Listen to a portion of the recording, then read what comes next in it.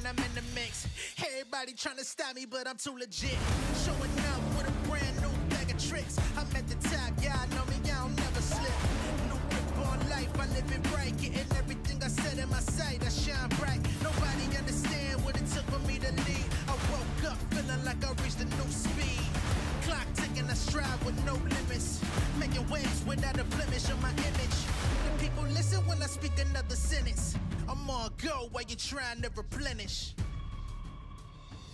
We gon' run it. We gon' run it. Yeah. Push it to the limit with my heart is up. We gon' run the road till we take it home. Turn the lights on and put on the show. Ain't nobody better, yeah, I got the glow. Pull up on the scene, do my thing and go. We gon' run the road till we take it home.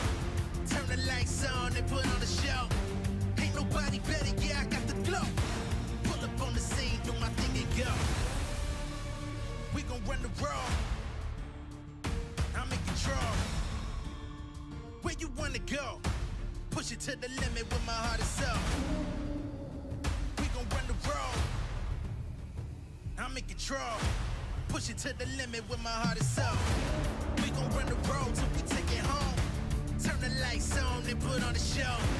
Ain't nobody better, yeah, I got the glow. Pull up on the scene, do my thing and go. We gon' run the road till we take it home. Turn the lights on and put on the show. Ain't nobody better, yeah, I got the glow. Pull up on the scene, do my thing and go.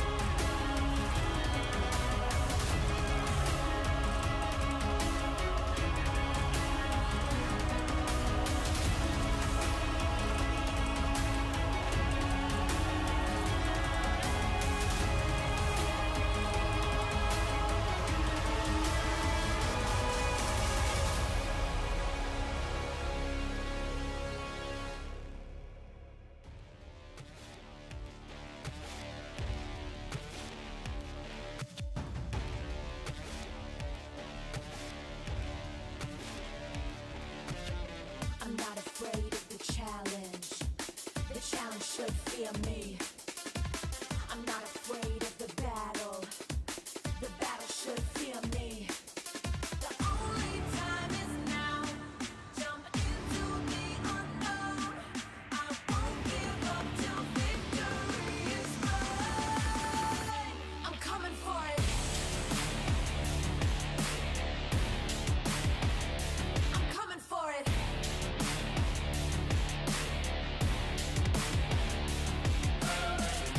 I fought for this. I crawled for this. I died for this. I'm coming for it. Yeah, yeah. I'm coming for it. I'll take the wind, the glory all mine. I want it all. I've got this fire burning inside. I want it all. The world will know I'm do or die. I want it all. I've got this fire burning inside. I want it all. Only time is now. Jump into the unknown.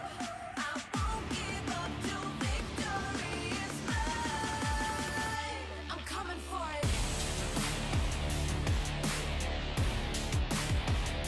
I'm coming for it.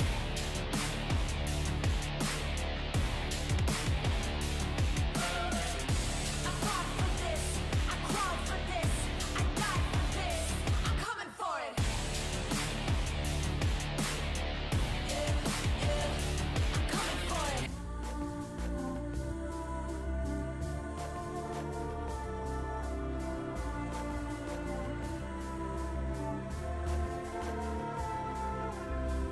When it's all you got and it's all you want, you don't back down, you don't ever stop. You climb to the top, let the whole world know just how far you go.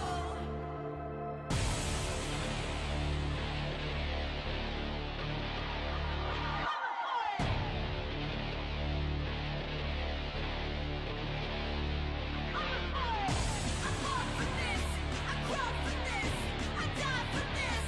I'm coming for it. Yeah, yeah, I'm coming for it. I'm coming for it.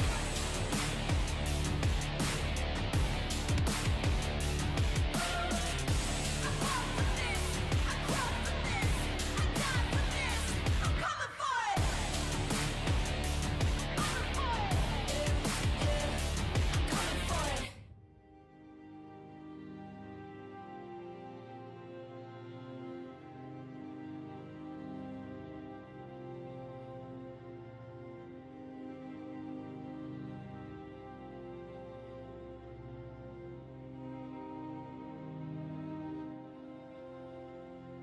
In my darkest hour, I can feel the power.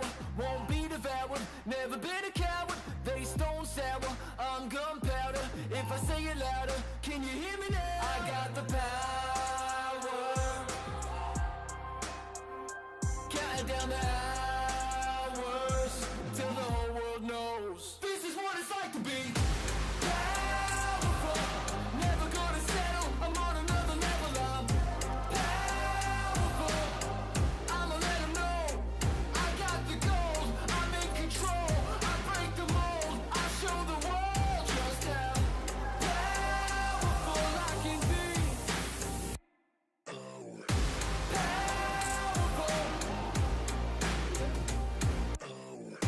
Powerful. Had to pay my debts, was a losing bet, and I knew what I could do, but had to prove I wasn't finished yet. Was an uphill climb, saw it in my mind, recite the lines every time. I got the power, counting down the hours till the whole world knows this is what it's like to be powerful. Never gonna settle, I'm on another level. I'm powerful. I'ma let 'em know I got the gold. I'm in control. I break the mold. I show the world just how powerful I can be. Powerful.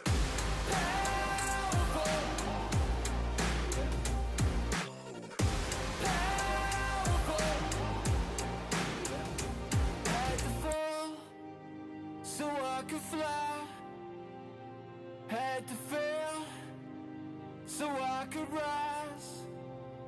Had to break to feel alive. I'm alive, I'm alive, I'm alive. Powerful.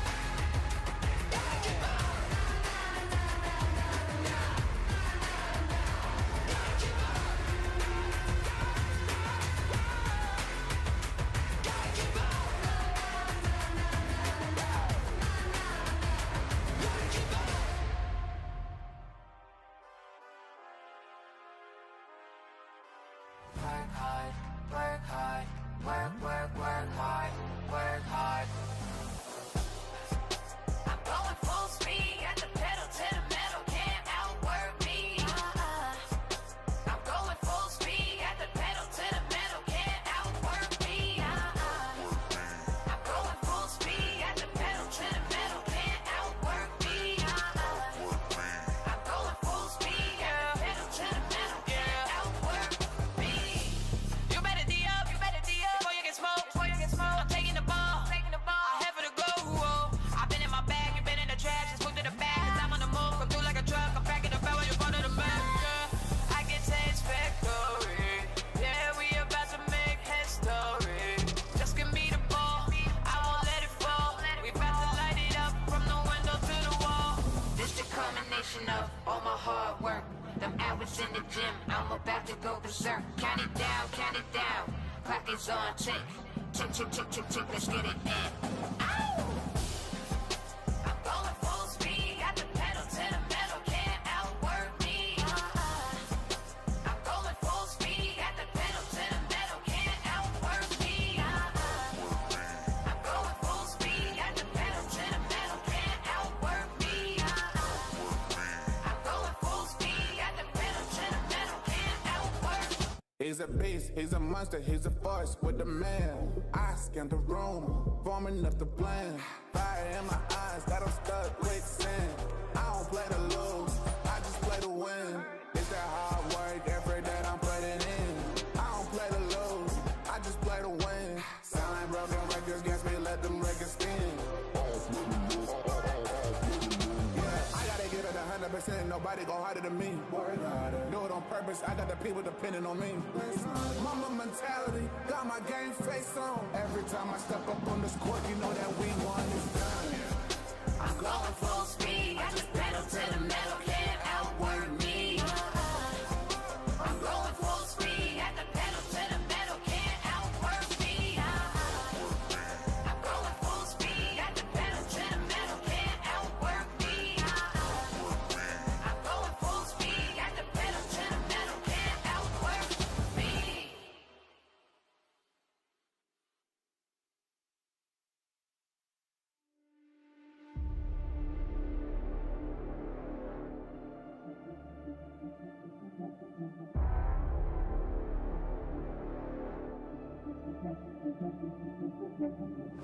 Yeah, you're looking for something amazing. That's why I put in the work.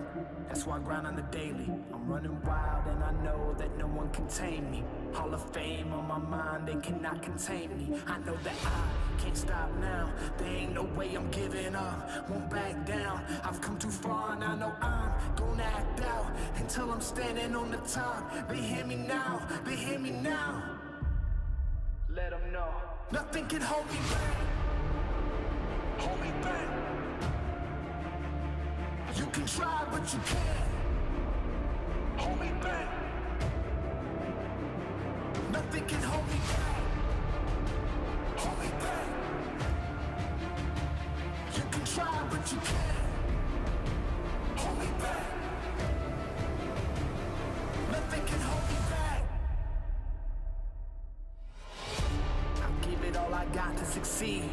Ain't no way of stopping what I'm destined to be. I'm here for greatness. I was made for more. I got my focus sure. Heart is ready, mind is right. Take flight, watch me soar. I won't stop now. There ain't no way I'll ever quit. My life loud. They try to hold me back, but I won't bow down. This is something they can't deny. The truth's out. I got that fire now. Let them know. Nothing can hold me back. Hold me back. Try, but you can't hold me back. Nothing can hold me back. Hold me back. You can try, but you can't hold me back. Nothing can hold me back.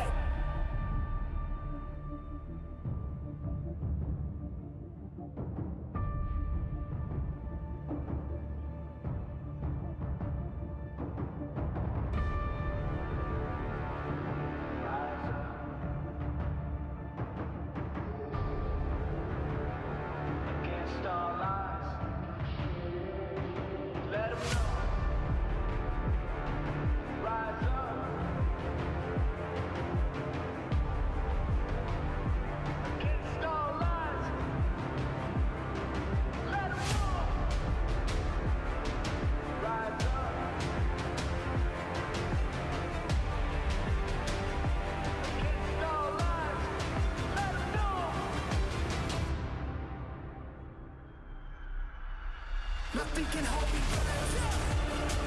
Hold me back. Hold me back. You can try, but you can't hold me back. Hey, hey. Nothing can hold me back. Hold me back. Hey, hey. You can try, but you can't hold me back. Hey, hey. Nothing can hold me back.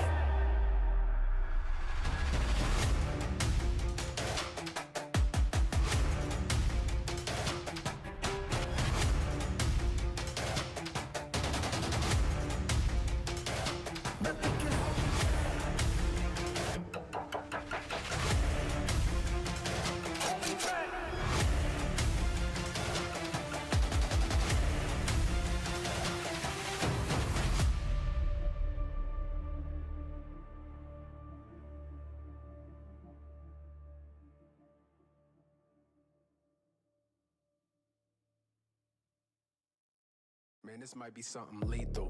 Like a beast that can't be tamed. This the kind of rage you can't contain. Yeah, this might be something lethal. You can really see the flames. Feeling like it's borderline insane.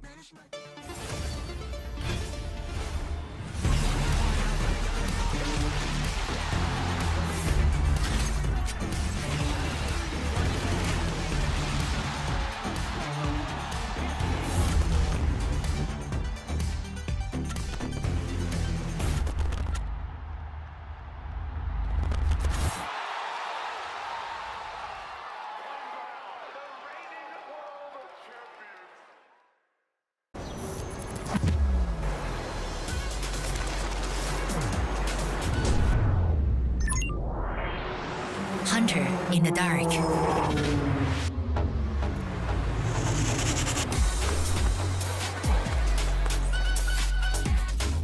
Master of night shots. Oppo Find X8 series. Powerful camera, powerful AI. Alright guys, I just landed in China. Let's go.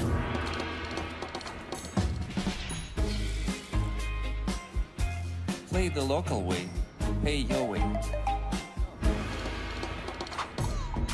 Have you ever seen the Great Wall at night? Play the local way, pay your way.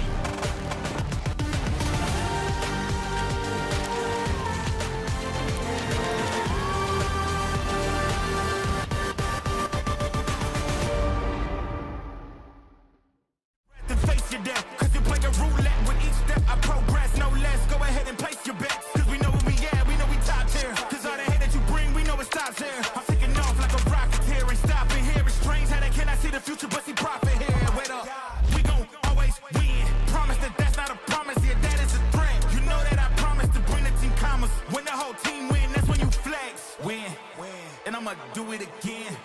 Watch me win, then watch me do it again.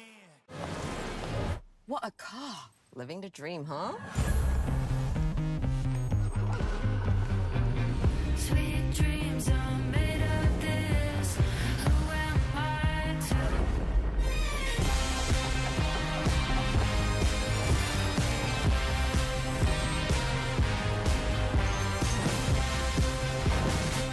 Okay. I get it now. Sweet dreams are made of this. Dominate the Rift with Opera GX. Bring League to your browser. Lock in with LoL Esports. Customize your setup with champion-inspired themes. And unlock new designs inspired by Arcane. Only on the browser for legends. Download Opera GX.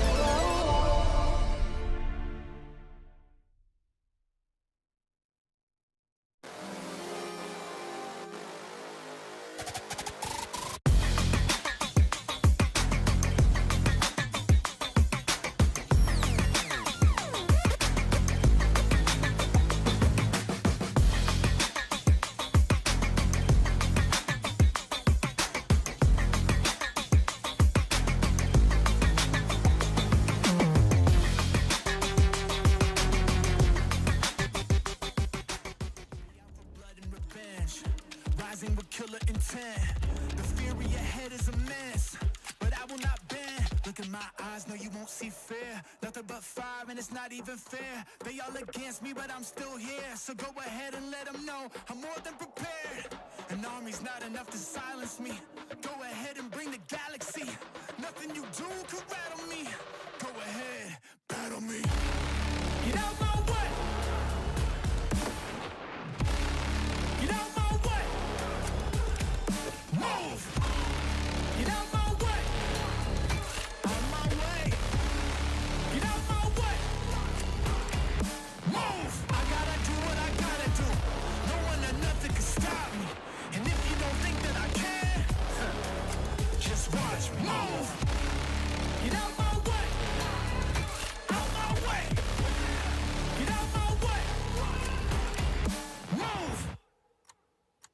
Yeah, vengeance in the trenches with my mindset on a mission. Ain't ready for what I'ma hit with. I'ma go get it, I'ma get this. And I told them I'ma end this, get a witness. You want the fire and I got that. Ain't nobody here gonna stop that. Got more than a 12 gauge kickback. I'm about to get that, no one gonna top that. I've been putting that work in. If you want the crown, you gotta earn it. Don't assume that silence means weakness. There's a monster that's lurking under the surface. They about to know. To doubt me, that's a tragedy. You end up just counting the casualties. Victory is my anatomy. Go ahead, battle me. Get out my way. Out my way. Get out my way. Move. Get out my way. Out my way. Get out my way. Move. I gotta do what I gotta do. No one or nothing can stop me. And if you don't think that I can, just watch me. Move. Get out my way. Out my way. Get out my way. Move. All of that talking stops now. There's no need for discussion. Once you see what I'm about, all of that talking stops now. Let's do this for real. Let's go. Right now. Battle me. Get out my way. Out my way. Get out my way. Move. Get out my way. Out my way. Get out my way. Move. I gotta do what I gotta do. No one or nothing can stop me. And if you don't think that I can, just watch me. Move. Get out my way. Out my way. Get out my way. Move.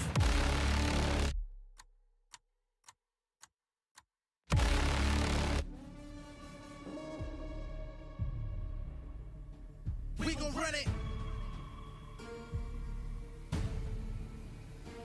We gon' run it. Yeah. We gon' run the road till we take it home. Turn the lights on and put on the show. Ain't nobody better, yeah, I got the glow. Pull up on the scene, do my thing and go. We gon' run the road till we take it home. Turn the lights on and put on the show. Ain't nobody better, yeah, I got the glow. Pull up on the scene, do my thing and go. City on blaze when I'm in the mix. Everybody tryna stop me, but I'm too legit. Showing up with a brand new bag of tricks. I'm at the top, yeah, I know me, I'll never slip. New grip on life, I live it right. Getting everything I said in my sight, I shine bright. Nobody understand what it took for me to lead. I woke up feeling like I reached a new speed. Clock ticking, I strive with no limits. Making waves without a blemish on my image. The people listen when I speak another sentence. I'm on go while you're trying to replenish. We gon' run it. We gon' run it. Yeah. Push it to the limit with my heart is up. We gon' run the road till we take it home. Turn the lights on and put on the show. Ain't nobody better, yeah, I got the glow. Pull up on the scene, do my thing and go. We gon' run the road till we take it home. Turn the lights on and put on the show. Ain't nobody better, yeah, I got the glow. Pull up on the scene.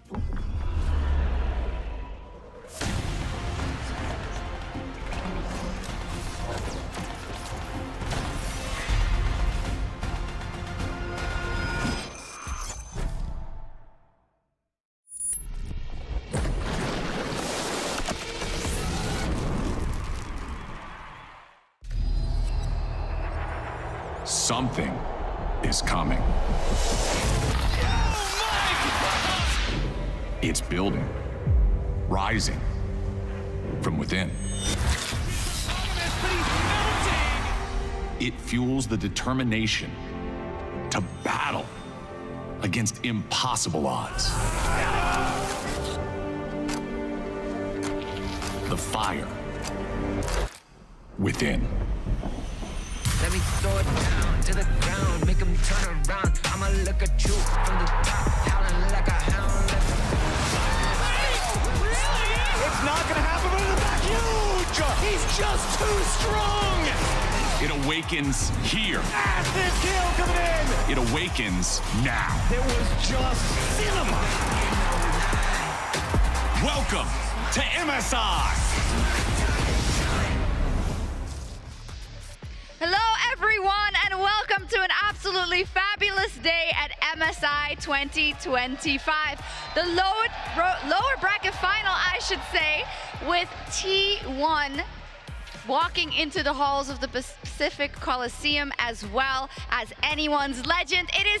I think it's going to be such an amazing day. It's going to be incredible. One of them is going to move on to face Genji in our finals tomorrow. And yes, sir! Man, I can't wait. I'm shocked here with Emily and Raz, and you can feel the trepidation, the anticipation in the air. No one knows what to expect. We have a lot of T1 fans, of course. Anytime they faced off against Genji or CFO, they've been loud as hell. But after AL's performances, anyone that says you can't do it, they feel like liars at this point. They do. They're called anyone's legend after all. True. Let's take a look at how the bracket has played out. Because yesterday, Emily, they needed to go through BLG just like they did in the LPL finals. And it looked even less close than the LPL finals. It was a bit of a stomp outside one slight misstep by Hope in that third game. So yeah, it was not close. Yeah, we didn't get our 5 games. That was one of the only times we didn't. We hope we do today. But before we do that, though, there is an MSI tailgate going on. You can do all kinds of cool stuff, including playing or trying Riftbound. And Lore is standing by there for some exclusive info. Hi everyone, I'm here with Shangrin to find out a bit more about Riftbound. Thank you so much for joining me. Absolutely. So tell me a bit more, what is happening here? Are you excited? Yeah, we are doing a demo for Riftbound, which is the League of Legends TCG game. And we've have a lot of very excited TCG fans and League fans coming to try out this game at MSI. And so far it's been great. Lots of very passionate and excited players. So tell me a bit more, what are the kind of experiences that Riftbound players can enjoy and experience here? Yeah, essentially Riftbound is the League of Legends TCG, so we are bringing the League of Legends champions and units onto the tabletop world. And so you get to play your favorite champions in cardboard form, all their abilities recreated on tabletop to battle with your friends. That's absolutely amazing, but I think everyone wants to know when can we actually play it? When is it coming out? Yeah, so Riftbound will be coming out for globally in English in October. So that product will be available for players in October of this year. You've been working on this for so long. How excited are you? We are so pumped.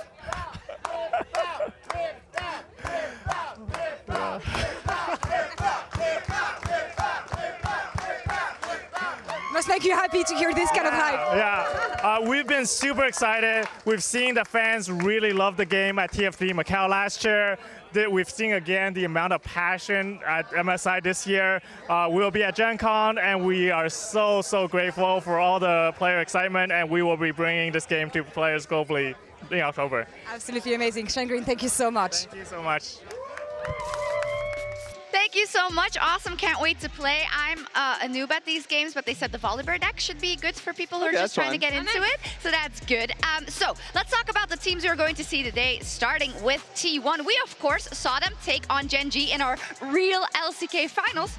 And Raz, they actually came quite close to beating them. Yeah, the final game is why, honestly, AL is a little bit scared today, because they went up against them with Draven, Pyke, Lee Sin, these type of early high-action picks that T1 is so good at. Of course, they fell short just in certain team fights, but that just kind of challenged you. If you go up against T1 in longer best-of-5s, they always have something ready for you. Yeah, especially when they are able to lock in these pushing bot lanes or these kill bot lanes or get carry out on the map on something like the Bard or the Pyke. I expect when these two teams go up against each other to see a ton of early skirmishes, because T1 also really loves to fight early. They do. Let me ask you, because coming into this tournament, like happens so often, we didn't really value T1, or we didn't think they were gonna go that far. What has positively surprised you about this team's play?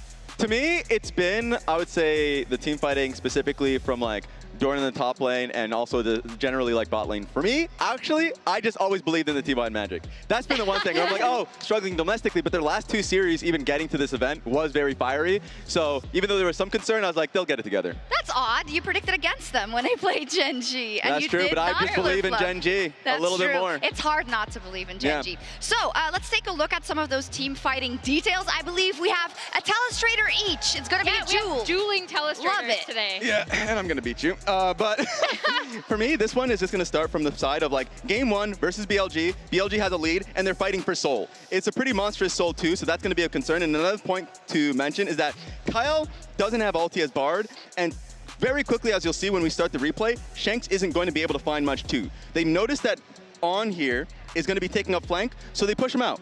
It was great for them to be able to do so, but now you don't have the Talia ulti or you don't have Bard ulti. It's going to be difficult. And you can see Tarzan here just basically pushing off the Nico, recognizing that flank is going to be there. But then immediately, you can see Kyle being like, no, that's my job, brother. I'm going to take on this charge. It's going to be on Tarzan now to take the smite fight. And he takes it. If you pause right now, at this point, for me, the main thing is, yes, he wins the smite fight. B, you can already see the job from the Maiden being done right here, messing up with Beitron, just making it so he's not able to interact or engage. And on top of that, like, they immediately biff the Nico ulti with Tarzan's first round of ulti. Now, you can already start this one out. Just continue off and see how the fight is played out.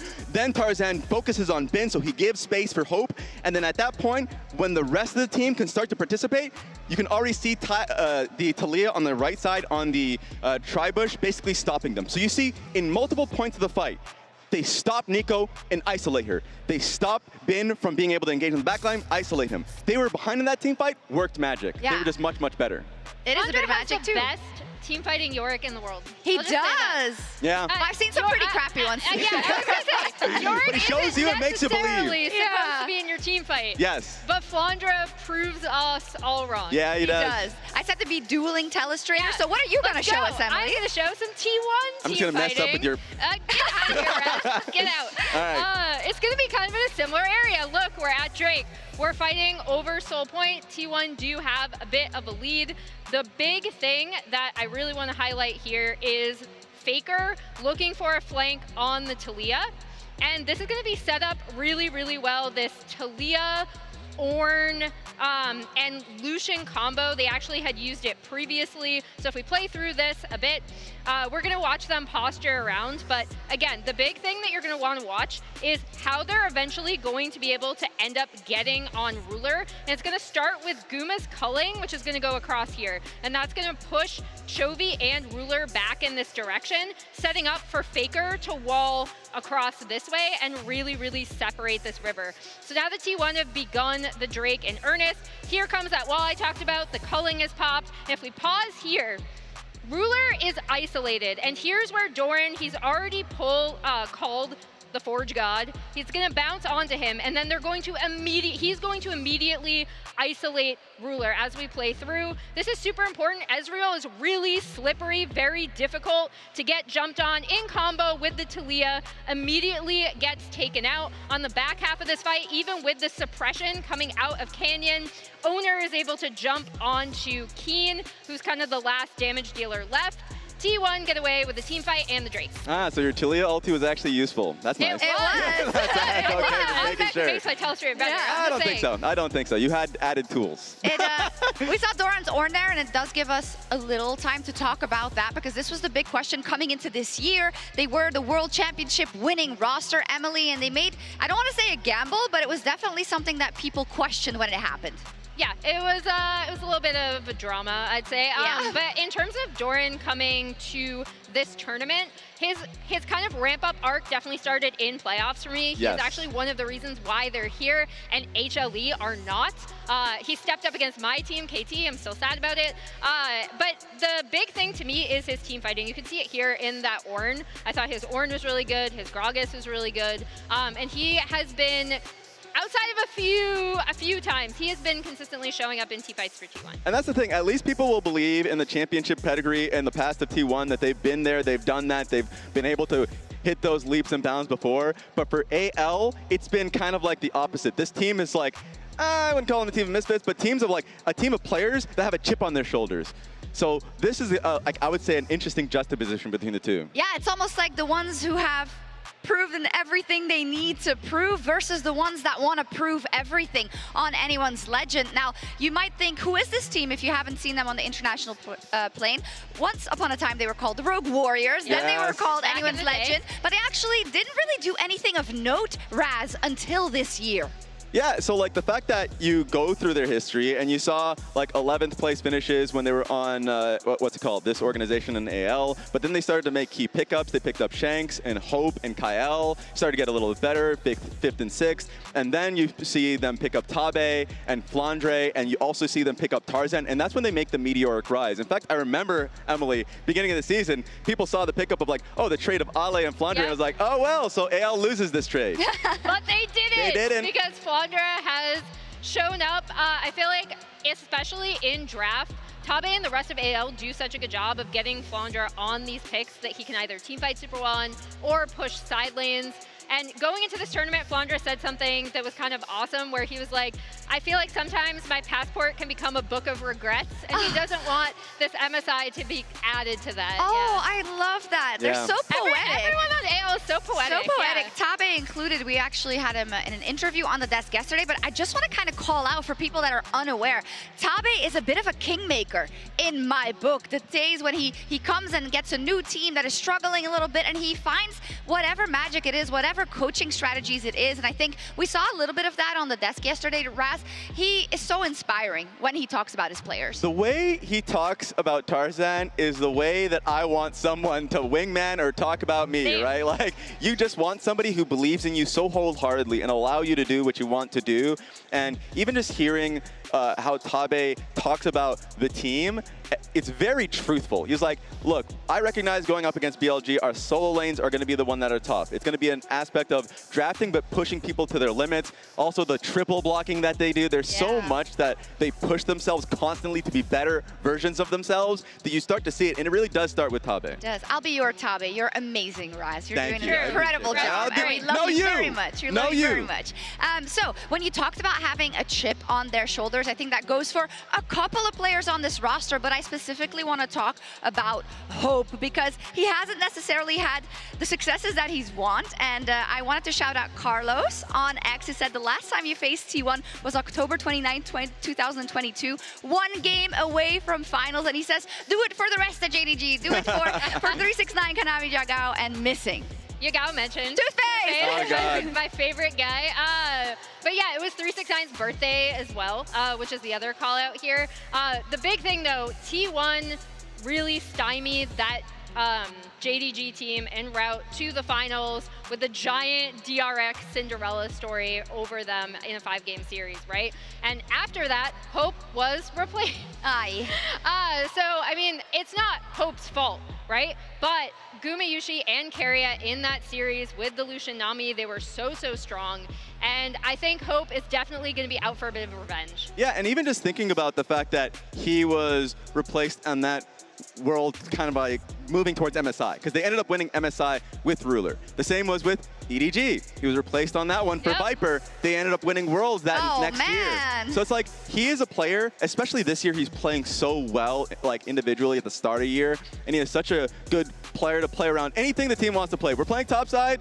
Bless you guys, I will hold the fort down bot lane. And this is the final, not final, but finally gets the chance to play for an international trophy like this. Wants to win that international trophy. Someone else on that lineup is really yearning for that. In the jungle, it's Tarzan, and Tarzan versus Owner is our featured matchup presented by Mercedes-Benz.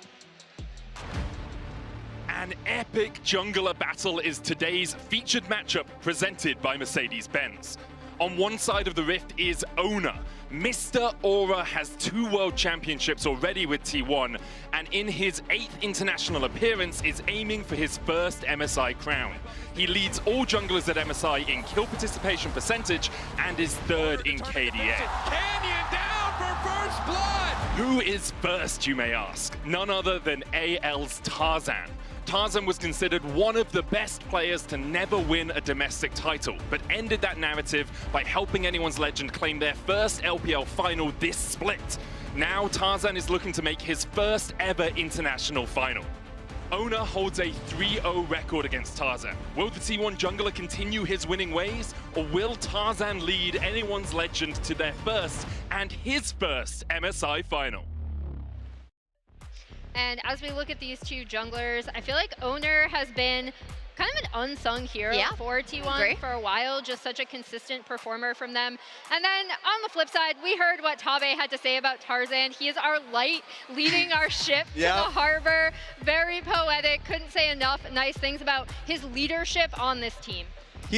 Tarzan has played so perfectly in a lot of his games. I remember the Jarvan game that happened earlier in the tournament where he had 100% like kill participation. He was impacting lanes. He was honestly pushing off the enemy jungler. He is such a strong individual player that is trying to get that first international trophy for himself. Something such deserved for him. Yeah, Raz, and you called up the history of Hope before. I think if we go back in time and look at Tarzan versus Owner specifically, it's also revenge angle. Yeah, it wasn't a good time, Emily. This is yet another time where a member of anyone's legend was defeated by T1. Oh, and God. This actually let it. Tarzan and Scout performed so poorly in this series specifically that Tarzan actually had trouble getting onto teams after this. So again, this isn't necessarily a team of misfits, but I feel like every single person, especially Tarzan, has a reason why they really, really are hungry for this title. And if you play like that, people on Weibo, on Instagram, anywhere, they will flame the hell out of you. So to be able to like take that, have the break that he did, immediately go on Weibo, basically have the same level of performance where he skyrockets that team to the international that they had at Worlds, and then now he's doing it again with anyone's legend. He is such a valuable player to have on your team. He absolutely is. Some would say maybe he's embedded in the LPL to exact revenge for all of the LPL teams that have gotten stymied by T1. And I love that we talk about all these different members and that you figure out, wait, they actually have a reason to be mad at T1 specifically because they lost to them. They have a reason to exact revenge today. And then there's that big storyline of T1 just kicking out any LPL team at Worlds. So there's so much riding on this matchup. And you talk about Instagram and Weibo and everything. They are looking at AL saying, please don't let us down. Our honor. And like, especially at Worlds, like you mentioned, that 2023 run that you just showcased, like before taking out BLG, then taking out LNG, then JDG, then Weibo, it was like, what the hell is happening here? MSI's like kind of a different note just because BLG were so strong in that one, and then of course teetered off to this event, but everyone will look to T1 and say, can we beat them at an international? Yeah, T1 are team to beat, and then also more generally for the LPL, right? Top Esports had a really rough showing at first stand. So it feels like everyone's kind of waiting with bated breath, being like, AL, can you do it? Like, can you bring this glory back to the LPL? And there's only one that isn't playing burdened by the past, just by his own past whatever runs, but not specifically versus T1, and it is Shanks. Shanks versus Faker. What an amazing matchup, because I always love when it is someone who has Faker as an idol, makes it to the international stage, and then gets one shot to prove what he can do. Yeah, Shanks is a huge Faker fan. He said multiple times, like, if you're a mid laner, how can you not be a fan of Faker? Like, how can you not love Faker? So here he is going to be going up against his idol. And for me, Shanks has actually been the best performing mid thus far at this tournament. He is somebody that I was a little bit surprised at what level he came out immediately, because first international for him to be able to come in and like perform as well as he is. And for anybody that hasn't like got a chance to listen to him speak, the guy is such like so funny and so thoughtful. So even though he's playing up against an idol for him, it does not matter. He is still going to perform hard nonetheless. I mean, Honkyu did it as well, as we cast our minds back to that match that CFO had versus T1, and they seem kind of unburdened by the past, I'll put it like that. And it's going to be such an important matchup versus Faker as well, who, whenever you think that you can count him out, and whenever you think that certainly this isn't going to be where he finds his footing again, he's also been stellar for T1 with some really crucial moments. It's actually quite unbelievable to think about. Yeah, Faker's longevity, like, I can't say enough about how many times he has reinvented himself to end up on yet another international stage. It's so impressive. I don't think we'll ever see a performance like this from another League of Legends player again with that long of a time frame. No, absolutely, I agree with you, and Shanks does as well, I think. He spoke to Wendy in our Horizon Game Day interview. Hi, Shanks. Thank you for your time. We all know you're going to play off against T1. They're definitely a super strong team. We always call T1 LPL Slayer. This time, how confident you are for taking this best of 5 against T1? 首先就是 T1 在以往确实是非常的强大吧，对，然后对 LPL 也是有点碾压之势吧，对，这我也承认，对。然后我自己是不会被敌人的气势汹汹所吓到的，对我是对自己100%的坚信，我就是最强的，我们队伍就是最强的。And we all know you're a super big fan of Faker, and you swapped the jersey with Faker as well. This time, finally, you'll be able to play off against Faker in the mid lane. Any expectation to that? 其实作为职业选手，真的很难不喜欢 Faker， 就是他人站在那里就感觉有和别人不一样的感觉，对，这是我发自内心觉得。然后我觉得我们一定会打出一场精彩的较量，一定会的。And we believe for this MSI, for Anyone's Legend, you guys have the very beautiful storyline. How would you rate the AL's performance and also your performance till now? 我觉得大家的表现都是非常好的，对我们一定是可以继续进步的，对。但是没有人就是做到完美，也没有队伍做到完美，对。我觉得我们就保持好这份心态，去跟他们打精彩的比赛，对。And for now, you have all the LPL fans supporting you guys. Lastly, any words to all the LPL fans? 等着我们的好消息。Okay, thank you once more and best of luck. Wait for our good news, like says Shanks. And Shanks is a player that I know you and I both, Raz, have been waiting for him to have this spotlight at an international event since he was coming up on WE Academy. Yeah, because he was a really prolific like assassin player, someone who played like LeBlanc, Akali, Silas like so confidently. The question is mostly just like how it is, but yeah, take a look. Yeah, I just wanted to maybe cast the attention to people on what we're seeing on screen right now. This has happened multiple times. The fact that Faker stays there really locks in. I'm sorry to interrupt you, but I just wanted to call it out. No, that's fair to point out. I mean, he is somebody that will always lock in no matter the opponent. And looking at Shanks' career, it's easy for a player to be demoralized if you have the career that Shanks has, being on a team where you're going 0-16. Like, doesn't matter how well you're playing. You never really know the stability of the people around you, the career around you, if the GM thinks differently of you, especially if they're bringing old man CA to like challenge your position. But he's stuck through it. He's now on an incredible team that has total faith in him, and here he is. And he's also spoken about how much that adversity has taught him, right? And especially how he kind of had this breakthrough going into this split or during this split where he's like, I've realized that I'm, living my dream, right? And we talk about how introspective he is. I think a lot of that hardship has kind of created the phenomenal player he has been at this tournament. Yeah, Emily, and he comes from a pretty rural area in China. He was apparently a straight A student. Yeah, he was a really good student, maybe until he started playing League of Legends a little bit more. That happens. But yeah, he was a really good student. He lived in a really rural area, so it was sometimes difficult for him to try to find places to be able to compete, to kind of show his strength. He made friends with a jungler on the ladder, had tryouts in Chengdu, tried that out, eventually got noticed enough to end up on WE Academy. When we look at T1 then and Faker, I feel like at the other side of the matchup, T1 has almost weaponized the fact that every team tries to gun for Faker, be it in the lane, be it with ganks, be it in team fights, be it kind of, he's in their brain, right? It's like, where is he now? Is he gonna come flank us with Orianna or what's going on? It's funny because you also mentioned the Hong Q thing. Like that was the exact same incident there. Where it's like, send the junglers, all these things, like put in as much pressure as humanly possible into Faker's lane. But he is incredibly smart about playing around it. Will have the wards to be able to catch against it. And he's, for years upon years upon years in international tournaments, he's had that experience. He knows what's coming.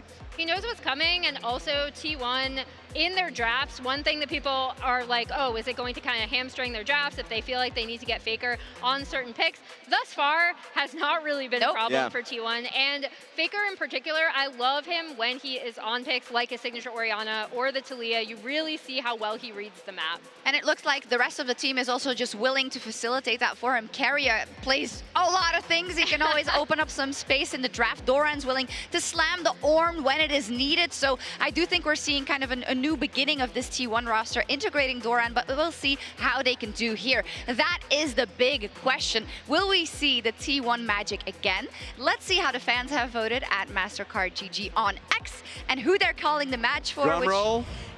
I think it's going to be T1. 99.1% of, oh my God, cuties. Amazing. Yes, there's always so many T1 fans. I will say yesterday Hey. when Okay, don't let him disrespect you like that. Come on, bring it in. Bring it in. Bring it in. Oh, did they do it? Oh, some nice shanks. Oh, throwing. let's go. Wow. And some people who are just here for fun. Yes. For fun.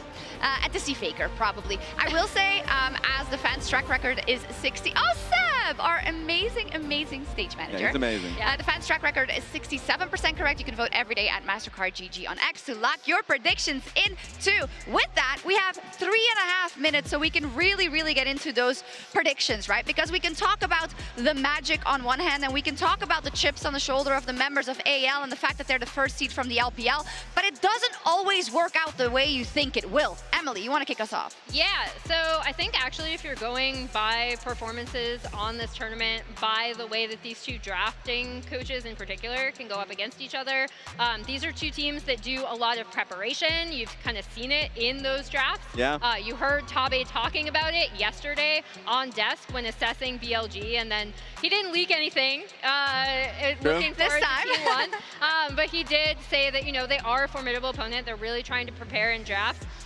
It's infuriating because I feel like I'm looking at this and I'm like, it should be AL. Yeah. And instead I'm going T1 3-2. Okay, you got the T1 vote So out what there. pushed you over the edge? Yeah, what pushed you over? I mean, just T1. I know, it's so difficult. Like, it's really, really difficult to bet against them. I do think their preparation has been, honestly, a lot better than I thought it was going to. Yeah. And Doran, although, again, he has had some Doran moments negative, he's had just as many, if not more, Doran moments positive, especially when it's come to some of these team fights. I'll go next because I think maybe Raz has something spicy prepared, but I don't know. All right. I said 3-1 for T1. I just think I'm having a really hard time choosing or betting against them, I should say, at an international tournament. And I did not do it last time, and I was wrong because Gen G was better. I do not think AL will be better with the way they have been ramping up and how focused T1 is coming into these matches. But I could also be just completely wrong. See, that's my question, because I came into today saying T1. Maybe I stick with them, maybe I don't. The reasoning for it is I just felt like Doran on the top side is a stronger individual player, a lot more picks that he has ready for him. I thought that mid lane would also be something that would be a little bit inconsistent for AL side, so I was like T1 for sure. And I still think maybe they're a better team fighter, but then I saw yesterday's series and it felt like AL is just getting better as a team. Nice. Like AL is unironically, see, the T1 fans, the T1 fans are loud. Yeah, you guys aren't gonna change my mind on this one. No, I you're the consummate flip-flopper. I said that was my last flip-flop days ago. I will not change my vote. I think their team fighting is getting better and better, especially when they went up against BLG. I have to stick with these boys. That's where my faith comes in and lies with. And can I just say, oh, your husband is at home, but you're here. Let's go. Let's go, Oilers. Let's We're in go, Vancouver. Queen or Mr. I can't really see who is holding the sign. That's amazing. Can I just say how lucky we are to be seeing these matches at MSI and them all being best of fives? Not in the least that we get AL versus T1 tomorrow, and then we get two unbelievable matchups possibly, either Gen G versus the first seed of the LPL, or that rematch of the fake LCK finals that we saw yesterday in T1 versus Gen G. I think like we have been so incredibly spoiled. Yeah, all of these matches, I expect today to go close to the distance, and I expect finals, regardless of who makes it out, to go the full distance. I know I'm ready. Like, I know you're ready. Vancouver, are you ready? Thank you. Without further ado, we'll get the teams here in Vancouver. T1 versus Anyone Legends for a spot in the grand final of MSI 2025.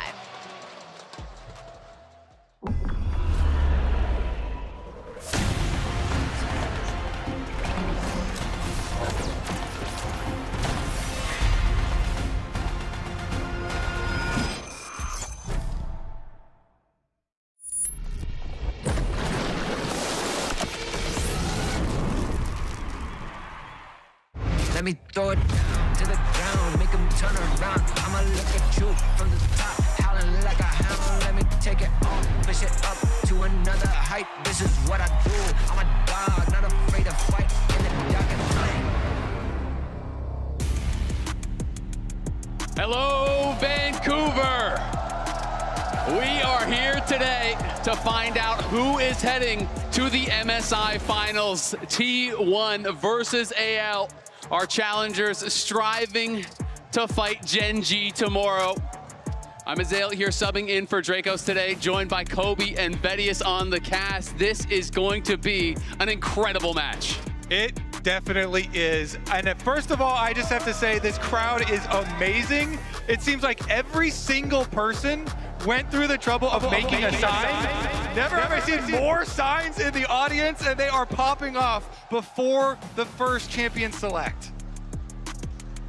And we're not going to waste any time, so let's jump straight into the draft of Game 1. Talia and Nico on the side of T1, respecting Kyle's Nico on the bot side of the map. The Pantheon coming through from AL, question marks around things like the Vi, how high priority is on the list.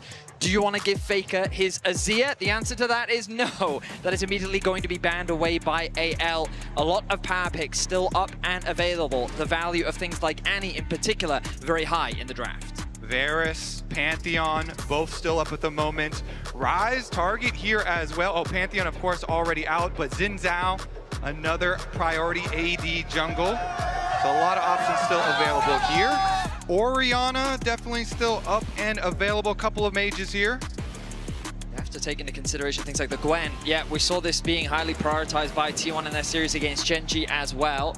With that locked in, Flandre has the possibility of bringing out something like the Jax, but there are a lot of answers that we've been seeing coming through from the Gwen so far in the tournament. Rumble, also perfectly safe blind pick if they want to go for that as well. Exactly, two of the most common ones right there to play into it. Of course, the Gwen side, they're fine with blind picking it because even if you do get the Rumble, they're fine with scaling out and have been able to live through the lane, no problem. If it is going to be the Annie, our most common pairing is the Wukong after it. Tarzan does really highly prioritize that Wukong. These two synergize just so well for their burst combinations and the CC that they bring to some of the early fights. The concern of early picking a Wukong, though, is the possible Poppy response. We know that Ona is a very effective Poppy, so instead they could look to prioritize something else. We talked about the Rumble.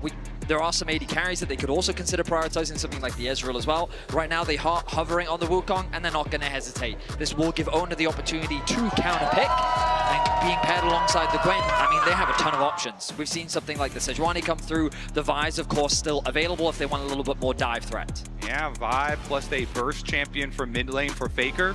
Faker has done very well on a lot of playmaking champions for the mid lane. Owner Vi here locked in. That is a powerful pick for T1. What do they want to pair it with first here, though, into the Annie? Normally we'd see mages as a response into the Annie, but the Galio that is a burst champion. It also pairs very nicely with the amount of dive. People actually underestimate the burst damage that Galio can have, especially early on into the game. And as you say, it does cover a couple bases here as far as being good into the Annie later for the team fights with the Magic Shield as well as the ultimate for counter engage. And also, Faker is famous for many champions, but Galio is perhaps one of his most famous picks, especially after last year's World Finals. The unkillable Demon King staying true to his name on this champion as AL round out their first half with the Jace. I mean, some of Faker's most iconic games of all time. I think back to 2017, the run that Faker had at Worlds playing Galio. He was everywhere on the map. If you think this champion cannot carry, you have not seen Faker play it. Certainly. You have to have missed a lot of games if you have not seen Faker play it, especially at Worlds. So let's get into the bottom lanes here because we are going to dive a bit deeper. Varus, of course, was already taken out super early. So things like the Jhin, both of them have really prioritized those types of champions, especially if you're looking at some sort of counter engage. Maybe the Xayah type for Guma. Definitely very good at counter engage as well. Yeah, Xayah Rakan is a tried and true bot lane for this T1. So makes a lot of sense they would want to get rid of the Rakan. I wonder if they would consider something like a Karma. We've been seeing it rise in priority a lot. It depends on how much they want to commit to the dive angle, because Kai'Sa is another champion that could also synergize nicely with what T1 have drafted so far. Yeah, people often when they are these full dive comps either go towards something like Kai'Sa, or you go the more defensive routes like Ezreal, Senna, these types of champions that can help enable and maybe stay safe. Yeah, Kai'Sa's been like a hole for Guma as far as his champion pool, though, so Not really expecting that one for their side. What other sort of protection bans do they need, though? The Poppy is definitely a very good one, versatile champion. As you say, so many dashes could have a lot they could consider banning. Yeah. The Lucian. I mean, if we watched Hope's Lucian yesterday, it makes a lot of sense that they would want to take that away from the pool. But now AL have a lot of flexibility. Braum makes a lot of sense against dive. Morgana, very niche, but also very good. It depends if they want more defensive tools or they want more engage. Right now, it seems that they want to channel a little bit more in the poke direction. Jhin, a very powerful laner, does well into many matchups in the current meta and synergizes quite nicely with champions like Jace. Okay, we get a Rel hover over here, so maybe some counter engage, invest in like Braum or something towards the bottom side of the map. They already, of course, have several options to themselves, but the early hover on the Jhin, as we mentioned, both of them have really preferred this champion. Lots of utility from the bottom lane, and they've been pretty good at keeping their space. Right now, T1 are just taking the maximum amount of time that they can to contemplate their options towards the bot side of the map. The Jhin is going to be the lock-in. Of course, doesn't have any inherent dashes, so if AL can get on top of the Jhin, it can be very difficult to play, but with champions like the Galio being able to provide protection, and Bard being an effective pairing that we've seen many times before, can be very effective at denying some of those fast engages that AL are planning with this Annie Wukong. Gary are really toying with them. The Nautilus, of course, is the more offensive version. You can hook Rel out of combos, and you can look for some point-and-click CC along with that Vi. Very critical when trying to shut down carries. Interesting that AL is considering the Kai'Sa right now. Of course, Hope, very well known for his Kai'Sa, one of his most played throughout this year. And I mean, it pairs nicely with the dive that they have already built up with the Annie, the Wukong, and the Rel. And they're going to lock that one in. All right. So AL, I mean, they've gone for a very powerful mid-game spike with this type of composition. Around one item, they have so much burst damage. They have decent backline access thanks to both the Rel and the Wukong. But on paper, the question is how effectively can they use their poke with things like the Kai'Sa and the Jace? Setting up around these objectives, they have a lot of long range that they can look to try and chip away at T1's HP. Also, AL, yeah, they have this kind of guarantee, this Jace on the top side to give you a pushing lane. So it opens up Tarzan to try and like mirror Owner. And Owner's going to be looking to play, you know, towards a lot of the CC on his team, towards the Jhin Nautilus, towards the Galio even, visit early to try and help out Faker. So we'll see if they can do that jungle tracking there. Tarzan has been very good at shadowing style. I will also say with T1, the amount of dive that they have, I'm excited to see how well they can execute it. I think back to game 2 in their series against Gen G, their composition at just locking down a single target and removing them was flawless. The drafts are done. The stage is set. T1 versus anyone's legend. Getting ready for the first game of what is sure to be an incredible series. MSI has delivered 5-game series after 5-game series this year. So lock in, Vancouver. We're getting ready for a good one.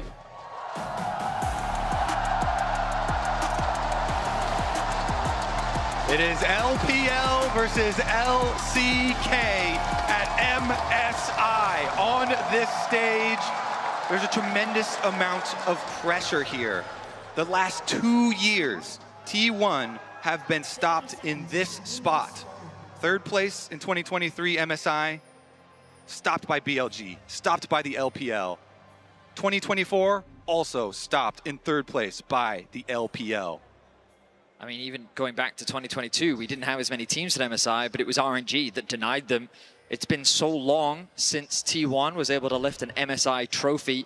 But when you look at the record all time, T1 have had the LPL's number. They absolutely have. This is the team that time after time after time always delivers against their greatest rivals, the LPL. Deep ward here. I like this from Tarzan. As I was mentioning in Champion Select, you really want to be able to track Owner's early pathing here because he does have some volatile lanes to work with. And when you have early Vi, there's a lot more ganking potential than the early Wukong pre-6. Wukong definitely looking to get the ultimate, whereas Vi can go for, you know, Q flash plays on some of these CC heavy lanes. But with that ward on blue buff, they will assume and they will surmise that Owner is starting from bottom to top. You can see Shanks getting very aggressive here already in the mid lane, constantly trying to harass Faker, utilizing that range advantage, and we'll see how much he can keep Faker down. It does feel like the mid lane is going to be key. And I feel like Shanks has been incredible so far as Doran getting very aggressive. He's playing the grass, but Flandra now trading back well, has Doran quite low. Getting callbacks to Doran versus Zeus. Could try and force some flash there early on. Both of these supports very creative. Keria, of course, he cooks a little bit harder. Both of them playing Spellbook in this first game. And Tarzan up towards this top side. It's a level 2 gank. Doran has to flash out, but down to the bot side, it's Kyle in a lot of trouble. Guma's looking. First blood is going to go to AL, but it's going to be traded back immediately. Hope now firing onto Guma. Will retreat. The action is hot and heavy. 2 minutes in, 2 kills on the board. And it's fairly even in the bottom side. Both AD carries getting the kill credit there, but the difference in summoner spells is flash versus the barrier for the all-in. A very tense moment across the rift.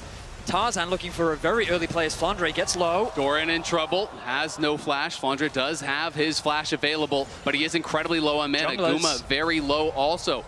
And junglers could be in the area. It's a pause. We get a little taste of the action. You like that taste? That's an appetizer. Uh-huh.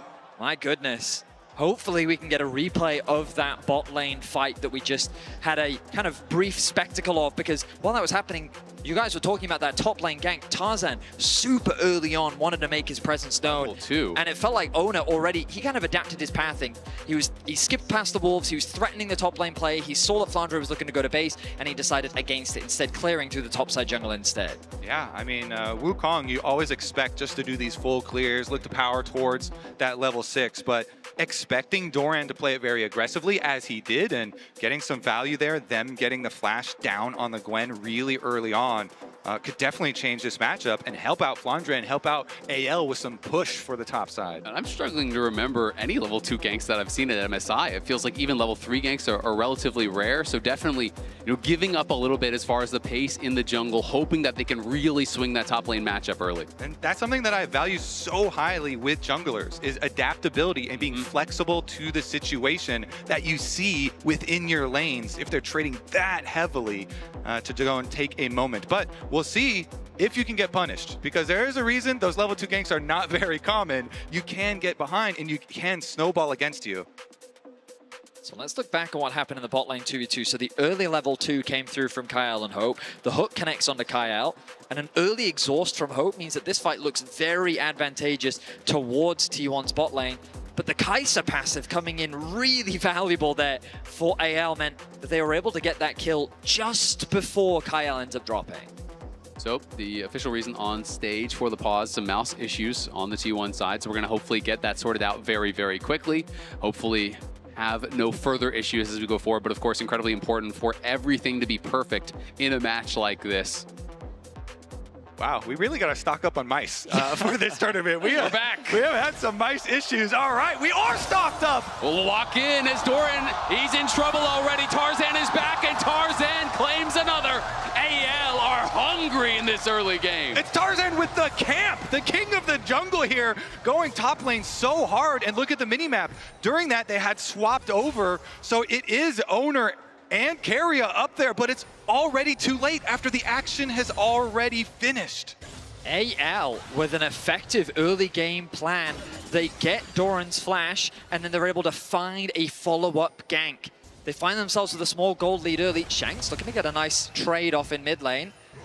And I have to say, that is so good for AL, for Tarzan. He actually doesn't lose out on any of his bot side camps there, because Owner was clearing from bottom up to top and then did part of his blue camps before getting there. Very, very good stuff for Tarzan. Of course, Owner is going to finish up his clear and still have his CS lead, but Doran will be in trouble. I mean, it's huge. At worst, you maybe lose a scuttle. Faker gonna go in here. Keria looking, flash forward, flash out. The taunt just barely connects, and there's Keria. T1 will strike back in the mid lane. Faker Galio sets it up. Keria here, level 2 on the Nautilus, finds his way in, and they get their kill back. AL committing their bot side towards top lane means that Kyle is not roaming around the map in the same way that Keria is. Yes, he's losing out on some experience, but making plays like that happen is exactly what T1 needs. Doran getting aggressive, but Has he gone too far? He has the flash available, but AL are looking to chase him down, and Doran may have gone too far. Flash forward here from Hope, and is going to be able to knock him down. Feet of Warfare claimed by the LPL reps. Their focus on Doran and getting his summoner early, and this pressure is paying off for AL. A big overstep from Doran as he tries to take a fight that he just wasn't strong enough to take. He doesn't have his TP available. He's going to lose so much farm and experience as Flandre getting a bit of pressure put down onto him on the bot side of the map, but feeling pretty safe in this 2v1. Yeah, the timing of that kill is so big. The cannon went down, a bunch of this wave just goes into the dirt in front of the tower. All right, we're going to look at more of these volatile areas because while Faker did blow his flash to set up the gank onto Shanks, he also defensively flashed there on the Annie. So there should be more returns towards mid lane. You can see there are 2 wards towards the top side, which are actually getting swept out at the moment, but bottom side is still clean for T1 and Karia's back. And small correction, Doran, his flash is not actually up, so it wasn't actually available when he did go down there, even though it is showing as up. Yeah. Does not have it currently. And Doran just trying to crash this wave here, but Hope and Kael not allowing him to do it, and Tarzan is behind him. Doran, though, playing far enough back, looks like he will be safe for now. I mean, AL have a really nice freeze setup on the top wave. They can just keep it here. Doran is in a very awkward position.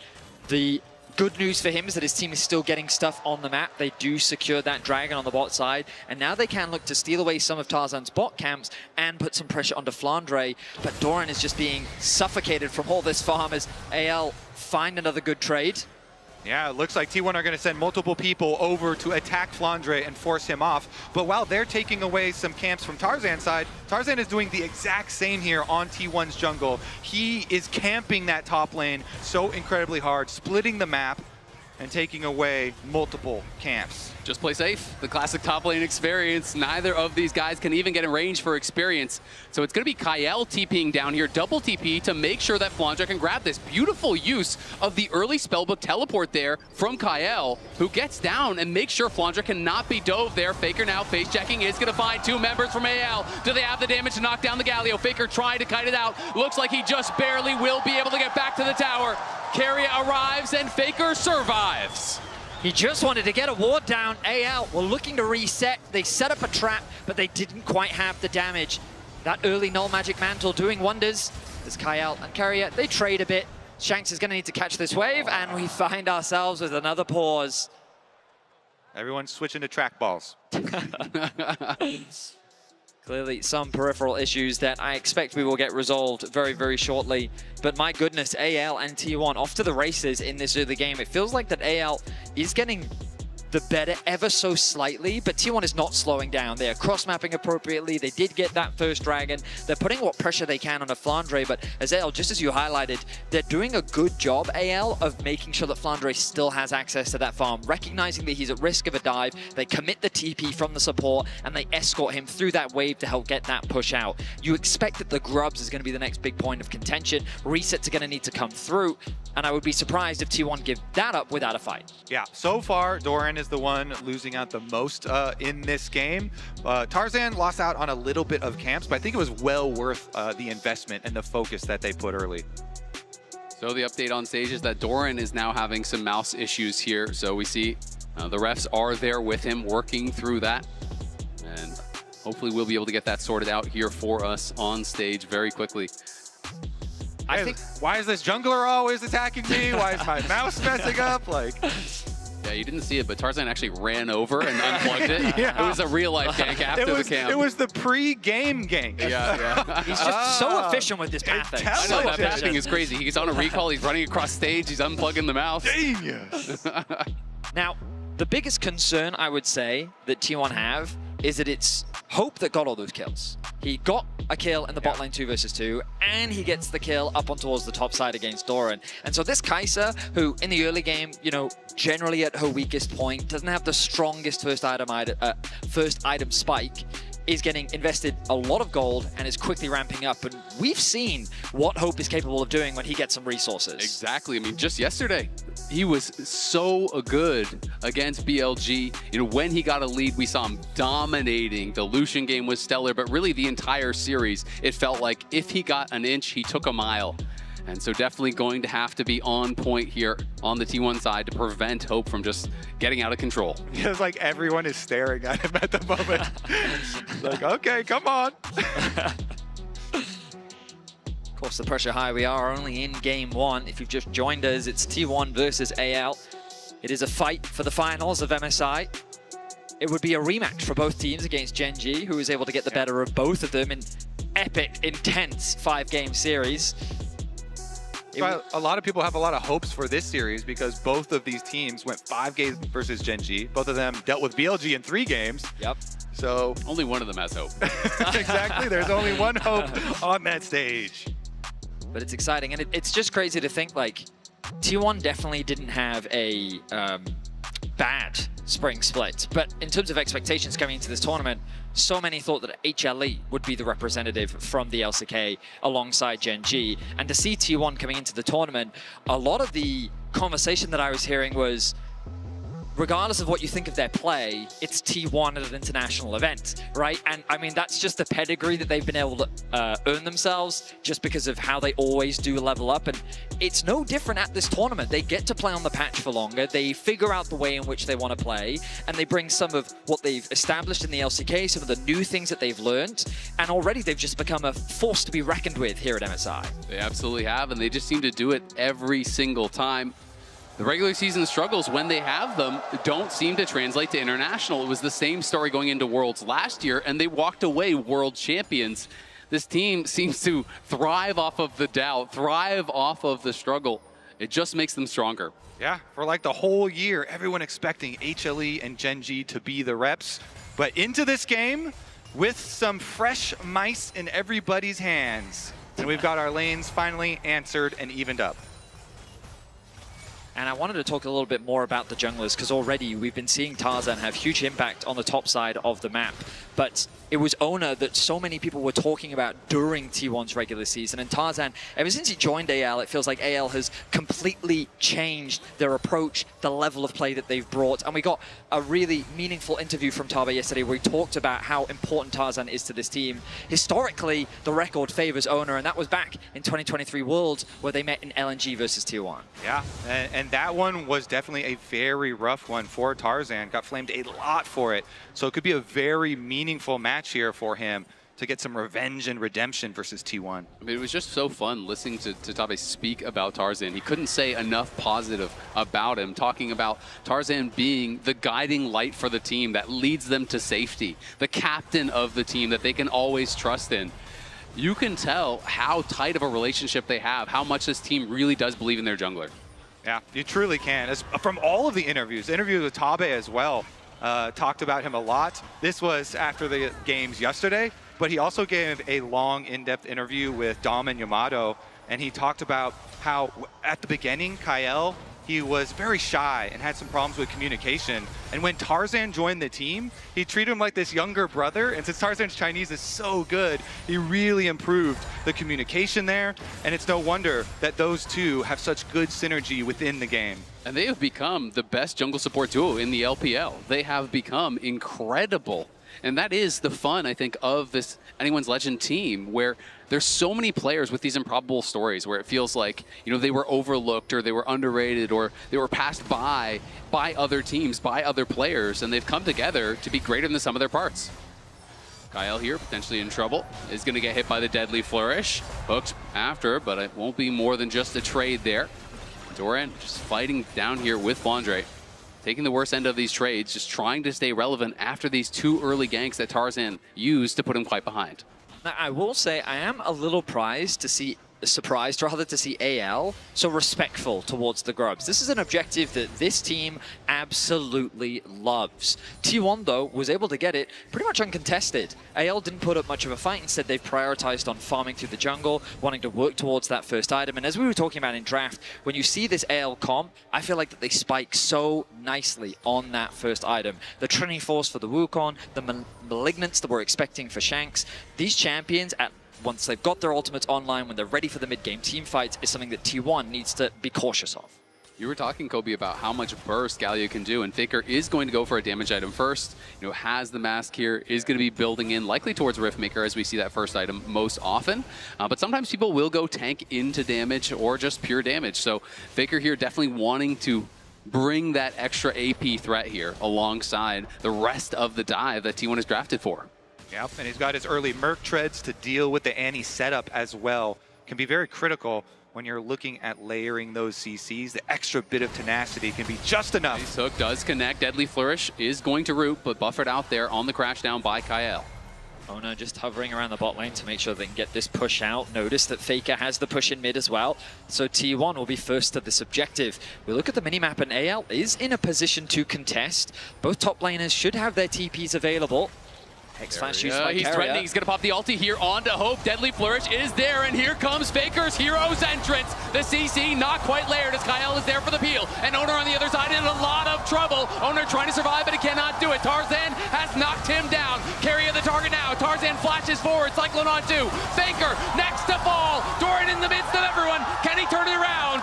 They get one back here as Guma claims the kill, but it is action after action here in game number 1. Yeah, it ends in a 2-for-2. T1 start out the play trying to find the wraparound towards Hope and do get the kill, but it costs him 2 in the counter, and so nobody's going to be able to take the dragon. We'll have to see about the reset afterwards, and this is the look here. As the minion wave is getting pushed by Hope, Keria finds the angle to wrap around, and they pull off the dragon because they have so many long-range abilities to follow up. Saw Guma go for the root, Galio ult comes in, but then Owner, who was trying to rotate with the rest of the squad, gets countered there by Shanks and Tarzan. And then the TPs from the top lane has arrived. Tarzan wants to continue the chase. He gets a little too low as Guma's able to consistently dish out the damage.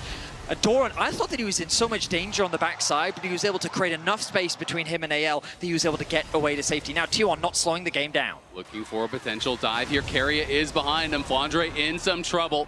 Will he be able to kite it out? Flashes, sidesteps. Well done by Flandre. Survives the pressure. And I have to highlight Kyle in that previous fight. As Faker landed, Q-Flash stuns him to deny the taunt follow-up onto Hope. Kept his AD carry alive for much longer. Allowed him to put out that pressure in that fight.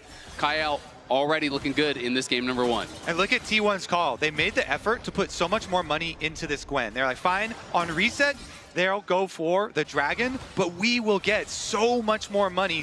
All these plates and solo tower gold for Doran. That was the attack point for AL early on in this game. Now Doran has actually taken the gold lead. Much needed for Doran on the top side of the map. Feats of strength now in T1's favor. And Faker not really at risk of a dive. The minion wave wasn't stacked enough, and on this Galio, he feels tanky enough to be able to weather any pressure. T1 exerting across the map right now as they fully control the top side jungle, leveraging the commitment onto Flandre that they were able to invest, alongside setting up nice defense on the bot side. Yes, they will concede a lot of vision control, but no camps were stolen away. There is no cross map coming through from Tarzan, which means that Ona just finding those jungle advantages across the board. And T1 now only one objective away here from the upgraded boots. I think they're going to have their eyes on the Herald here, spawning in 50 seconds, which would get them the feats of strength. And all that focus of gold into Doran resulted in his... He's gonna pop the ulti here onto Kyle. Deadly Flourish will not connect. Kyle looking like he might be able to get out. Tarzan could be in some trouble. Clone over the wall. There's the flash forward, though. They're gonna try to fully send it. Faker got interrupted on his ulti, though, by Shanks on the side. Faker, though, flanking. Tarzan's down. Kyle is sure to follow. Faker may get slowed, but he will not be stopped. Arrives all the same, and T1 are looking like they want more. They don't have a minion wave to play with. I think a dive against Shanks would be very risky, but they are just buying time. They're trying to clear through the wave as quickly as they can. Shanks stuck between a rock and a hard place right now. He has nowhere to go. Goodbye, Shanks! Goodbye! Shanks will try as he might. The rest of the members are coming in here from AL. Can they get anything back? The CC is layered. Shanks gonna fall. Hope is in the area. Flandre takes a tower on the top side, but for now, no kills back. Another tower is secured as well from T1. And Just like that, they've ballooned the gold lead. They punish Tarzan's invade. He did not have the time or the agency to move into that bot side jungle and threaten that red. And T1 knew this. Look at the minimap. You can see the collapse is so much stronger because all of the T1 members are on this side of the map. There's no way for Flandre to get involved. Annie is forced to catch the wave, and T1, they leave no prisoners. Yeah, T1 had really good timers there because Doran had just reset after spending all of that gold from the topside play. He had the fully finished Rift Maker, and they had plenty of long-range CC with the Nautilus, with the Jhin, to be able to punish the invade heavily. They're just trying to keep everyone's heart rates down. It's getting a little bit too exciting. Everyone take a deep breath. How many mouse jokes can we make, though? I think we're out. Yes. I think we are done. Baker smiling, though, after that. Of course, you know, them feeling the building of momentum here in game number 1. I like hearing from interviews about Shanks coming into this matchup where even though he is such a Faker fan, he's talked about how he just needs to stay true to himself. Faker is just another opponent, and I feel like that he has had a lot of pressure thrown towards him so far in this game, and he's been doing his best, but on the side lane, it feels like T1 have been playing around Faker and collapsing on the pressure from this Galio. Yeah, honestly, I've loved every Shanks interview that I have seen. My favorite one was the one he did with LPL English, where he rocks up with his red tinted sunglasses, and they ask him about this being his first international tournament. They're like, oh, Shanks, what sort of impression do you want to leave on the international fans now that you're on this big stage? And he gave a really based answer. He was like, you know what? I'm not too concerned with the impression that I leave on fans. What I really care about is being champion. He is focused on winning. He is focused on the game, on the competition, and that is what's got him through all of these years to rise up to the international stage. It is just actually based. And he has been playing incredible here at MSI. I think he is one of, if not the best performing mid laner so far at the tournament. Shanks really has been delivering. Another update, it is another mouse issue for Doran, so he is getting that looked at once more. Once we get it resolved, we will naturally get back into the game, and it's T1 that currently find themselves with the gold lead. They got a huge swing in momentum, and it really was just a punish on that Tarzan invade, because it's important to recognize that what was happening was T1 was setting their sights on that top tier 1. They threatened a dive onto Flandre. While they didn't get the pick, they funneled a huge amount of gold into Doran and kind of swung that matchup back in his favor. And that was their opportunity for AL to then invade on the bot side of the map, which they did. They got deep vision, they stole away the Krugs, and they were threatening a dive on a Faker, but without a proper wave to really push a dive on, there wasn't much of a play there. But then they left the jungle. Tarzan then went back to his other side of the jungle, but then moved back towards T1's side. And as Kobe, you were saying, it was a matter of the resets had already come through. He moved into an area of the map where T1 was already looking to reclaim control of, and T1, they just didn't waste any time. They immediately recognized the misposition and they punished it. And they converted it not only into 2 kills, but they got the bot tower, another kill on top of that, and now they find themselves with a 1.7k gold lead. Yeah, and the reason why I liked T1's original top side play, where they send multiple members and they sacrifice the dragon, is because Doran, the Gwen, is actually a critical part of this team comp, plays a very critical role here as far as the extra damage that they're going to need towards the mid game and towards the late game.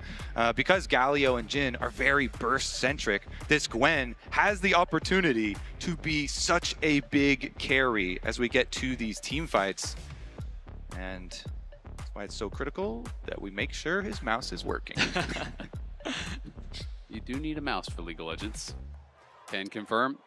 For now. Oh, yeah. Ooh, ominous, Vedius. I'm still hyped. By the time Faker's risk give out, we have to have it where it's telepathic. Yeah, I was going to say, you're going to get a chip in your head? You're going to get an uplink? Faker at 85, winning his 94th tournament of League of Legends history. So as you said, Azel, we're just taking a breather right now. The heart rates were very elevated. You could tell that the T1 fans in the audience, they were excited and they were tense. And that was just at the Bard hover, remember? Okay, Sure. It was already up and down right from the start of the draft. So the fact that T1 now leads this this early game, it's we've got to take that breather, take that opportunity to reset. And I gotta say, this tournament I think has been way more competitive than I personally was expecting. Coming into it, I was worried that Gen G could possibly just run away with it. We saw HLE at first stand and how that looked, where they were not really challenged very heavily throughout that tournament. Then we had AL versus, Gen G. We had T1 versus Gen G, and you see not one team can challenge them, but two teams can challenge them, can push them to the brink in a best of 5. Gen G still undefeated on the year here, but both these teams one Nexus away from changing that. And you have to think that both of these teams believe that if they get the rematch, they will be the ones hoisting the trophy. Yeah, I mean, we have had the most full 5-game series of any international ever. It has been incredible to watch. We're back. All right, everyone got a snack, got their drinks. We're ready for some more League of Legends here. As T1 looking very good in this early game. 1.8K is the advantage, just 15 minutes in, and one objective away from claiming feats here.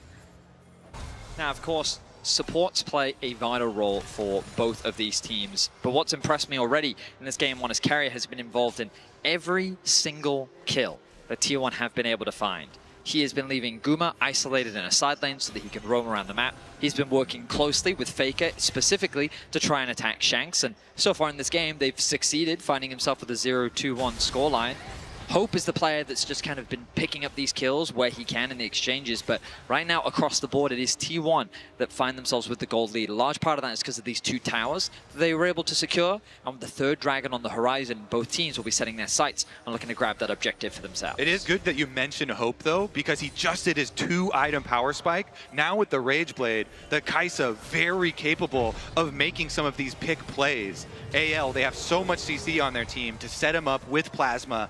So if they can control some vision here, that would be the first step in opening up an area on the map to be able to make that pick with. Kyle himself going to try and do that, but as you can see, very good vision toggle by the observers. T1 have made it difficult for them. They really have, and Hope, as you said, on those 2 items, because he has the free boots. Guma on the other side has slightly more gold, but he did not have free boots, did upgrade those steel caps to try to survive the dive that he knows is going to be coming for him. 20 seconds now until the Dragon. And while AL have good vision control, it's T1 that have the pressure on the waves. Mid and bot have both been pushed in. Doran now making his way towards the river with the rest of his team. Shanks needs to go back to base, spend what gold he can. And now he's going to TP towards the middle lane. Going to pick up an amp tone, so a bit of extra AP as now the contest over this mid wave begins. Yeah, he's sitting on 3 charges of his passive, so he can just shield in with the speed, look for the big stun play. The wards are there for T1, but the approach for AL is here. T1 pulling back out. Carrier just uses heal to swap over to that exhaust, so has it ready for the fight. AL drop the Herald mid and are looking. Tarzan going forward, trying to get some poke down here as T1 forcing the flash out of Tarzan there as Carrier came through with the dredge line. Both teams posturing for position, but it is Faker on the side. Faker's done a good job of keeping that bot wave push. Kyle goes in. Go in, and they're trying to turn around the other side. Faker going in with the hero's entrance. Knocks up 2. Tarzan in trouble, but is kiting back. Kyle now going to have to flash out. Guma opens up. Kyle is the target. Can he survive? He's still alive for now. Shanks and Hope turning the fight around. It's AL pulling victory from the jaws of defeat. T1 overchased the enemy support. Kyle reels them in under the tower, and AL have control of the Dragon area. AL going to start this one off as they find a winning fight against T1. Shanks' Annie was huge in that choke point. T1, oh, Carrier. Carrier is here. Yes, Smite. Oh, not going to be able to steal it. Carrier's now in a bit of danger as he finds himself in a 1v1. T1 trying to keep the rest of AL in the mid lane. Flash comes through from Flandre, forcing them back a little bit. But all right, a very tense affair between AL and T1. Incredibly, and Dragon number 2 going AL's way, putting a stop to the momentum that T1 had been building is critical here. Plus, for the next consecutive play, now there is no flash on Doran. Of course, Tarzan got his blown really early there as well, so the Wukong got reduced a lot in viability for that team fight. And that probably is one of the reasons why T1 did chase it so heavily. Yeah, I mean, the fight start for T1 looked fantastic. The Galio ultimate hit onto like 3 members. I thought that once the engage from Kyle came through, Hope was immediately going to dive onto the backline. Tarzan was going to come through. And again, we'll get a chance to see it. Look at this follow-through that comes from Faker. As Kyle gets the engage, the immediate backline response. Hook connects onto Tarzan. 3-man knockup from Carrier. The follow-up ulti means that AL is completely separated from Kyle. But then as he flashes away, T1 overstep a little too far, and then Shanks drops the 2-man stun. The Tibbers comes through. Hope comes from over the wall to pick up a kill. Gets the shutdown as well onto Ona. Yeah, T1 were just split on 2 sides of that large wall. Carrier even walking into the tower to try and get over there to them, but that 2 combo, quite nice. T1 still able to get the mid tower though in the aftermath. They still have their gold lead and Otacon is on the map. So you have to believe they're going to rotate over, control the vision, and try and force some sort of face check.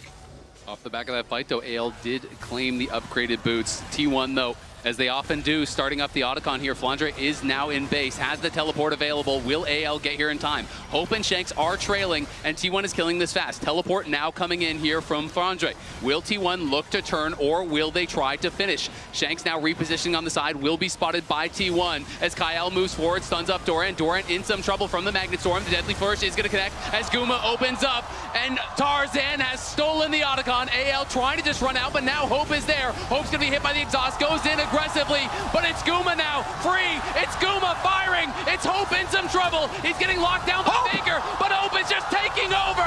Hope will not be stopped. It's a triple for the Kaisa as Hope goes crazy. It's the Hope of the LPL. He's able to claim so many kills in the aftermath, and because Tarzan's smite hits true, they're able to get the advantage here. Hope still has the advantage. T1 came so close to killing Hope, but just barely. He was able to navigate his way through the fight and walk away with a triple kill. 8-1 on the Kaisa as the TP collapse response from T1. This is Carrier TPing in with the Summoner's Spellbook here. Hope just going to try to turn around on Doran. Doran is getting very low to these minions. Has to be careful. Carrier does arrive. Hope going to try to outplay the passive auto, the hook, the shutdown. It's 1K in the bank for Doran. Survives with a sliver of health. The Krug Lord learned how to play on the edge of his health bar. No Krugs, no Wolves, no problem. We look at this fight, and it's Kyle again with an engage. The hook from Carrier hits onto the Otacon, but he does get the ultimate onto Hope, forcing him out of the fight. Doran's able to do so much damage onto the front line as the Galio engage comes through. But this choke point, Shanks drops a big stun, forcing T1 to retreat. But T1 don't really care because Guma's doing so much damage on the backline. And look at the positioning of Hope. Everything is thrown at him. He flashes away from the damage of the Galio. Shanks just barely able to get the damage off to secure that kill on the backline as Hope walks away with a triple kill. Yeah, Hope made sure that Shanks was going to live after that one, chasing off the rest of T1. Guma had to retreat. Now, as we get back out into the action, though, we'll see about the reset. So many flashes blown in that last fight. There will be vulnerabilities here. So it puts so much importance on the vision setup. And right now, you can see Owner is moving in with Doran. Is going to be spotted, and Tarzan looking here. Will they find the engage? Doran going to have to try to kite back. Is going to be knocked up by the Cyclone. Shanks cannot get in range just yet, and Tarzan now in trouble. Owner's going to go forward to follow. Doran's incredibly low, but he's still surviving. Owner running now as Kyle arrives, and here comes Hope, and that might be the end of the hope for the fight for T1 as they have got to run. This Kaisa is on a roll, and Kyle is going to get sped up. Knocks in Guma. Another will fall. 3 kills for AL. Wherever Hope goes, T1 has none. Hope shines bright as T1 look for a pick onto Tarzan. The collapse comes through thanks to the Kaisa ultimate, and he picks T1 apart once more. 10 kills on that Kaisa. 3 items completed already. He is going to destroy them, and that's Dragon number 3. That is Dragon Soul points. Here's another look at the 2v2 that started out. They wanted again to go for Doran here and get him incredibly low. T1 get their kill, but look at the reinforcements. Hope flies in on the Kaisa, is able to play off the setup. And you can see that Shanks was hesitant to drop his combo right from the start because of that Gwen invulnerability that she's provided. And that meant that because he hesitated so long, Doran was almost able to get away to safety. But as you said, Hope comes in just at the right time. And while the kills are very close, the gold is very close. All of the gold is basically sitting on Hope, as the rest of T1 will still find ways to navigate these upcoming fights. But as we watch these replays, AL is picking up dragons. They are now on Soul Point here, and it is Cloud Soul, incredibly powerful for a lot of the champions that they are running. Okay, so when you have an AD carry that's super fed, what do? Vi ult and Nautilus ult are very good tools at trying to shut down that Kai'Sa. So we will be looking at Hope's flash, at Hope attempts to survive. Hope has that Terminus and likely going to build towards GA next. You have to think to try to answer all of this dive. You know, Zhonya's would be another option, but he is not going that route. Does have the BF, and I'm assuming that is going to be the GA. You can see that Shanks is hesitant to push out that top lane, even though AL are all hovering around the topside jungle, and that's because he recognizes how quickly the collapse from T1 can be. With Ona on this Vi and Faker who can quickly follow up, Baron is going to be started, and this will be spotted out. It's a T1 classic. When the stakes are high, they go to these objectives, they force their opponents to respond. Flandre on the other side of the map is going to teleport. AL are here. Doran threatening a flank on the side. Tarzan moving in, but Keria is marking him. Will T1 just try to finish it? Looks like they're going to turn for the fight. Keria in trouble in the front line. Ona's going to the back line, but Tarzan is turning the fight around. T1 go into the meat grinder. They stand no chance at all. It is 4 kills for AL. They throw everything at Hope. They put as much CC down as possible, yet it is still not enough to take him down. He doesn't pick up a kill, but the rest of AL is there to support him, and now they're running through the base. AL on the march here, looking to put the finishing touches on this game. T1 went for the Baron, but AL have eyes on their nexus. Flash forward, there's the flash out and the barrier from Guma, but he's got nothing to do about this. No way to stop AL. They will claim game 1 off of a heroic performance from Hope. T1 got the early lead, but AL come out in fight after fight after fight, and they retake control. I mean, AL's team fighting is just crazy, and you have to say that Hope is the backbone of it. This man is so difficult to take down, and it's AL that lead the series 1-0. What can you say? LPL Kai'Sas, man, they just hit different. Incredible stuff here in game number 1 to set the tone for our Fearless draft. We have a long way to go in this one. We'll see about the responses, about the changes heading into game number 2. We now have Laura standing by with Coach Tabe to get his thoughts on game 1. Tabe, thank you so much for joining me after this game 1. Any comments on T1 for this one? They were a really strong team, and I think today our game, anyone would win. So we really had to push all our limits and to strive our best. Now, any comments on Hope and this amazing performance on Kai'Sa? Because enemy has Nautilus, Bai, and Galio. They are very serious engaged, but Kai'Sa has really good capability on avoiding all the engagements, so all the engage. So I was very amazed by Hope's performance, and I think today Hope will carry. Spectacular game 1, Tabe. Thank you so much. I'm going to let you join your team. Shucks, what do you have? I agree with the man. That's why he's a kingmaker. He knows what positions to put his players in, and he gives them the trust that they will carry. And Hope did.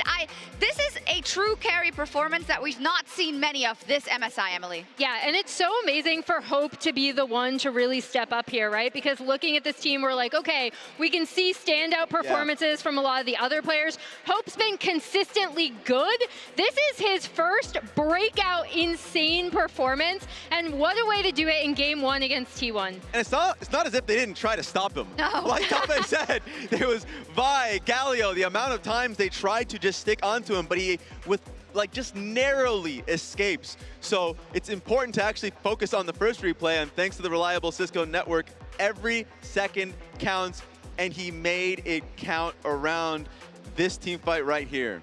Yeah, and as you see, T1 initially looked like they are going to have the setup here, right? Like Kyle does go in, but then Keria is able to get on the back line there. Galio comes through from Faker. Kyle has to flash out. This looks like a great setup, right? I want to call out Shanks here because it's kind of weird to say that someone is cracked on Annie, but I think Shanks' Annie is actually amazing. I feel like he's always stunning people in really key target situations in so many of these team fights, and it allowed Hope to have so much space in a lot of these fights where he ended up getting kills. Yeah, and it was just that snap engage that they had immediately. Sure, recognizing that T1's overstepping with 2 members, but it was Kyle's immediate engage into the Annie ulti. Kaisa also just like moves over around like the wall just to be able to like free fire onto 2 members. And by the way, early game, Kaisa was getting fed. The early kill that happened bot lane in the 2v2, and then the frozen wave when they were the 2v1 into Doran, all of this set up for his success in this game. Can I ask you about the 2 compositions and why initially it looked very good for T1 in terms of how they're willing to play these, use the Galio ult as more of an offensive tool, right, to get the taunt in?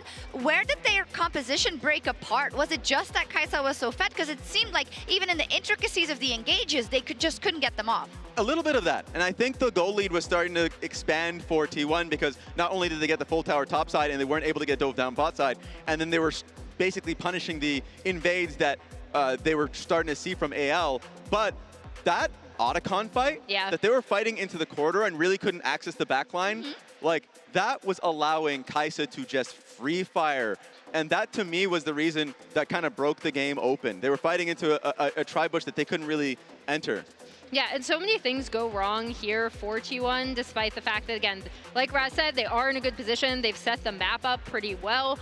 They're going to take this Otacon, and a few things go wrong in that Tarzan actually is able to get in, right, with the smite. So he's able to get the smite. The fight still looks kind of good. Maybe they can play with range. And then just watch Hope in this fight. Again, it ends up being so close, and the key here is Shanks. Wow. Like, he is constantly stunning up these targets for Hope to be able to go in and clean them up. And this is really how this composition wants to work. We take a look at our 2 bot laners here. Hope with the 10-2-4 scoreline coming out of that one. Absolutely insane, and we set up in the pre-show how important this was for Hope. The fact that he does want to get revenge specifically versus T1, but he also just wants to get this big win for himself. And Guma with his own issues this year, and the fact that he wasn't even considered a starter at some points. Yeah, I want to reiterate for Hope, again, this is someone who has been good, but his teams are always like, oh, but we found someone better, right? And we talked about T1 kind of taking JDG out in 2022. Hope was on that roster, ends up getting replaced. He has so much to prove. So for him to be the one who is the carry in this game is just such a great story. It is, and if you just look at this game, like, I think T1's going to be kicking themselves with the lead that they were able to get, especially being able to play the sides, I think, a little better than AL. It was just about team fights, and I feel like that has been the word of the tournament. Like, team fighting is everything, and you need to be able to execute. The lead that he got in the early game really started to snowball. Yeah, it's been amazing to see from any of our teams, really, but specifically in this matchup. We've been spoiled already in game 1 with how incredibly back and forth it was, but T1 don't come up with the W in this first one. It is AL that goes into game 2 with that lead, and we'll be right back with that game.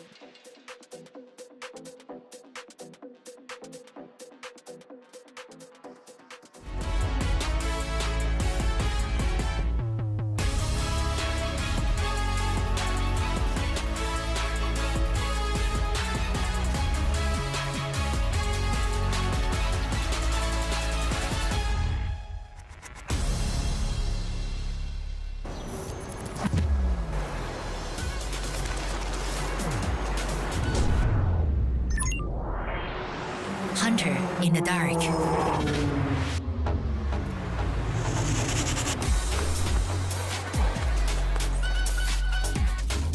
Master of 9 shots.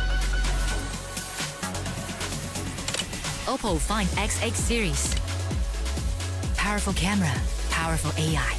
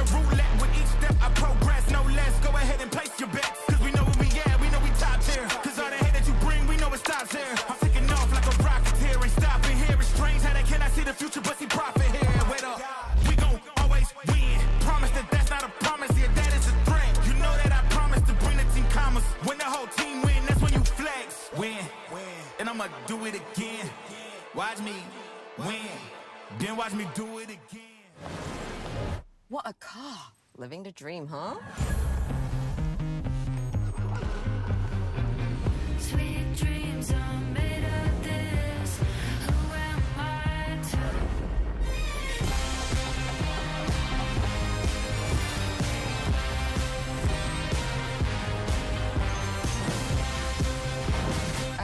Okay. I get it now. Sweet dreams are made of this.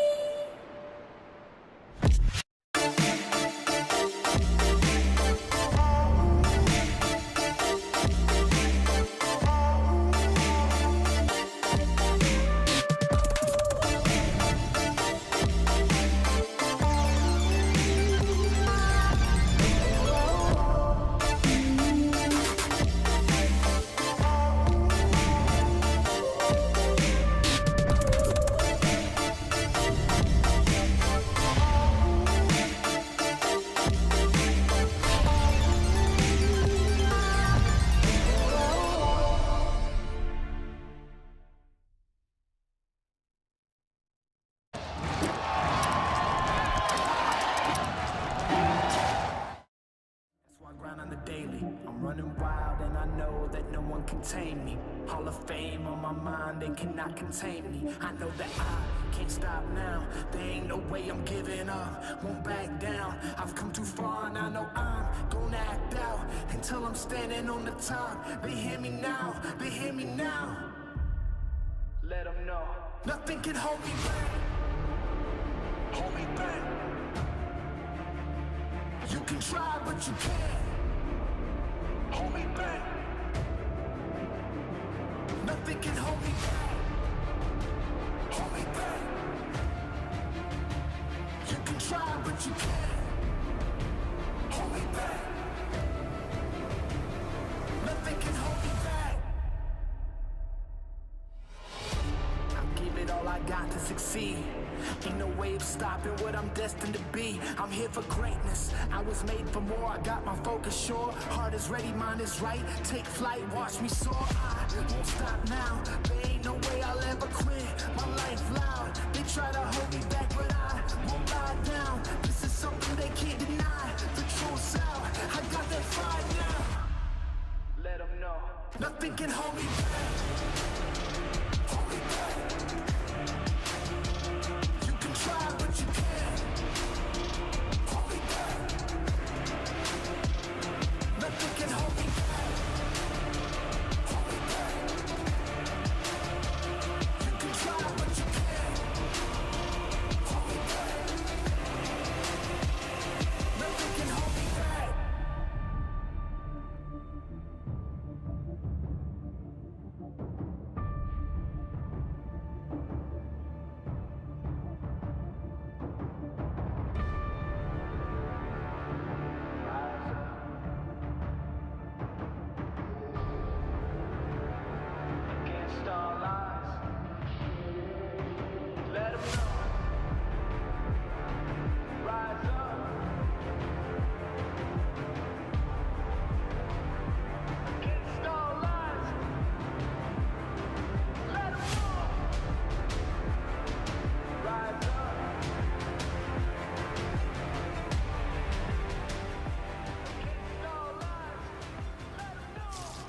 Let me throw it down to the ground, make them turn around, and then y'all can find.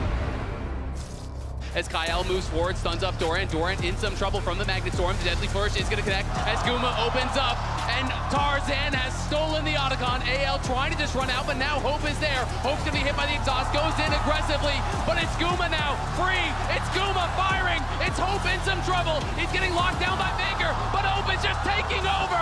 Hope will not be stopped. It's a triple for the Kaisa as Hope goes crazy. Welcome back for game number 2, AL versus T1. That first game, nothing else can be said, but it was explosive. That game was amazing. And I think we're going to get more of that. Lots of team fighting, lots of skirmishes between these two teams. So it should be action-packed for the duration here. I'm excited. when these junglers get their hands on some playmakers, you know the magic is going to happen with both Vi and Wukong already taken out of the pool. Xin Zhao naturally rises in priority. The Pantheon was an early ban coming through from AL. And also that Poppy, that Trundle, those two responses to specific picks. We're very excited to see where they fall in the draft priority. And let's not forget, Azir and Talia, the most prominent mid laners that we've seen banned in Game 1. Will they fall to the wayside as we jump into our draft, presented by Omen and HyperX? Exactly. Let's see, with some of the picks out, still so many of the power picks available. Okay, Talia banned again, should require the Azir response. As expected, usually not wanting to give one without the other, unless you wanted to do some weird Poppy stuff and try and get 2-for-1 value there, because Poppy is another one of those ones that is left up and could be flexible to jungle or support, and is a very good answer. The Varus ban comes through from AL. So far the bans are very similar to what we saw. We are just missing that Azir that you were talking about, Kobe. T1 taking their time, thinking about how they want to close this one out. What will their priority be here in the draft? Remember, Rumble with Galio gone naturally rises in priority as well. Jarvan taken out of the pool, something we've seen Tarzan work with and have a lot of success with as well. And has a lot of synergy with Rumble. Yeah. So maybe looking to break that up. This will be the Rumble priority here for T1. Yeah, Rumble up and available, Rise another one, but it does feel like it is an angle for that potential Rumble first pick if T1 wants to go for it. Yeah, quite a few options still left up as far as the bottom lane, and they do slam down the early Lucian here. So Braum has been super duper popular as the pairing, even oftentimes surpassing the Namis and the Milios of old, which definitely does kind of put you into a more counter-engage and defensive mindset, but it has a very flexible outlook. So let's see what the exchange is going to be. This would put a lot of this would dissuade you a bit from picking the Xin in that case, because then Trundle is very good into Xin, and some of the AD jungles have been kind of whittled away here already pretty early on. My instincts are that AL might just slam a Sion. Oh, okay. Could also be the early Yorick. We did see this come through in their series yesterday, I want to say. And I mean, it's a big comfort pick for Flandre. In the matchup against Bin, he actually fell behind a little bit, but then he came back and had a huge impact later on in the game. And so oftentimes you'll see either the Sion, Jax, maybe Cho'Gath into that one here. You could still do Renekton as well. One of the nerfs to Yorick for this patch for MSI was the armor. And so you do have a couple more of those options. And one of the things I like about the Trundle pairing with it is it's dissuading you from going towards the Cho'Gath and the Sion, which are two really stable, strong answers to the Yorick. I'm thinking about AL just locking something like a Rakan here as well. When you go for the blind Braum, obviously it's a fantastic pairing alongside the Lucian. Faker's Rise. These do feel like a lot of denial picks, but we saw a composition similar to this come through from T1 in their series against Gen G. And instantly, another denial, you know, taking away the Orianna from Faker. He's like, okay, fine, you're going to take my Rise? I will take your Orianna here. Both teams here really utilizing the fearless aspect of it, but that leaves up in doubt what is going to be the answer into Flandre's Yorick at the top side. They actually don't even protection ban it early on here, going for the Nocturne instead, which Owner has played a bunch of. Yeah, I guess they, as Azel was already saying, they're not worried about the tank responses just because the Trundle already locked in. And instead they're worried about the potential dive against an Orianna. Like front to back is probably the style of play that they want to be playing. They can also like round things out with an Ezreal. You'll notice that T1 also recognizing that support pool and wanting to remove the Rakan as a possibility. I wonder if something like the Leona may also be taken away, or if instead they might want to get rid of an AD carry option to limit some of Hope's options. But you can see that Jack's something that Flandre did play into when he played against Bin, and the matchup can be quite difficult, especially if that Jax gets ahead early. Okay, any more support options they're truly worried about playing into? Okay. The Alistar here instead. Generally, I consider Braum good into the Alistar, but I guess they are worried about just giving Kyle the ability to engage, wanting to limit some of the ways that he starts fights. Right now, the Karma hover, really good matchup into the Braum, and they're going to lock that in. Screams to me something like an Ezreal to come through from the side of AL. It also screams to me that AL are not going to have a lot of hard engage at all for themselves. Going to rely on some pretty good shockwaves and going to rely on really playing the map. They're so good since they've used Flandre's York so often, but having a bottom lane that is going to be heavy pressure, double poke there with the Karma instead of getting in their engage. We've seen the Lee do well into the Trundle just because of the mobility that the champion has. And Ona, I mean, he's a very well-known Lee Sin player. He did bring it out in Game 5 against Genji. Had a great start, but then he had that blunder around the Otacon where he stepped too far and walked into the traps. You also mentioned the Renekton earlier, Kobe. That does seem to be the direction that Doran is thinking, and he will lock it in. So a pretty powerful skirmish composition coming through from T1 with things like the Renekton, Lee Sin, and Braum. If Kerry can get out onto the map, like the 2v2s, 3v3s are monstrous. They have a tremendous amount of CC, between the Rise, the Braum passive, the Renekton stuns. They really can be powerful, as you say, but definitely some potential concerns as you get towards the later stages of the game. Can you actually lock down this Ezreal? Do you have enough hard engage to really get in there? Because you are dependent upon flanks, you're dependent upon getting in with someone like the Renekton or a kick flash onto the Ezreal who can be hard to lock down. I completely agree. I think that AL's composition is straightforward, and I like the approach that they've gone for. I will say across the board, the engage is quite low. I will give the range advantage to AL simply because they have the Ezreal, the small amount of poke that can also come through from the Yorick. But patience, I think, is going to be key when it comes to playing these fights, and control of the side lanes is going to be super important, because you think about things like the Rise ultimate being able to potentially set up a pick onto those side lanes. I mean, it's such a different draft than Game 1 for both sides. Both sides are very low on hard engage. Last game we had so many ways to start fights out. Nautilus, Wukong, all of these ways to full send it. This time, teams are going to have to be more creative. It's going to be about the setup. It's going to be about the angles of attack. Yeah, Flandre only has a single game on the Renekton so far this year. Of course, he's played it throughout his career, a very long career, but we'll get into it with Game 2 being so important. Jumping into Game 2.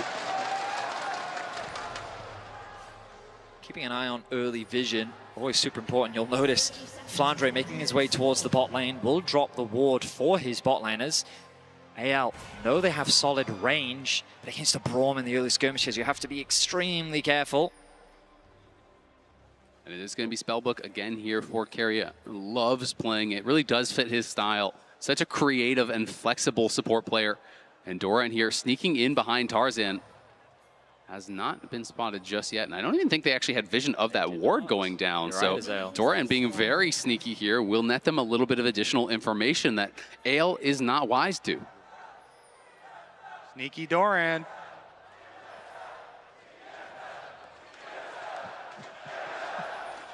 Oh, a classic. And he's still alive after all. Oh my god. There may very well be League players today that have no idea who TSM are. That's fair. Congratulations, though, to Guma and Owner. They're passing Maple and Peanut for 8th all-time, 145 international games played. It still seems interesting to me, like it doesn't quite compute in my brain that these T1 players are now such veterans of international play, because every time they show up, they have such deep runs. Exactly, and they've created such a large fandom with everyone really following the long journey that they have had. The journeys for the junglers in this game are both going to be top towards that bottom. Of course, the deep ward that we saw placed up by the Raptor pit will alert T1 to Tarzan's pathing. Exactly. I'm curious as to how Ona will respond as the poke continues to come through. Early heal used by Carrier to sidestep some of the poke coming out from Hope. As Faker also just getting some nice trades in the middle lane. So T1 with push in mid and top. On the bot side of the map, it is Gumayushi and Carrier that are being put underneath their tower. There are a lot of histories, a lot of stories between the players on these teams, but also the coaches. Tabe has been around for a long time and has faced down T1 internationally a number of times, both as a player and as a coach. That was back when he was on Royal Club as a player, playing with Uzi. And as a coach, has had more success, much more success. I mean, 7-9 versus T1 is better than almost anyone does. This is a team that just wins time and time and time again. I will say I like what Tabe has cooked up for AL.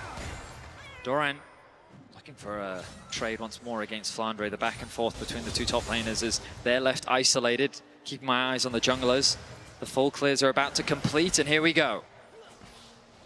Owner is heading down, but Tarzan in the area as well. Both junglers will spot each other. Guma, nice little trade here on to Hope. Owner scrapping with Tarzan on the other side as Keria goes forward. Can't connect on the winner's bite. Kael gets the root here. It does connect onto Guma. Owner heavily losing out in that fight, but will be able to just back it off. It will mean scuttle control on the bot side for AL. Yeah, really have to respect that Trundle. So he's going to be able to finish off this one. Owner actually going to make a pass through mid lane while Tarzan actually finishes the Scuttle Crab, running up to the second one so he doesn't get Scuttle Crabbed here. Should be fine there. Then the option usually for the Trundle is try and just place down a Trinket Ward by Raptors to see the second Raptor spawn so you can be there for the second timer, because Trundle is so good at going for 1v1s and invades. Lee Sin, of course, with the mobility, gets to choose a lot of the time the actual fight that you take. Flandre low under tower. Flandre incredibly low. We'll see if they can set up the dive here. Pushing in, Flandre, they'll have the stun. Doran can set it up. Can Flandre look for the outplay here? There's the stun. There's the Sonic Wave and the resonating strike. It's first blood for Owner. Great stun setup there. Very easy for Doran's Renekton under the tower. An efficient route here too for Owner. Now he can just go for his reset as his camps are respawning. Tarzan was able to get an earlier base off, but I mean, that was a consequence of, oh, shanked. He gets very low, sidesteps nicely though, gets away to safety. The phase rush helping him out with that one. But yeah, I mean, not more else to say really on that top side play. Doran now going to be sent towards the bot side of the map. He's going to match into the Ezreal as Flandre's wave in a very awkward spot. The question mark ping coming through from AL on that top side. They're expecting the swap to come through, and his wave is just in a very dangerous position because of T1's ability to freeze it and potentially deny Flandre a lot of farm. And this is the benefit they get. They pull off that dive on top side. They had the crash wave, so Flandre had to TP immediately back up to try to fix that wave, but Guma shows up alongside Keria, and we'll see if they can actually hold this wave off the tower. Looks like Guma does want to thin the wave and potentially threaten that freeze. Meanwhile, it's just going to be the rotation over for the bottom side. Ezreal laning into Renekton now, keeping it safe. Doran going for a little scouting mission down there first, making sure there's no extra pressure to come through since they know both junglers heading towards this area. T1 playing with their pressure well though, going to start off this dragon immediately thanks to Doran and Faker getting push in their respective lanes. And because they've got the early support rotation here, Keria rotating over since Karma is showing so much in top side of the map. They know they've got it locked down, and will be dragon number 1 for T1. Similar to what we saw in game 1. T1 able to secure that first dragon as well. So small advantages beginning to be built by T1 here in the early game. They're playing around their push well, they're punishing the HP bars where they can. And they're starting off strong, and I would say this is kind of what we expected based on the draft. Faker and Doran able to get that early push in against their counterpart. The ulti comes through from Faker. Faker with the Realm Morph. Flandre in trouble, has the flash. Will he be able to kite out? Doesn't look like it. He's going to get stunned up, and I don't even think it's worth using that flash. Guma Yushi gets the kill, and the Maiden is going to be on cooldown for a very long time. AL targeted Doran in the previous game so heavily, and T1 actually going to go for both sides of the map. Owner is here, and Kael is gone. Hope is running for the hills. Will he be able to get out to safety? Doran waiting for the cooldowns. Owner backing off. T1 happy with what they have gotten. Just like that, T1 pick up 3 kills across the map. We talked about how you have to be very careful of this Ryze ultimate, and Faker doesn't waste any time. They've been utilizing their pressure so well. They collapse onto Flandre, who's isolated in the top lane, and they punish Kael on the bottom lane as well. A 1k gold lead, 7 minutes in. There's been a lot of talk about Faker and his laning phase not being as strong as it has been in the past, but this guy knows how to win games. He is always in the right place at the right time, doing whatever it takes to enable his teammates to get the win. Yeah, very active for T1, making plays on both sides of the map simultaneously. And I used Osman, and on the reset timer, Owner going towards the bottom side, getting one there as well. T1 building another early lead. AL's team fighting has been so good though, so they'll look to try and take it back once we get to the mid game. Not a lot of engage tools here though, so Tarzan can show up, but as long as T1 respect the fact that he is there, there's no Alistar to set him up, there's no Nautilus to lock them down. You know, it requires an overextension from T1 to really get chased down and killed. And so AL instead will start up the objective.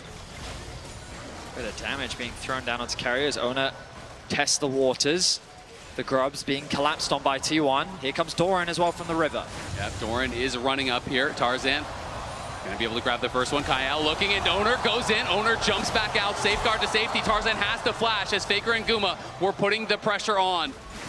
Tarzan just barely able to survive. There's the shockwave coming in, but Carrier throws up the wall and does survive. KL now in trouble. Faker trying to get in range here. Can't quite finish him off. A lot of low health bars, but no one goes down.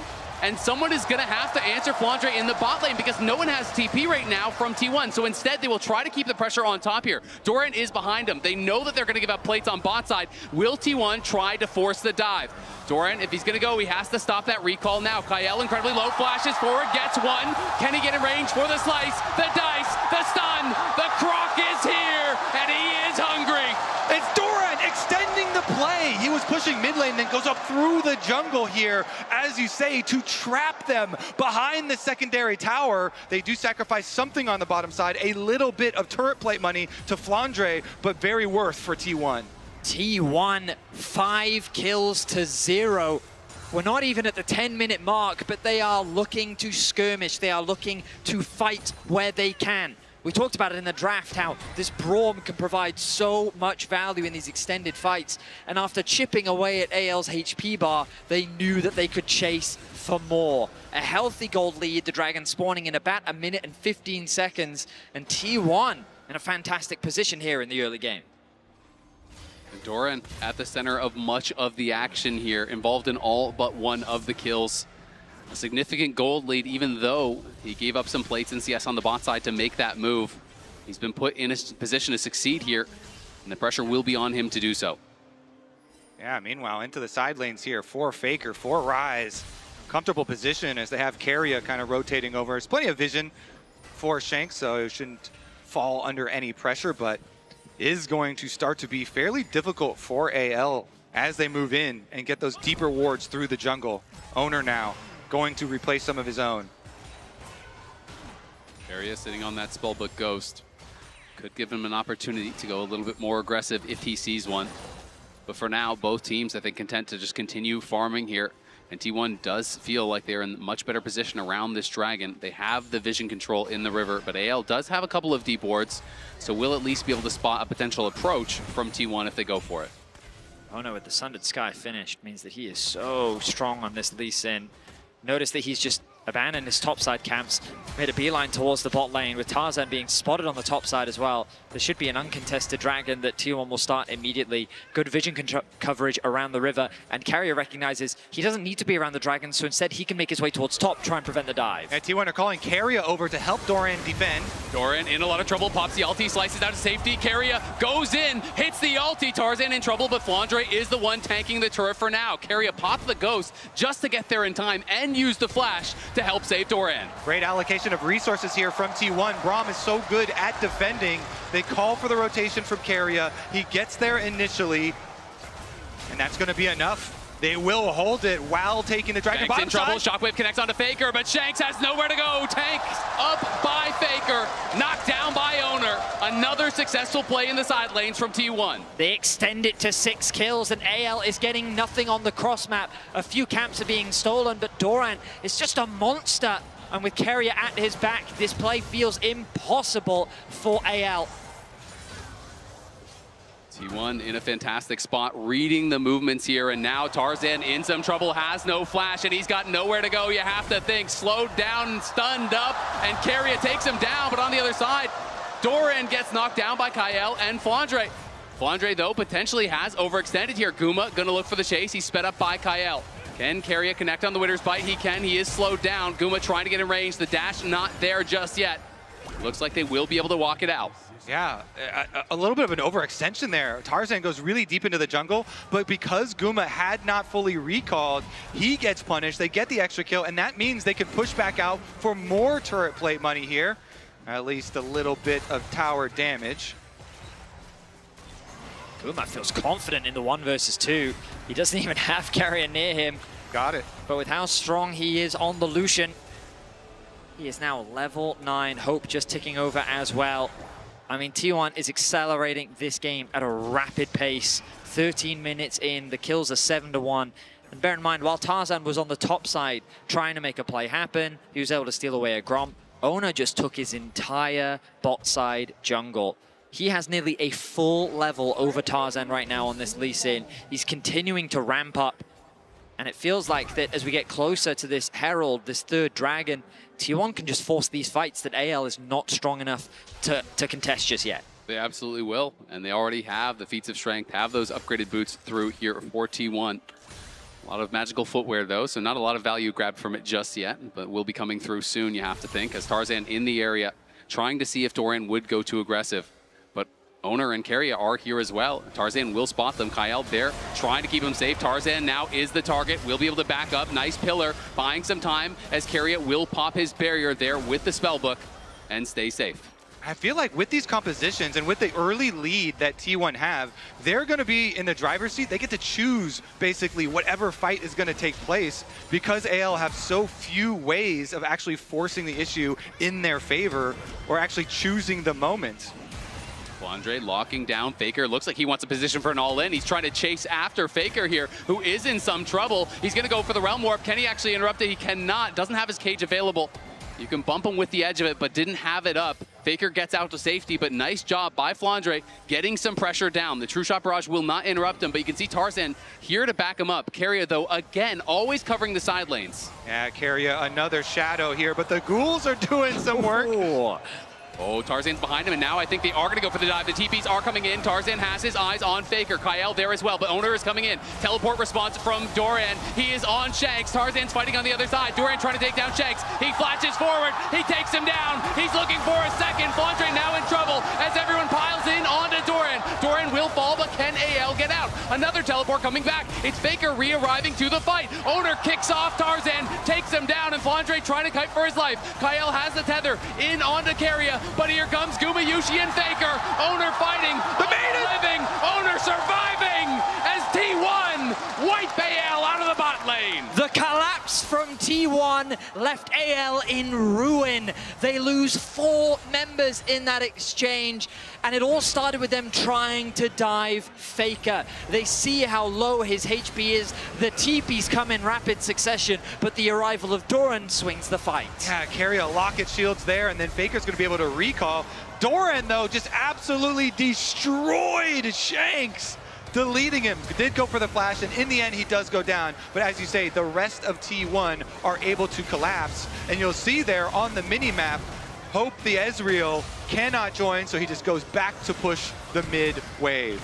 I mean, Oner, we talked about how strong he is at this point in the game, and you can see while Flandre still does a lot of damage thanks to the Maiden, it wasn't quite enough. The collapse from T1 was swift, and now they find themselves with 11 kills, 16.5 minutes in.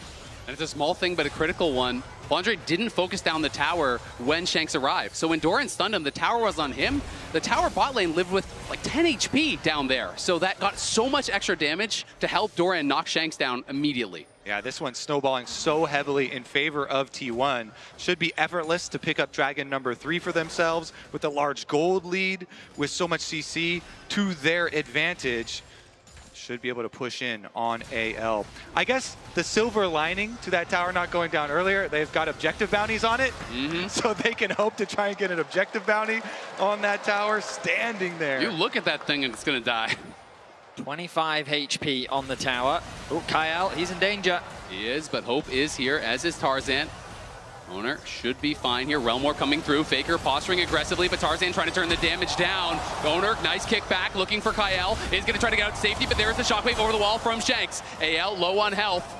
Can't extend the play here. Hope shifts forward aggressively. Does get some good poke down. That is kind of the gold difference in action. AL just don't have enough in the tank to punch through these health bars. And I just love that T1 is recognizing the strength of their composition. It's good at skirmishing. That was a 2 versus 3, and they just went in. They know that in these smaller fights is where they can really outplay their opponents and get the better when it comes to the damage. And AL, when it does extend into these bigger fights, it's not like it's a straight-up 5v5. It's like a 2 versus 3 that then turns into another 3v3 because someone ends up falling. The tower will finally go down. AL's first of the game. They get a bit of gold back, but it's still a 3.5k gold advantage for T1. Yeah, it's going to be a drop in the bucket, honestly, with the way that this game has been going. Owner with 1,000 individual gold lead. Rise here going to be so problematic in the side lanes that now it's going to be, wait a second, Keria. Keria very far out, but does flash back and jumps over to Faker. Keeps himself safe. I mean, this is a ridiculously fast dragon stacking game as well. You're looking at a soul that could be here around 22 minutes if T1 are able to do it right on spawn. I don't see any reason for them not to do it right on spawn with how they can set it up too. Outer towers down, they can move in, place the prerequisite vision here through the blue quadrant of AL. And again, since AL, really the only kind of plan is to split push with Flandre or try and walk right into them and hope for a good shockwave placement. T1, yeah, they do just that. They fully take over jungle vision, take out that outer tower, and will set themselves up nicely. Doran gonna drive it in for a second charge here. And this tier 2 tower, not long for the world. Flandre's in the side lane, gonna be hunting for that bounty.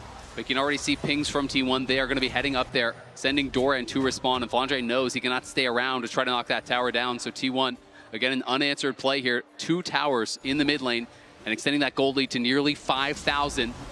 Faker, though, could be in trouble. Can they actually knock him down? Do they have the interrupt? The shockwave does stop it, and Faker does get shut down. The gold goes to Tarzan. So the mid laner finally falls, and AL claw back a bit of gold, but T1 have already extended that lead after taking so much in the middle lane. Top tower still relatively healthy. Guma pushing in another wave in mid. Artican about to spawn on the top side of the rift.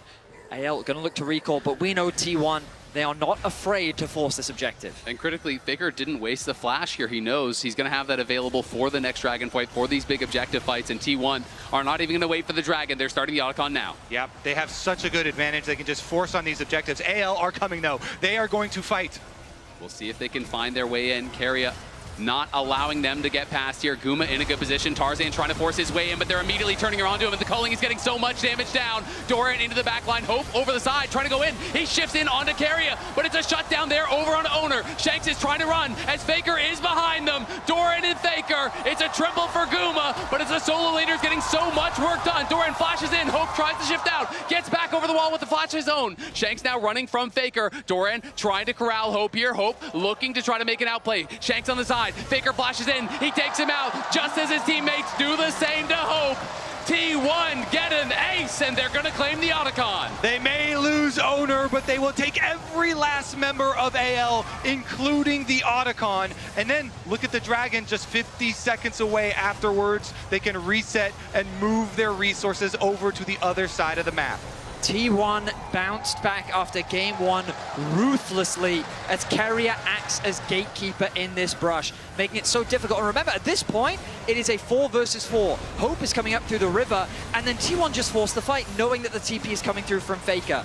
At this point, Owner, he has to get away from Hope, so he goes in a little bit deep. He gets close to taking out Tarzan, but he does the damage that he needs to do. Guma dancing his way through the fight, sticking close to Doran, gets himself a triple. He's going to get an extended quadra after picking up Hope at the back end of this fight as Shanks falls on the top side to Faker. We came into this series really believing that it has what it takes to go a full 5 games. And T1 here in game number 2, pushing back so heavily, already looking to even us up if they can complete this game. And I just love how aggressively Keria has been playing. He knows they're heavily ahead in gold. He's just playing in the face of AL, making them waste spells on him, making them dump damage into him. And AL gonna look for a cross-map play. Faker did spend his flash in the last fight. The pillar is good. Kenny Realm Warp out to safety. The tether not in time. Faker is safe. The soul is claimed. It's all T1 all the time. Well played by Faker. He goes first to proc his phase rush. That means that they have to use the pillar, and as soon as the pillar is used, he knows he can proc his ultimate and get out. I mean, AL, it feels like that they are out of options in this game. We've already talked so much about the limited engage in T1. They're just going to run at AL once more. Owner is hunting. Great sidestep there from Tarzan, but will him get him out to safety. He's trying to run for it, is barely able to get out of range there, but Kyle is going to be left for the Wolves. Keria still is chasing as Guma is coming through the jungle. They want everyone here. Owner is just going to fight against Kyle as Guma arrives here trying to lock down Tarzan. They can't quite stop him. Owner does pick up the 1 kill on the support, but it is only Kyle falling. Right now, they do have Shank split pushing in bottom lane, has his teleport ready. So the plan for AL, try and get as many resources as you possibly can, and then get everyone here ready for the defense. Hope that they can find an angle for a counter play. The T1 are not giving them time. They are just forcing their hand, constantly showing up, taking down towers, forcing objectives. You have to think for AL, it's got to be some sort of a Baron flip or a prey for the Elder. But the problem is the Elder is still so far away, and T1 are going to look to attack the Baron first. It'll be very difficult for them to approach. Completely agree. Faker going to continue to catch lanes in a side wave and tick over to level 16 now on the rise. This pick was really important in the early game at getting T1 those early advantages. Both Faker and Owner working together, but also just how T1 was playing the map. When something was happening top lane, something was also happening in the bot, making it impossible for AL to really cross map at any opportunity. Right from the start, T1 have had a vice grip over this game, and they have not relieved that pressure as AL get closer and closer to the Baron spawn. Yeah, they've been incredibly proactive, looking their best here. Owner making huge plays, often at the same time as Faker making plays on the other side of the map. And now that they have this control, this lead, with the extra speed of the Cloud Soul, you make it so hard for AL to even keep up in resources because they have to use the safety of their towers to catch these waves. T1 can just completely take over your jungle. Very aggressive flash there from Keria, but he will now swap it over to that Spellbook Smite. So could look for an angle on the Baron here with the double smite to try to secure it. And I think that's why he was so loose with the spending of that summoner spell. Baron spawns and T1 will not waste any time. Just like the Atakan, they're going to start the objective off, put the pressure onto AL once more. It is spotted immediately, but AL gonna have to try to get over here in a hurry. Tarzan has no flash, which will be critical. Can he even get there in time? It doesn't look like it. It's going down way too fast. AL realize it. Owner goes out to try to kick Tarzan away, but he wasn't even there. T1 claim the Baron. And then they can counter with the teleport, put a stop to the split push. Faker is there. Will they be able to find the chase down? The Cloud Soul here going to pay dividends. As you can see, Owner running through the jungle. They're going to force out the defensive TP. Owner now turning back with Doran. He's going in on Tarzan. Tarzan in some trouble here as Hope is knocked up by Keria. But it's Gumayusi now firing. Gumayusi dashing forward, trying to pump the damage in.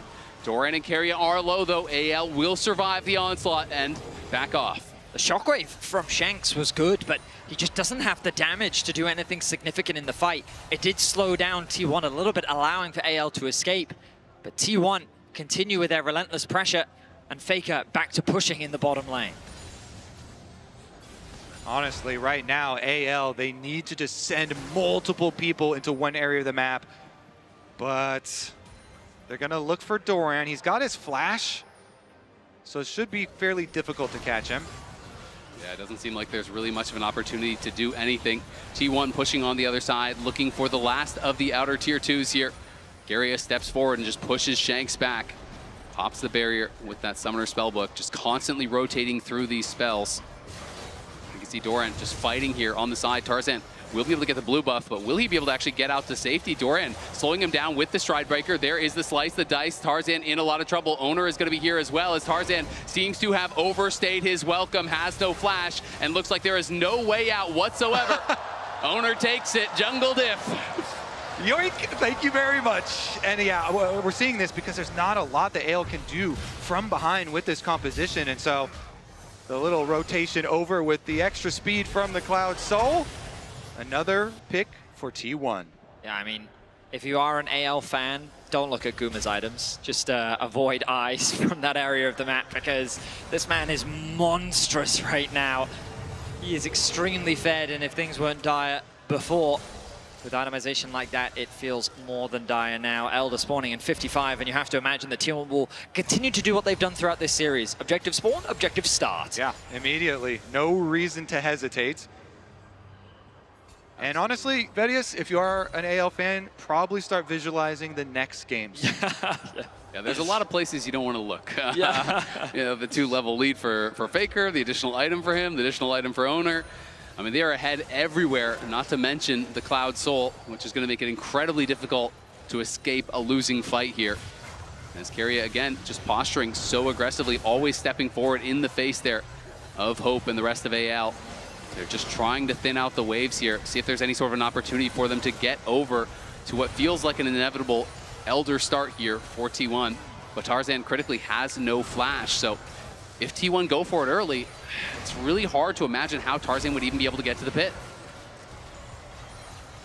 The damage just continues to come through. Hope doing what he can to chip away at the HP bars of T1, but it's not really going to stick.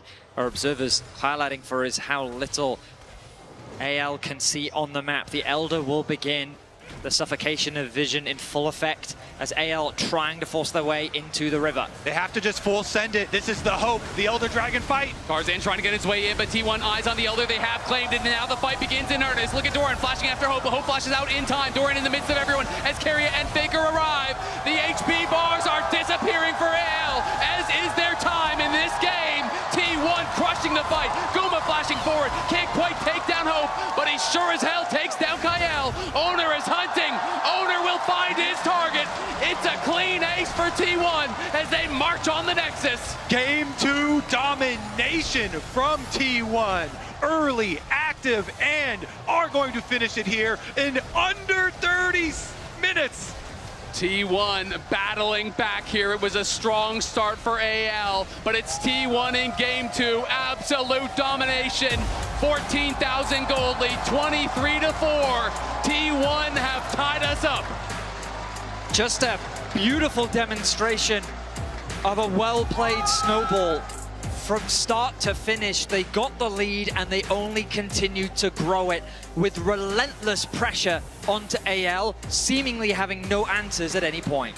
Owner on Lee Sin, beautiful, very active. Faker rotating over on the rise. Nicely done here from T1 to even us up. And we're seeing that when you don't give AL the full-on 5v5 team fights, they can't outplay you in the full 5v5 team fights. Keep it to the skirmishes, keep it to the outplay potential, and they were able to dominate. Incredible game 2 performance here from T1. Let's see what the analysts think about it. No one puts T1 in the corner twice in a row. That's probably what they are thinking. Led at the helm by Faker, but also by Owner, we have to say. And I know as any jungle player, when you have a Lee Sin at your disposal, you just want a game like this. You want where you can influence the game, put the team on your back, and look stylish doing it. From top to bottom, too, because I actually loved AL's composition. I felt like the Ezreal, Karma, and Orianna had good range, good scaling. If they can get to the mid to late game, that would be great. Owner did not allow that to happen. Yeah, I was going to say, that's a big if. And I want to point out some of their early lane assignments that T1 did do after they go for this dive, right? So the dive goes off, they're going to back, but and most importantly, what's going to happen is that Doran's actually going to TP bot, get pressure on that bot side, while T1's bot lane is going to head top side. That actually gives them power over Drake. This is skipped a little bit further ahead. They're attacking Flandra again on top side, but because they took the Drake on bot side, Owner's still down there, taking his camps, ends up getting the gank, so they win on top side and bot side at the same time, and it really came down for me from that decision to send the Renekton bot, force AL to either respond to the swap or keep Flandra in this 2v1, and it set every single one of T1's lanes ahead, and it gave Owner and T1 complete map control. And it was frustrating because at that point, they can't really fight them early at all. They tried at Grubs. They decided to play away from Dragons, so ended up T1's getting first Drake. They tried to dive top, but Braum was there. T1 anticipated their plays off the lead that they already had and then just rolled it forward. The fact that Lee Sin ended up going bot lane to the play that you had mentioned at the very end of it and just made it punishing even more off the lane assignment. This was Owner's and Doran's game. Yeah, it definitely was. And let's also check out today's HyperX Reflex replay, where it is just more of T1 getting the upper hand over AL. Yeah, and this was the defended dive that happened on Faker. they recognize that they can get here fast. And for me, my focus is going to be on Renekton because he buffers the W alongside the Orianna ulti and then is able to follow it through. Ease forward, flashes, gets the kill. Doran's lead that he already had, he was able to just make it kind of flourish in that fight to defend it. So I thought that was like a small focus, but the bigger focus is T1 recognized the dive was going to happen, and they stood their ground with the TP and the follow through with Owner. I also do like that you mentioned Doran, right? He has been a big point of contention here and wondering how he's going to do as we see that both Doran and Owner had a fantastic game. And he had a number of choices he could make into this Yorick, but he makes this Renekton count. And that's not something we see 100% of the time. You really need to make your own luck. Yeah, and it seemed like, again, with that early swap, I thought they got so much out of it. Doran got to be in such a great position. No one can go toe-to-toe with him in a side lane, right? If you look at, the discrepancy in gold between those two. But this is really, really crucial map play from Team 1, and also just Owner being able to recognize how to control this early game on Lee Sin. And I feel like the difference between the last game and this one was T1 had a lead, and they played very well reserved around their vision, like that Baron play, forcing them to come over, even recognizing that Yorick was like splitting bot side. They double TP'd, even though one of them got canceled.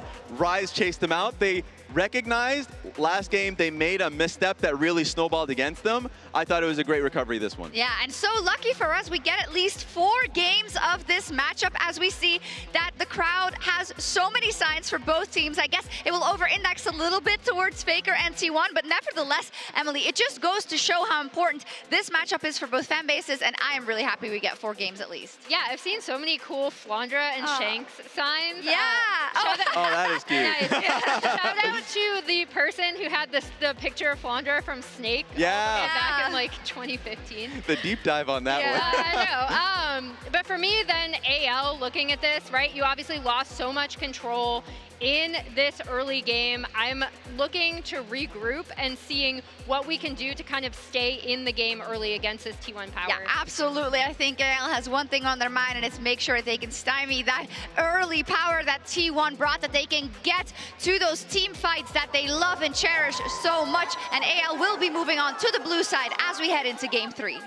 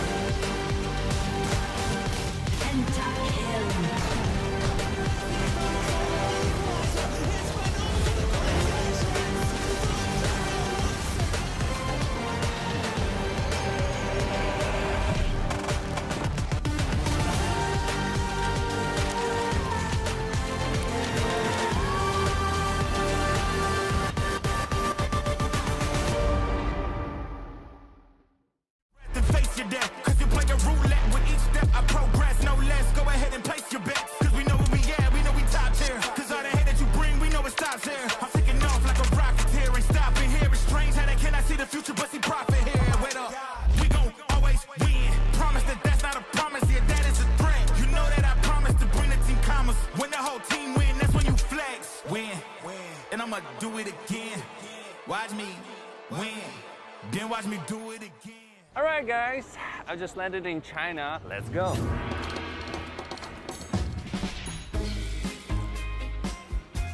Play the local way, pay your way. Have you ever seen the Great Wall at night? Play the local way, pay your way.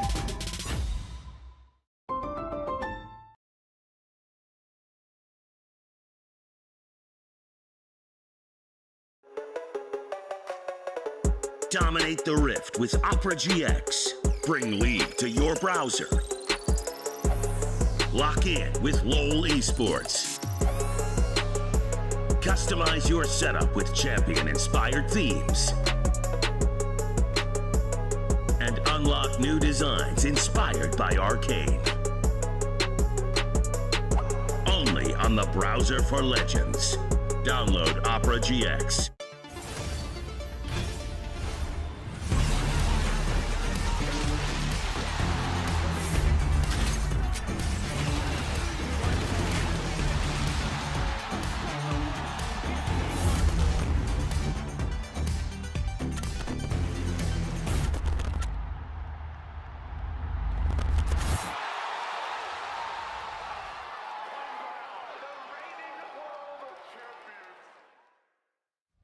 Welcome to the main event. Welcome to the main event. Let's go. Through the fire in the rain, I was born to rise above. Kept on pushing through the pain till I made it out the mud. Now the dam's about to break, so get ready for the flood. Can you feel the rush? The beast is waking up. Welcome to the main event. We spent the whole night waiting for the best of the best. Welcome to the main event. You got the whole world watching. Will you rise to the test? Let's go. Welcome to the main event. Welcome to the main event. Welcome to the main event. Welcome to the main event. Let's go.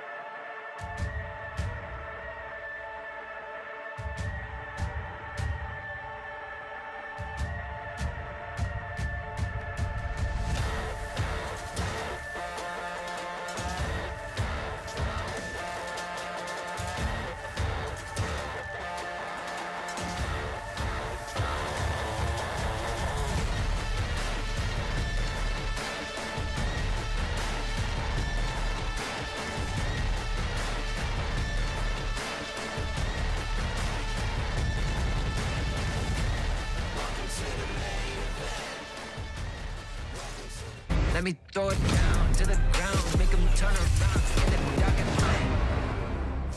See if they can find their way in. Keria not allowing them to get past here. Guma in a good position. Tarzan trying to force his way in, but they're immediately turning around to him. And the culling is getting so much damage down. Doran into the back line. Hope over the side, trying to go in. He shifts in onto Keria, but it's a shutdown there over on Owner. Shanks is trying to run as Faker is behind them. Doran and Faker. It's a triple for Guma, but it's the solo leaders getting so much work done. Doran flashes in. Hope tries to shift out. Gets back over the wall with the flash of his own. Shanks now running from Faker. Doran trying to corral Hope here. Hope looking to try to make an outplay. Shanks on the side. Faker flashes in. He takes him out just as his teammates do the same to Hope. T1 get an ace. Welcome back. It is game number 3, T1 versus AL. coming up. And so far it has delivered. Everyone wanting, everyone expecting that 5-game banger. And we've had both teams take one so far. I love what we saw from T1, the aggression, the constant skirmishing. I think that a comp like that is really difficult to pilot, and they made it look seamless. Like we talked about it in the draft, both sides didn't really have a lot of reliable engage tools, yet T1 just kept finding these little skirmishes, these fights, and every single time they were able to outplay AL. Something I really loved was Keiria's Braum play. Just so aggressive, always positioning in their face, knowing AL doesn't really have any good lockdown. He can't really be punished, so he's always pushing forward, always forcing their hand. You can't just ignore him or he's going to tag you with Winner's Bite, slow you down, and they would just have to try to fight through him. Same thing with Owner. He had so much confidence on Lee Sin in his mobility because there was no one to put a stop to it. Let's get into game number 3 draft here. The Pantheon still going to remain banned. Too high of a priority on that one. Will the Taliyah and the Azir also follow suit? Have to imagine so, but we are getting later into the series, and sometimes other picks become a priority on the ban list. The Taliyah, though, going to remain on the side of AL. We know that Shanks is also an Azir player, and so T1 going to respect that. The question is, will things like Poppy make their way onto the ban table? Xin Zhao, the Rumble still available in the draft. Nico also yet to be banned out, has been on that ban list through the first 2 games. Kyle would love to get his hands on the champion. Is it first pick worthy? Perhaps. Right now, AL taking their time thinking about how they want to round out their first phase of bans. Yeah, we've got Rumble, Varus priorities pretty dang high. Twisted Fate actually making his way here. Now the question is, will they ban Nico or will it be a Varus trade? is up. Nico is up, Varus is up, so they are potentially looking for a trade of those 2 champions. They're forcing AL to have to choose. A lot of OP picks still available. I feel like AL will go for the Varus. It's evident throughout this tournament that they think Varus is incredibly strong. And so if they have no intention of picking it, they will ban it away, and if it's open, they'll grab it. This does mean that the Nico is available for T1. We know that Keria is an avid Nico player, and without any hesitation, they're going to grab that. And there's the Rumble. Sorry, the Jarvan. My brain was already thinking a step ahead. I like Rumble right now. Yeah. Seems like the prime combination, a wombo combo in the making for T1. Exactly. Already, Jarvan and Nico, pretty good combo together themselves. But the Poppy here trying to block some Jarvan shenanigans. Nico uniquely powerful in the meta because not only are you a lane bully, but you also still bring that explosive engage, and no other champions really do that right now. Definitely true.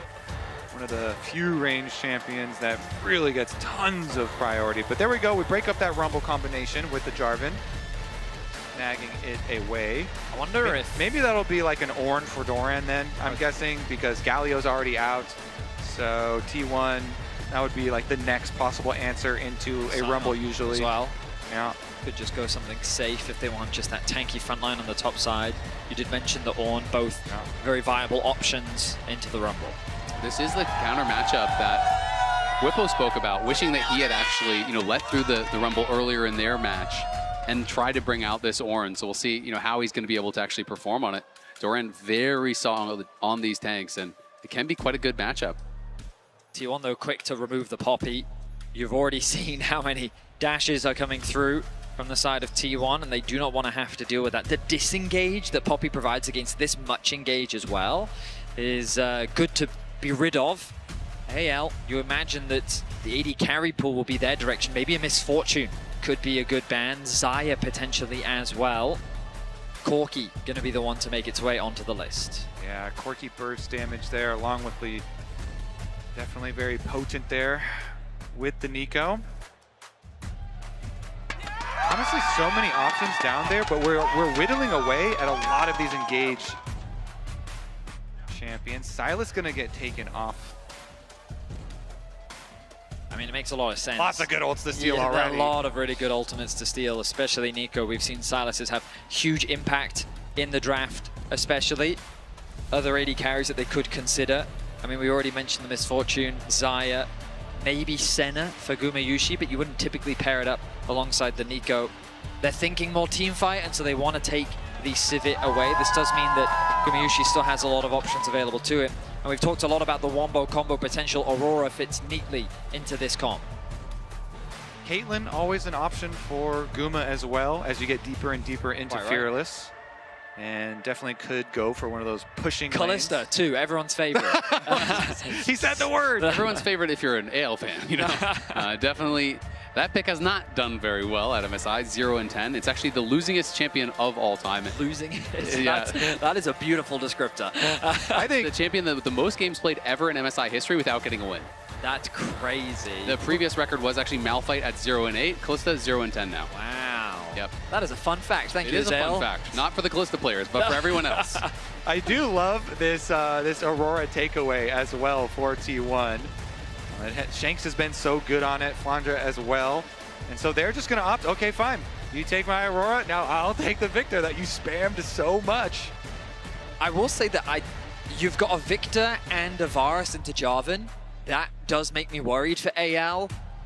It's so much lockdown on the side of T1. If those flashes are not available, oh, you saw the hover. You all saw it. Wait, you guys don't want T1 to lock Callista?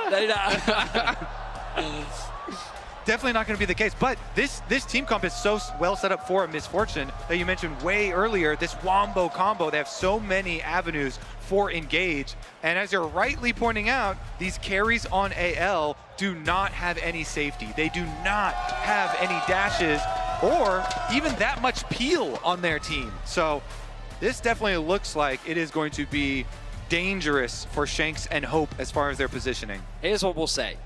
Game 2, we didn't get really any engage. Game 3, we've now doubled down, and we've got double the amount of engage across the board. Leona, Xin, Varus Ultimate, Rumble to follow up on the engages. You've got Jarvan, you've got Ornn, you've got Nico, along with the follow-up from both the Aurora and MF. It's Ultimate City in Game 3, and it's going to come down to the team fights, which we know are AL's bread and butter. It's what's gotten them to this point at MSI. T1 with their impressive early games, the way that they've been able to navigate skirmishes, and also with impressive team fighting of their own. I'm excited to see how they match up here in Game 3. It's going to be an exciting one. Both teams with the opportunity to move to match point here. All tied up 1-1. AL versus T1 absolutely delivering. The winner will move on, of course, to face against Gen G in the grand final tomorrow for a chance at taking the MSI title.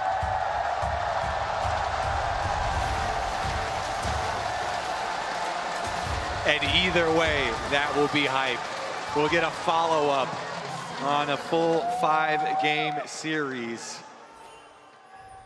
Worth noting, Hope is going to be playing Poke Varus here. Does have the comment, so will not be playing on hit.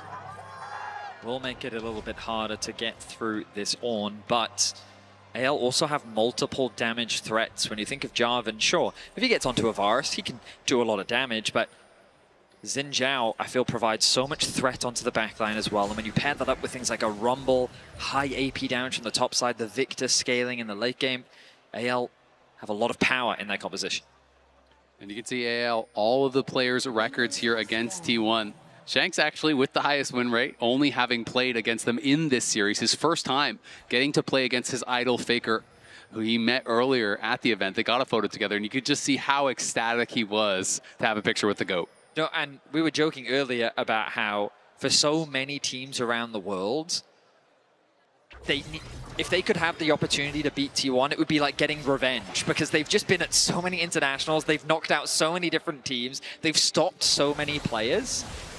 AL, a big one for so many of these individuals, is already skirmishing in the bot lane 2v2, the range advantage going the way of T1. Yeah, I mean, Keria has been so good with the Nico. And with the power of the early MF here, they get the health lead, they get control of the minion wave for pushing for level 2. And I just love Keria using the heal there, not only for the early HP, but also for the move speed to actually sidestep that piercing arrow from Hope. So a very health positive trade from Keria there, using that summoner at level 1. Meanwhile, Faker also pushing early here on the Aurora. All that burst damage with the Electrocute available. I mean, it's Shanks that's coming out ahead, the Electrocute proccing. the second half of the Q there from Faker, but Shanks shouldn't be afraid. Yeah, he's going to walk up with the EQ auto, the airy doing a bit of extra damage.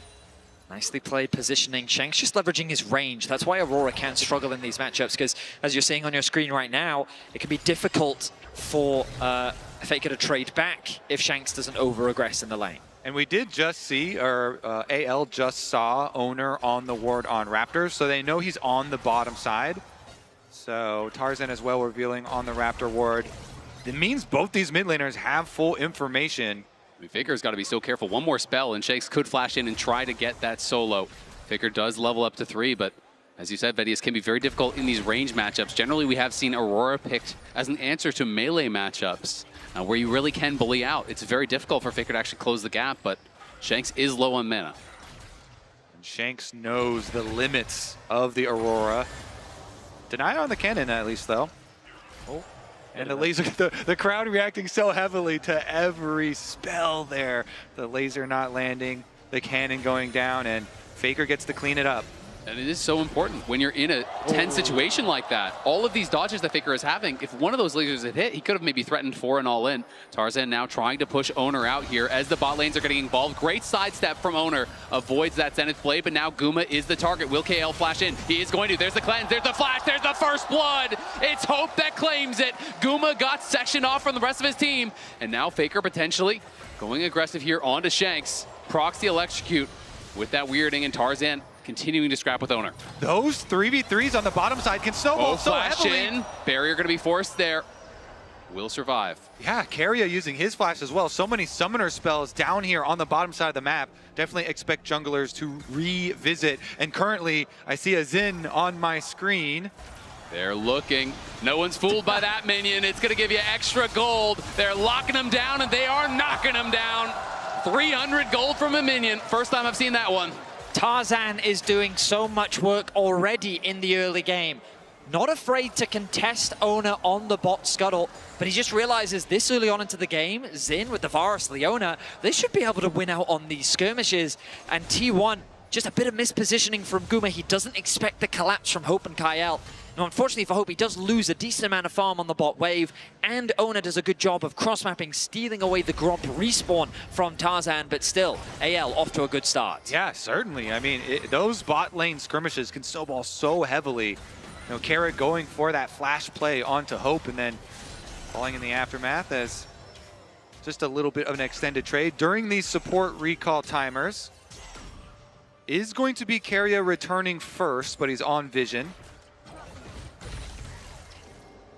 Faker tagged there, as he did go into stealth. Tarzan around, so Faker will not chase any further. I think he's looking for a steal away on those Raptors at the moment. Tarzan going to start them out very quickly here. Should be able to finish up by the time the Owner gets there. He has his smite. Owner going to be able to spot him. Tarzan is behind Faker here, pings on to Faker. Will he be able to retreat out to the side? Does have the ultimate now, so could use that to escape if he needs it, but doesn't look like he'll have to. Gonna get a bit of a cheeky trade onto Tarzan, take a bit of his HP away. Shanks quickly melting through his mana. He's likely gonna have to base soon. Faker, though, can keep the pressure up. Cannon wave. Yeah, and Faker's unrelenting with his push. I love how, even though he's at like prime risk of a gank, he's saying, no, I'm fine. I have my ulti. Ulti's gonna be dropped to push him back. That is a very low Aurora. Yeah, Faker has no teleport. I think he's going to have to... No, he is not. He's like, you don't have enough mana. Wants to catch this wave, and now I expect both mid laners to reset. Doran has made his way into mid. They really want to contest this dragon.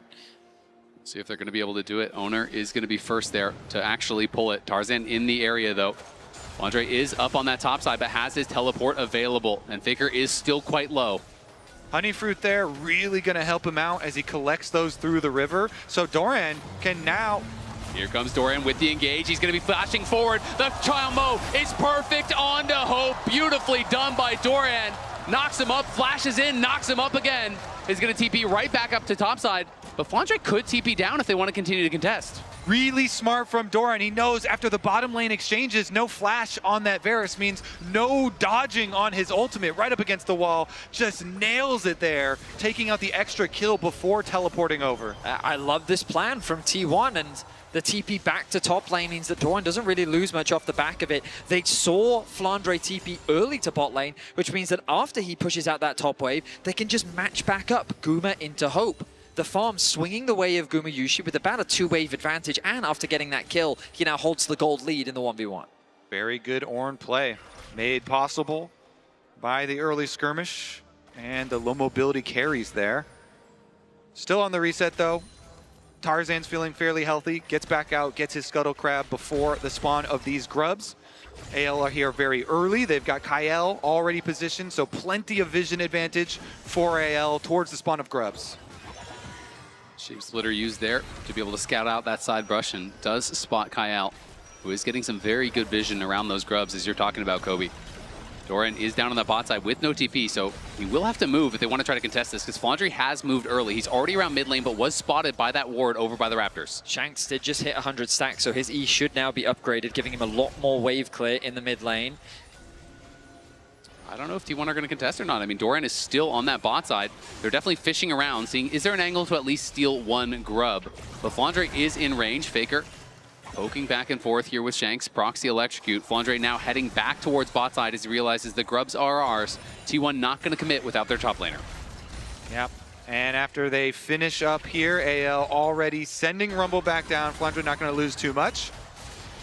Ult used for wave clear as well to get the reset timer for Guma. Looked like Doran was able to get a turret plate down on that bot side though, so that is something for them. Tense affair here in game number 3. AL trying to interrupt the bases as Tarzan wants to get his reds. Baker is around though. Kyle not going to be able to find an angle. Too many T1 members there to dissuade any sort of an engage. Kyle is very far away from level 6. Carrier has already secured it. He needs to soak up some of the experience from this mid wave. Try and get that as quickly as possible. It's a key engage tool that AL are going to have to rely on as we get later into this game. And it is going to be very intense until we get to that mid game, because the later we get into it, we're going to see these two comps interact with AL having this range advantage, trying to use some poke Varus, trying to get a little bit of extra damage on T1 before the fight starts out. But T1 have such good long range engage with the Ornn ultimate and flank capabilities with the Aurora as well as the Nico, that it's going to be T1 playing the side lanes, trying to play the flanks to find their engage and force the fights onto the longer range AL. Baker just being so annoying to Shanks there. You know, saw him step in the side brush, predicted he would just recall immediately when he went in, interrupts him with the weirding, makes Shanks stay around, hurting that tempo a little bit. Couldn't base since it wasn't a cannon minion wave, and did want to collect that. So Faker will have the faster base, and we'll see if he can do anything with that on the map. Kyle finally ticking over to level 6, so now he has that engage tool. TP's available for both mid laners, and interestingly, Shanks going to use his, but Faker going to hold on for now. This means that there will be a tempo advantage in favor of Shanks in the mid lane. But Victor, not really the strongest roam champion. I don't think they can really threaten much onto Doran, especially with Flandre playing so defensively on the bot side of the map. I don't really think he can use much off the back of this. A lot of the pings from AL, though, look like a deep play. You know, they've got super deep vision through this red quadrant of the jungle, and Tarzan's going to steal away another chicken pack here, since they've got the support roam timer for Kyle. Lots of pings, looking for a possible straggler, looking for anyone trying to retake vision, but T1 not exposing themselves as Dragon is spawning. Faker going for a bit of a different build here. He's rushing straight towards Leandry. He's not doing the mask stacking that has been so common at this event. Is prioritizing the one item power spike, and is going to be pretty close to getting that Leandry's done. Shanks looks like he is building towards that Roa, and should have that completed here pretty soon as well. I mean, it's just a slow back and forth farm game between these two teams. A far cry from what we received in game 2, where T1 just dominated the early game. Of course, if you have just joined us, it's an intense battle between T1 and AL as they fight for a spot in the MSI finals, a rematch against Gen G for both teams, who are able to push Gen G to 5 games in both of their matches, and that's why the expectations are so high between these two teams. Both AL and T1 have demonstrated the ceiling of what they are capable of. and it's Kyle that goes in. Yeah, Kyle going in. He's committing to this. Tarzan now there to follow up. Keria in trouble. Will get knocked down. That's the feat of the warfare for AL. And now they have their eyes on the Dragon. The synergy between these two, Kyle and Tarzan, no hesitation at all. As soon as they see the poke over the wall from Keria, they fight back and they clap back. That is going to be their objective. Oner sneaking into the bottom wave. He's setting his sights onto Hope. He oversteps. Oner not to be outdone, looking for an angle for the engage. Will Hope get close to that brush? Doesn't look like it. He is hugging the wall. And Kyle is there behind him. Feels like he has some sort of idea that maybe there could be someone in the side brush. Now the TB's going to be coming in, and Hope has got to run for it. Can he get out? Pops the Ghost Blade. Great ulti to buy some time here. As Keria coming in. Can he find him with the Pop Blossom? Yes, he can. There are the Tangle Barbs and the Cataclysm. Everything and the kitchen sink thrown at Hope, and they get him. AL rushed on mid tower, though, trying to mine some gold off of that thing to pay for the life of Hope. Hope doesn't even flash. I'm surprised that he popped the barrier. I feel like that he'd accepted the fact that even if I flash this, that Jarvan's going to EQ ult me, and there was no way I was getting out of this anyway. But this is part of the risks that we talked about in draft. When you have a Varus and a Victor, these champions, once that flash is gone, there are a lot of tools that T1 have to lock these carries down. Yeah, T1 getting some revenge there, get some money back for themselves. The kill, the tower plates on bottom side, and it does bring out the teleport from Flandre to relieve pressure. You can see Doran has kind of made it through the most difficult stage of this matchup. He has the Kanik Rooker now, where he can start to shrug off so much of that Rumble poke. Doran already getting involved early, made that roam to help get a kill down on that bot side, that early catch onto Hope, and still not very far behind. So Shanks, feel like he's going to have to get a lot of work done in this one. Hope is going to be the main target, I think, and he's going to struggle to really put out a lot of damage. And while I don't love the Rod of Ages build on the Victor, against this comp, it makes a ton of sense. Having that extra HP, that additional survivability can make the difference. We saw it from Faker earlier in this tournament when there was so much dive being thrown towards him and he was able to survive so much of it.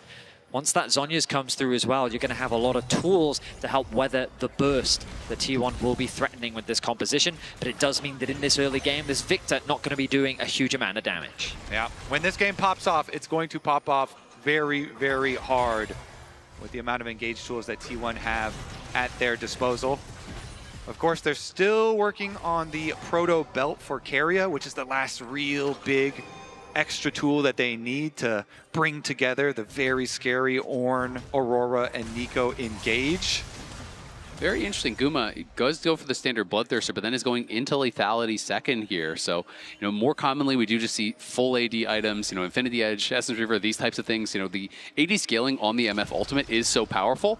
So I'm going to be interested to see, is this just like a collector? Does he feel like he needs an Edge of Night or something to stay safe? What is the option here that he's really looking for? I also wonder if it's just early lethality, because you look at Merc Treads across the board, there is very little armor in this early game against AL. So just that extra bit of power in this early game may also be the motivation for this itemization. We'll keep track of whether he chooses to upgrade it. Yeah, and T1 are really looking to burst the enemy carries. So first objective, blow Shanks and Hope's flashes. Then all you need is lots of burst damage. So lethality going to help out there too. Add that little bit of extra damage on top of the Aurora if they can get that flank. If AL do get the Herald here, they would have the Feat of Strength. They just need one more objective. So I think T1 looking to contest this. You can see that Shanks is the one matching Doran on that bottom side because Flandre does not have his teleport, so he's going to have to stay around in the area here. We'll see who wants to start this up first. Faker is going to get poked here, taking some early damage. Does go across the veil and gets back to safety, though. But that can be critical in a fight like this if AL can land some early poke. Yeah, I like these looks from AL, specifically from Kyle and Tarzan, where whenever they see one of these engagers from T1, whether it be Keria by the Dragon Pit or Faker over here, they immediately jump on them to just force a little bit of health, chip away at a little bit of the resources available to T1, because they're the ones that do have the extra range with the Poke Varus and are going to try and get these small little advantages before the big explosion. You can feel the tension continue to mount as Guma holding onto that mid-wave push. Hope realizes he doesn't quite have the same wave clear as this MF. The Oh, they're going to go behind them here. T1 looking for potential engage. Carrier going for Tarzan. They're trying to lock down the jungler. The CC is good, but the Crescent Guard buying a lot of time, and it's Carrier that goes down first. Flandre on the side, trying to cook up Owner. Owner falls as well. This fight's looking bad for T1. They've got to run, but Doran arrives. Can he get one back? He does get the shutdown there on a Flandre. Faker fighting against Tarzan on the side as Gumayushi has been pushed out. Doran is isolated. Doran is knocked down, as is Faker. AL roar to life in an explosive fight that will net them 4 kills and the Herald. T1, they thought the Hex Gates were their ticket into the flank, but they go for Tarzan. He shrugs it off, and they destroy them. That's going to be the Herald for AL for sure. Dragon is spawning on the other side of the map as well. Maybe the follow-up play here. Hope getting very low. Bullet time ripped out there as Carrier is back here with Guma. Was looking for an angle to finish off Hope. Couldn't find it.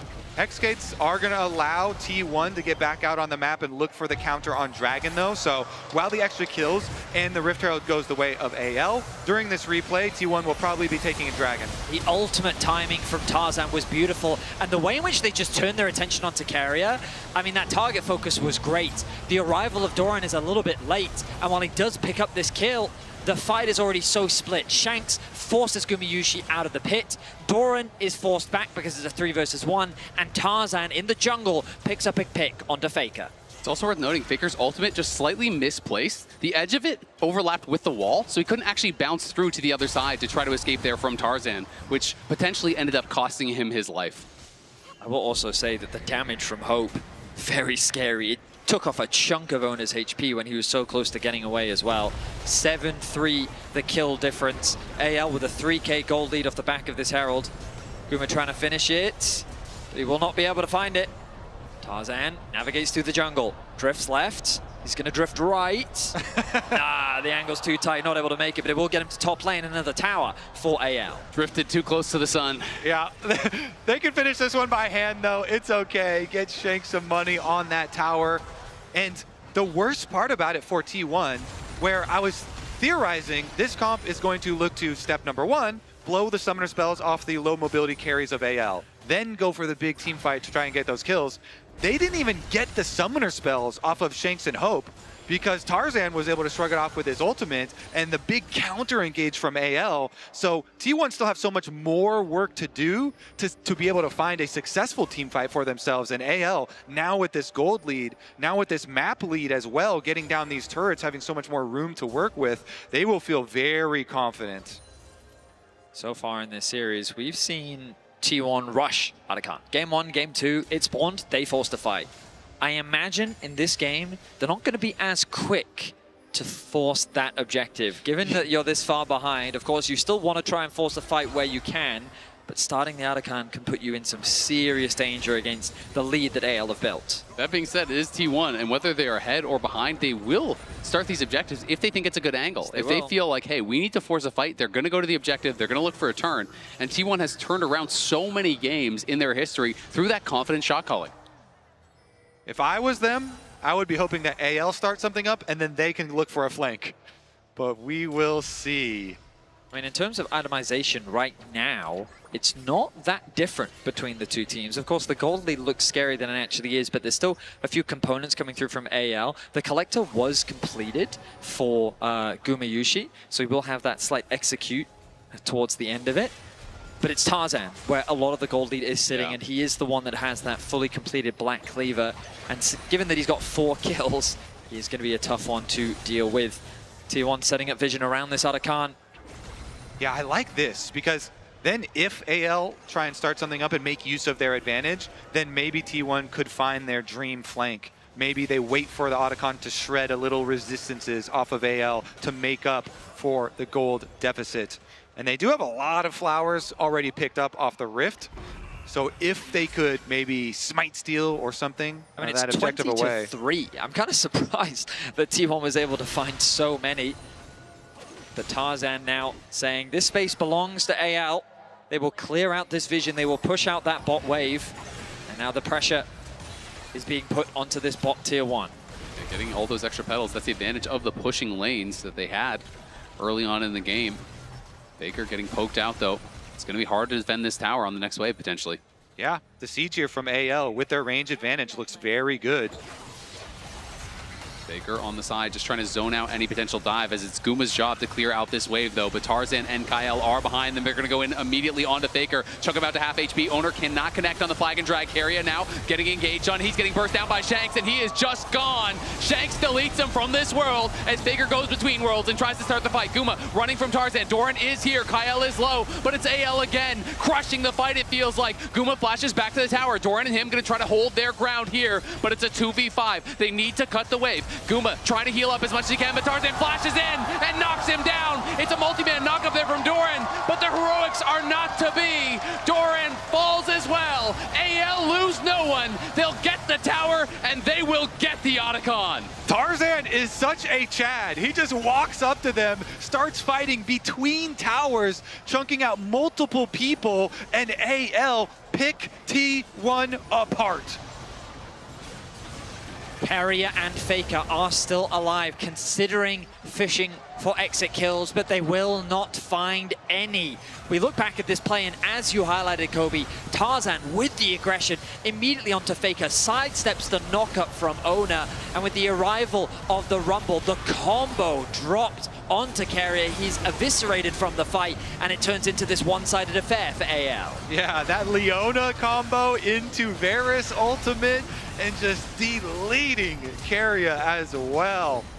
AL running them out of their own defense here. As you know, they also finished up on the tower afterwards, so bunch of kills, plus the tower, plus the cheer from the coaching staff.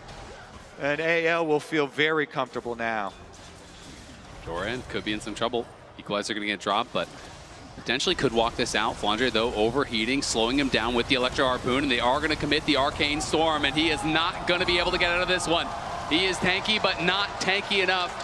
T1, though, trying to fight back on the other side. Do take the top tier 1 for a bounty, and are going to be looking for this top tier 2 as well, trying to get that injection of gold that they need to give them some hope in these fights. It would be risky for Flandre to TP and try and defend that top tower. T1 would not hesitate to dive, so instead, AL will just accept the loss. They'll concede the gold, as they're able to, at the very least, trade it back on the bot side of the map. We mentioned it in the earlier game, but this must feel so good for Tarzan. Absolute monster game for him versus T1, a team that cost him a lot of heartache in Worlds 2023. But he has come back so strong and leading this team. He said it really does mean so much to him to be able to lead this AL team. Now in this position, looks like they should be able to close in on the rest of the map. Baron will approach in just 20 seconds. AL can move over with their advantage, have Kyle move up, take vision control first, and look to punish T1. Whereas T1 need the surprise play. Vedius, the flank, where is it going to come from? I mean, AL, okay, right here. Okay. There is one ultra deep ward from T1 that they could use as a potential TP flank. If Faker or Doran can get in from behind, there may be an angle for them to set up a collapse onto AL once they've started off the Baron. But AL, their priorities are just keeping these waves pushed in and stealing away what they can. T1, though, with decent vision coverage still around this Baron objective. Been an incredible journey for AL. All of these players have such unique stories. Tarzan, 6 times he made it to a regional final, losing all 6. The 7th was the one he finally is able to take this split with AL. And it was a heroic game 4 from him. One of the most incredible Zed jungle performances I have ever seen to get his team across that finish line, to get that first regional trophy. I had felt he was the best player in the world to not win a regional title.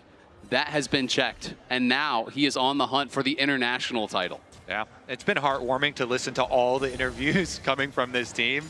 We mentioned the earlier Tabe one, talking about his leadership qualities so closely. And Tarzan himself talked about from the day that he joined AL, he wanted to take responsibility for the team and use all of his strength to go together to the international stage. And now they are here, and they are showing that strength, Vedius. Of course, even if they do in this game, T1 is a force to be reckoned with, and they've been pushed to these positions before, and they found miracles. They have made miracles.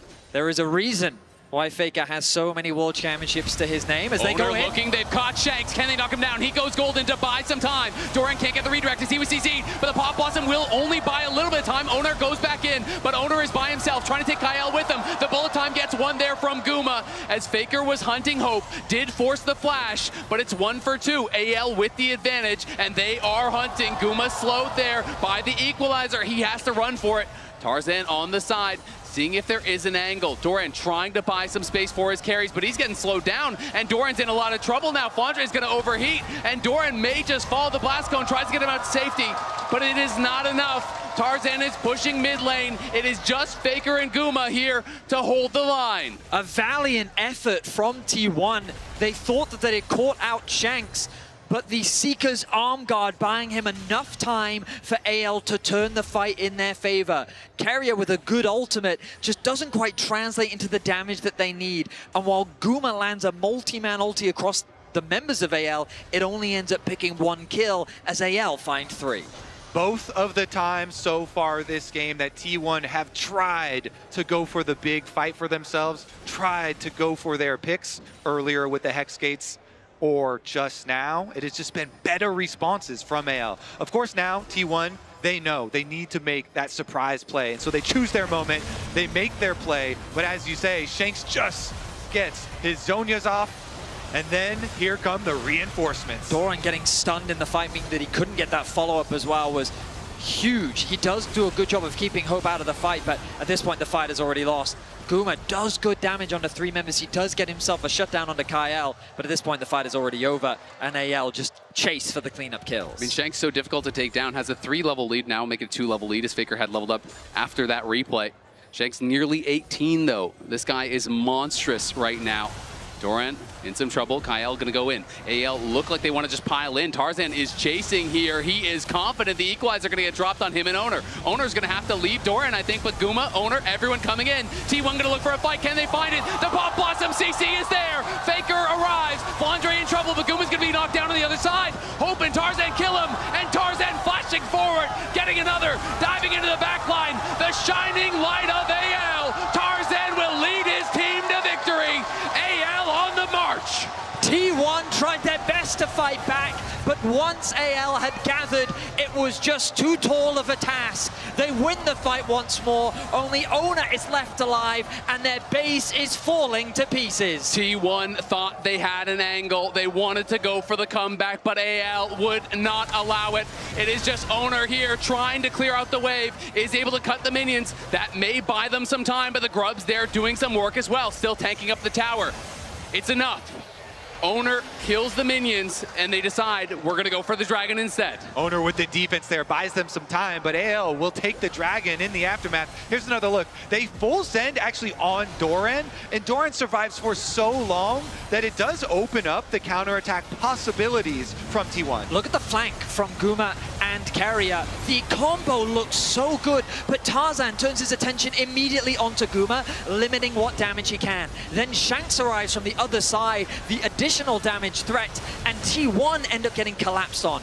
Tarzan was so impactful in this fight and prevented Guma from turning the game around. Exactly. He takes down Guma, he W flashes to finish off Doran and chase the other side for AL, and they actually did not go burn down Dragon number 3 for themselves, instead taking away jungle resources and maybe looking at a play over towards Baron here.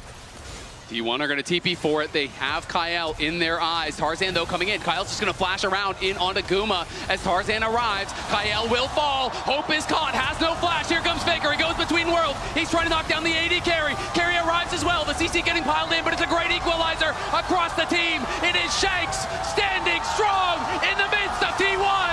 It is Shanks crushing through the fight with a triple as the Arcane Storm tears T1 to pieces. T1 try and make another comeback, but AL are having none of it. This game will go to them.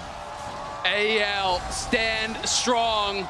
They push toward the Nexus. They have to buy a little bit of time for the minions, but they will arrive. And AL know this game is theirs. players. This team now on the precipice. They take us to match point as they're going to claim game number 3 here. AL will fight it out, but there's no way T1 can stop them. 2-1 AL. Shanks with the WE flash, shouting out his former team from where he was to where he is now, pushing T1 to match point and setting his sights on his first MSI final. Never forget where you came from. 3 years on WE. Shanks here on the international stage representing. He's not forgetting that, and he is definitely not forgetting where he is going, and that is the international success thus far. Let's see what the analyst desk has to think about it. Well, I think it could be a Cinderella story, not even in the making, already running for anyone's legend. And when you talk about Shanks, you can say the same about Tarzan. Maybe the best player ever to not have reached a international final in his career, because so many of his classmates in his teams, of his colleagues, of the people he's looked up to and against to have made it there, but he has not. Yeah, and what a performance from him in this game. We talk about how Tarzan is the engine of this team. Tabe said again, he is the light guiding their ship into safe harbor. Absolutely popped off, and it started really, really early on. Yeah, I just want to even point out the draft because of make it how difficult it was, to make it very clear. Because that draft concocted by T1 was very smart. They banned the Bard and Poppy for a reason. They gave them Varus for a reason. They were like, okay, we're gonna allow you to get Varus, but if the fight starts, you better have Flash. Aurora, Nico, Jarvan, Ornn, it's very clear that they're focusing on their like squishy and immobile backline. So they're like, you better do a good job of defending it. I mean, there's a couple of things that had to go right in these fights, and I feel like sometimes as you watch two pro teams in a game, they start to figure out what the right order of things is that they have to do to kind of win the fight, or take it in their favor, and I feel like we saw that from AL. I mean, the placement of a Rumble ultimate, we know how difficult it can be in situations like this, but Flandre nailed it every single time. I think the big thing, as we see some of Tarzan's early highlights, is that AL also did a really good job of recognizing how this team can kind of jump on you from all sides, right? And they dealt with it really, really well. Yeah, it's great to see the Kyle and Tarzan combination. And yes, this is the quote that Tabe dropped on us. The poetry coming through. Yeah, it's like that pen that's on fire, that's what he did. Yeah, sick. And so now we find ourselves in a position where AL is on match point.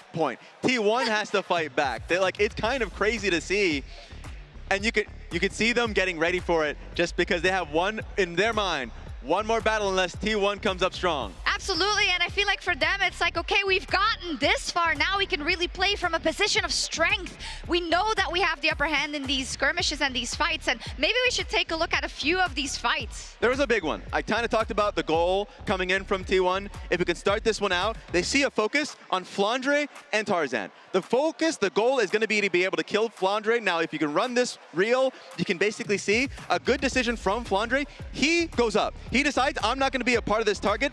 And not only do they throw everything at Tarzan, but then they're like, wait a minute, so Gumayushi cannot drop his ulti because Tarzan's the only target. Aurora doesn't drop her ulti because he's the only target. Flandre is in a great position where he drops the Rumble ulti to stop any engage from coming through and focuses in on MF so she can't follow through. So I thought overall the reason why they held a lot of their combo was because they didn't catch that Flandre ended up separating. Yeah, I mean, and just the foresight to know if Xin Zhao is going to disrupt this team fight, this is where they're gonna go, this is where I'm gonna put my ultimate. I'm already thinking 2 steps ahead so you won't escape, and I was very, very impressed by that.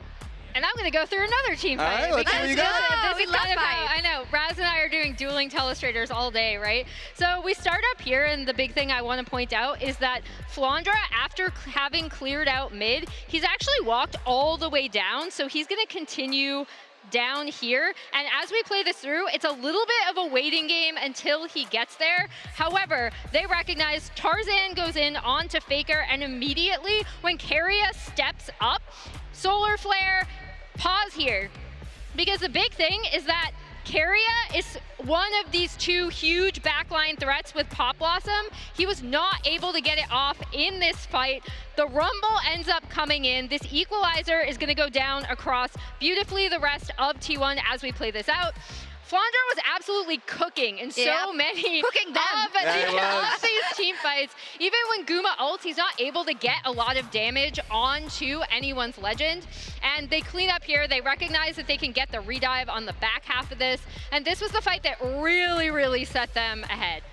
Yeah, and for these two teams, you know, for AL, who have come from so far, from Tarzan, who was kind of excommunicated for a while, and a lot of these members, including Hope, that didn't really know if they were ever going to get back here. To be one game away from the finals against T1 with all the added heavy context, right, of their own personal history, but also the history of the LPL versus T1, it is just monumental that they find themselves on match point the way they have been playing. And you can't understate the stress that you're under. You're going up against T1, a team that you feel like has always been able to do it in clutch situations. The organization has never found this level of success. Like, Flandre, sure, he won Worlds, but being at MSI, this is his first MSI. And I love how you say that. Oh, yeah, sure, he won Worlds. Yes, but no, but it means so much for him as a player.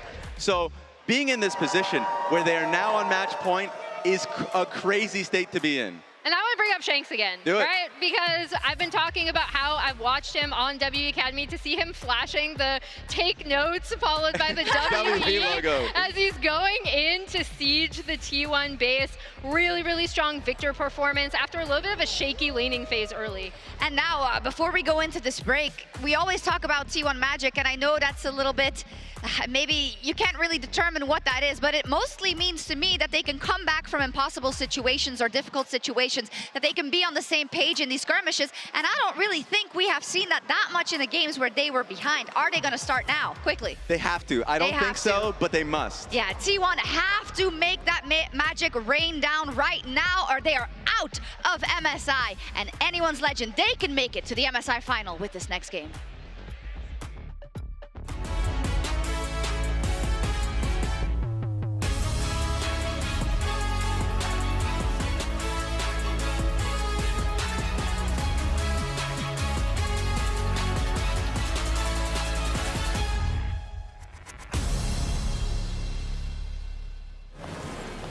What a car. Living the dream, huh? Sweet dreams are made of this. Who am I to?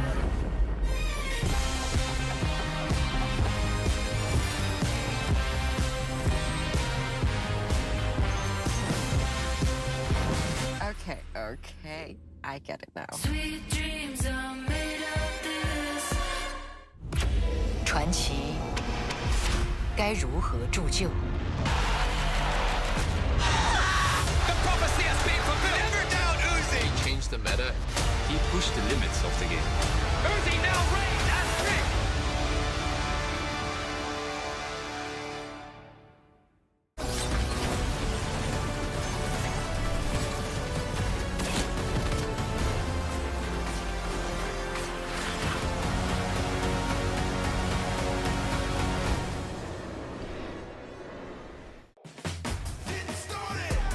Level up, start my engine and I rev it up. Once I get the green light, gotta go, let them know they better step on up. Yeah, dog, I'm in that zone. While I grind hard while you at home. You talk about it, but I be about it, cause you all talk, no backbone. I'm on a 10, I'm on a level 10. I wanna win, then I wanna win again. You thought it was done? I'm hoping it never ends. If you wanna run, then I'm on a level 10.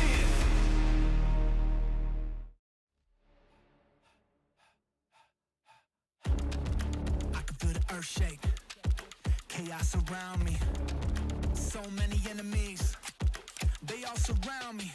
They out for blood and revenge, rising with killer intent. The fury ahead is immense, but I will not bend. Look in my eyes, no, you won't see fear. Nothing but fire, and it's not even fair. They all against me, but I'm still here. So go ahead and let them know I'm more than prepared. An army's not enough to silence me. Go ahead and bring the galaxy. Nothing you do could rattle me. Go ahead, battle me. Get out my way. Get out my way.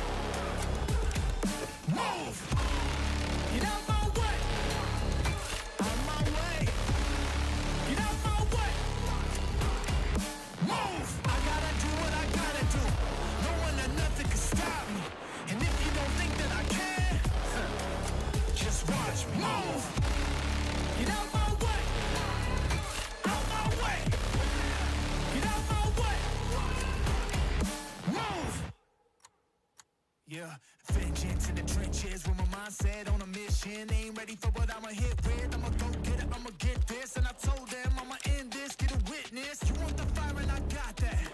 Ain't nobody here gonna stop that. Got more than a 12-gauge kickback. I'm about to get that, no one gonna top that. I've been putting that work in. If you want the crown, you gotta earn it. Don't assume that silence means weakness. There's a monster that's lurking under the surface. They about to know. To doubt me, that's a tragedy. You end up just counting the casualties. Victory is my anatomy. Go ahead, battle me. Get out my way.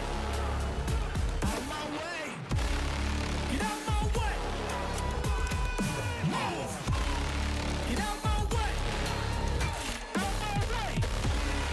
Get out my way. Move. I gotta do what I gotta do. No one or nothing can stop me. And if you don't think that I can, just watch me. Move. Get out my way. Out my way. Get out my way. Move. All of that talking stops now. There's no need for discussion. Let me throw it down to the ground, make them turn around in the dark and light. Chunk him out to half HP. Owner cannot connect on the flag and drag area now. Getting engaged on. He's getting burst down by Shanks, and he is just gone. Shanks deletes him from this world as Baker goes between worlds and tries to start the fight. Guma running from Tarzan. Doran is here. Kyle is low, but it's AL again. Crushing the fight, it feels like. Guma flashes back to the tower. Doran and him going to try to hold their ground here, but it's a 2v5. They need to cut the wave. Guma trying to heal up as much as he can, but Tarzan flashes in and knocks him down. It's a multi-man knock up there from Doran, but the heroics are not to be. Doran falls as well. AL lose no one. They'll get the tower, and they will get the Otacon. And welcome back to MSI, ahead of Game 4 between AL and T1. First off, Alun, congratulations for your first MSI. This guy left his girlfriend at home for Faker. I guess he has his reason, but I want to show you guys the amazing signs that we had here. Shanks, Hope has been incredible for this series so far. A lot of love for AL, of course. More love for Shanks. Everyone loves an XDD, of course. Faker is the GOAT that we knew about, but I want all of you guys to see all the love that the teams have been receiving so far. Now, important question. Who thinks that AL is gonna win the next one? All right. Now, who thinks that we're going to Game 5?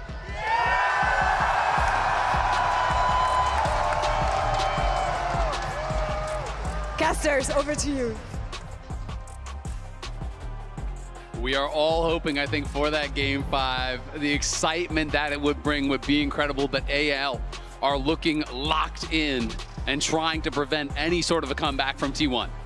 Yeah, almost got whiplash from the previous game to then the one we just had, because T1 had been so strong in the previous one, but then AL just threw it down here. They responded to every T1 move, advantage after advantage for AL, and they certainly have the momentum. Yeah, you can't afford to underestimate T1 in this position, though. They're a team that, with the level of experience, with the number of accolades associated, you cannot afford to underestimate them. So we're going to be jumping into Game 4 draft presented by Omen and HyperX. And T1 returning to the blue side will look to remove Twisted Fate and Poppy from the pool. Pantheon remains the first ban on the red side. Interesting stat, T1, when they are down 2-1 in the best of 5, 48% win rate all time. 48? Lower than I would have expected. You know, this is a team known for being so clutch.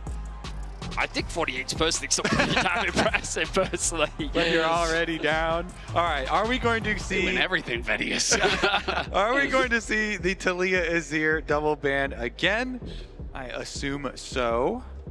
And then we start to get pretty far down. Well, I think with Rumble gone, T1 can actually afford to leave Talia open, force AL into banning it, and then potentially go for a different power pick. It's also really interesting because Alistar, I think, you know, the lone really high prio engage support that is kind of left up and available. We have gotten through most. I guess Rakan as well would be there, so it'll be interesting to see if those rise in priority at all. I'm thinking of junglers. Sejuani, Skarner are two that kind of stand out to me right now. Alternatively, like, because when I think about the playmakers, a lot of them have kind of fallen to the wayside. You could consider something like the Zed, the Nocturne as well, this deep into the draft. But there's that Talia that we were talking about, AL kind of being forced to ban both, and it's going to be the Corki first pick. Yeah, you start to, the deeper you go into Fearless, looking at what champions they're going to get early for Guma, and they want to lock down that Corki very early on. The burst damage here, see what they can get done. Question is, what supports are left that you can pair alongside it? The Ambessa Instalock coming through from AL. The Corki, reminder, can be flexed into mid lane, always a possibility. Our expectation is that it's being played towards the bot side, and that is a blind Silas. You haven't even seen many of the other champions that have come through, but putting a bit of pressure onto Faker to find a good response with his most common control mages gone, the Victor and the Orianna. Curious as to what direction he's going to go. And it can sometimes be a bit of a denial pick. If you think that, hey, Alistar could be high prio, well, guess what? You don't really want to pick Alistar into the Silas. So it does kind of limit some of the options, I think, for T1. Yeah, definitely a good point there, as the support is the focus, and they opt for a very good champion for Keria here, the Rakan locked in. Also quite good into the Alistar as well. So with the same logic in mind, if you expect AL to be leaning more towards that Alistar, they've already prepared for it. So while not the strongest 2v2 lane with Corki and Rakan, again, assuming that Corki is going down towards the bot lane, it does provide you with a lot of great teamfight, mobility, and engage later on into the game. And we're going to get a Maokai coming through for Tarzan. Oh, we are really going to close down on the jungle champion pool then. I mean, technically you can flex Jax into jungle, but I definitely expect it to be into the top lane. So we can have 2 more bans here to really pinch down on Owner's champion. Also, potentially, you know, if you're worried about some of these Silas matchups, now you have the opportunity to go for protection bans here. Of course, there is still the thought that, hey, Faker could be the one playing Corki. We have mostly been seeing it in the bot lane, but occasionally in pro play this year, it still is being played mid. AL clearly thinking about those jungle bans and the lack of really beefy frontline on T1. And so the Skarner and Sejuani that you mentioned. Would it be Zed? Maybe into Maokai? We have seen Owner bring it out. And I'm just thinking about, I mean, like, I don't think it necessarily makes sense in the comp of T1. They could do with a little bit more engage or a little bit more crowd control. They're going to remove the Cassio, so instead they're going to mitigate some of the difficult matchups that could come through into that mid lane. Makes a lot of sense. I think right now T1 really needs something that is going to block the Maokai ult or some way to deal with it. So that's why I'm still thinking like tanky jungle frontline for them, like the Sejuani. Meanwhile, for their ban, are you worried about the Maokai plus Blitzcrank combination? Because that has been used fairly effectively as far as picking people off, especially if there is no one who can soak a Maokai ultimate, then you're like relying on a rush of a Mikhail's for the Rakan to be able to have someone step in front and then get it off quickly. Can I just talk? I love how animated Tabe gets with his players. When they're picking, he's right next to them, standing, really having that conversation about what do you think is the best pick right now, and it's going to be the scaling center. So AL leaning towards the style that they found success with in this series, team fighting, team fighting, team fighting. And I really like it with what you have in the first 3, right? It's all dives and it can really support what you are building for and scales incredibly well. Can definitely answer any sort of split push threat that could be there also. Nocturne, I do think, makes some sense if you wanted to play alongside that Jax towards side lanes. I don't love the amount of dive, though. Instead, they're going to go for the Lilia. And we talked about the potential of the Corki in the mid lane. Yeah. Pairing the Xayah Rakan, always the possibility when it comes to Gumayusi and Keria, a bot lane that they absolutely adore. And will it be the full protection for Kyle on the bot side of the map? It will mean that Maokai will be your primary engage there. Contemplating between the two. I still am so nervous because the earlier problem I was talking about for T1, it looks so dangerous for any of these members to be in front with a Maokai ultimate. It poses so many problems. So AL, they can go for the safety option here with the Tahm Kench. Wow, so AL, I mean, they've got a pretty typical front-to-back composition. I will say that the ultimates that Shanks can steal probably aren't the strongest on the side of T1. T1 have a decent number of split push options, with Jax going to be a real threat in the side lane. but a little bit more on the front to back side, running double AD carry with an AP jungler for Oner. A lot of power on the other side, though, as well for T1. These are 2 AD carries that are difficult to lock down. And you have to remember, this is a Lilia versus 4 melee champions. That is the ideal situation. If Lilia can get accelerated in a game like this, you can have a field day. And you're trying to then dive in on these AD carries through the recon CC, through the counter engage of that potential 4-man sleep on these melees. And I think things could get tricky. So I do feel that both comps, really have a shot in this one. Both have some tools, both have a lot of threat. AL on the precipice of making their way to an international finals. Match point for AL, but it is T1 who are going to be looking to force us to a game number 5. T1 have shown magic at many World Championships over the last few years, but it is crucial to remember the word World Championships. MSI has not been their tournament over the last few years. 2nd place in 2022, 3rd place in 2023, 3rd place again in 2024. AL could keep that streak alive if they can knock T1 out here and make their way to the finals. You can even see AL was looking for some early game shenanigans. They actually had Flandre run down towards that bot lane to try to show their support mid, see if someone would step forward for a deep ward. Did not find it, but I always like these level 1 pre-planned plays in a high-intensity game like this. It can make all the difference. Yeah, looking at set point here. Any sort of early extra advantage goes a very long way. Oner does get the ward on the enemy Raptors. Of course, Raptors a big target for Lilia throughout the game, always wanting to be able to steal those away, get ahead of your opponent. But I want to talk about Shanks and his incredible journey here. So the average pro play career, only 167 games. Shanks has been around for a lot longer than this. And why, you ask, is this important? To me, I think it is important because his career was not an easy path. He started out here and has had so much struggle early on in his career. He talked about how you have to go through these struggles to be able to then find success. And early days in his career, he was on some really bad teams in the LPL. He was on a 4-12 team, a 0-16 team. So many players in those situations, I think, would have been replaced, would have been a footnote in the history of the LPL. But he was able to fight through those difficulties, prove himself even amongst all of these struggles, and now has risen to the point where he's an LPL champion, where he's on the precipice of taking down T1 and getting to his first international finals. And I just think that journey is so impressive. He showed incredible determination to get to this point. And as he said at the end of the last game, that's why he flashed the WE emote there. Such a core part of his history as a pro. And for him to have the honor to go up against one of his idols. I mean, so many, an idol to so many in the world of League of Legends. Faker has accomplished so much, the greatest of all time to ever play the esport. And facing across from him in lane is that man, pushing him underneath his tower. The Corki pressure already off to a strong start as Doran on the top side looking to do the same thing, looking to grab a plate already in the 1v1. Yeah, both T1 solo lanes here pushing very heavily early on, keeping up that pressure. And Lilia finishing up on the full clear at the moment. Doran even proxying to gain the extra little bit of timing here. Yeah, I love the aggression there. They know that the Maokai started on top side, so he's going to be clearing down towards bot. That's why he's going for this proxy angle.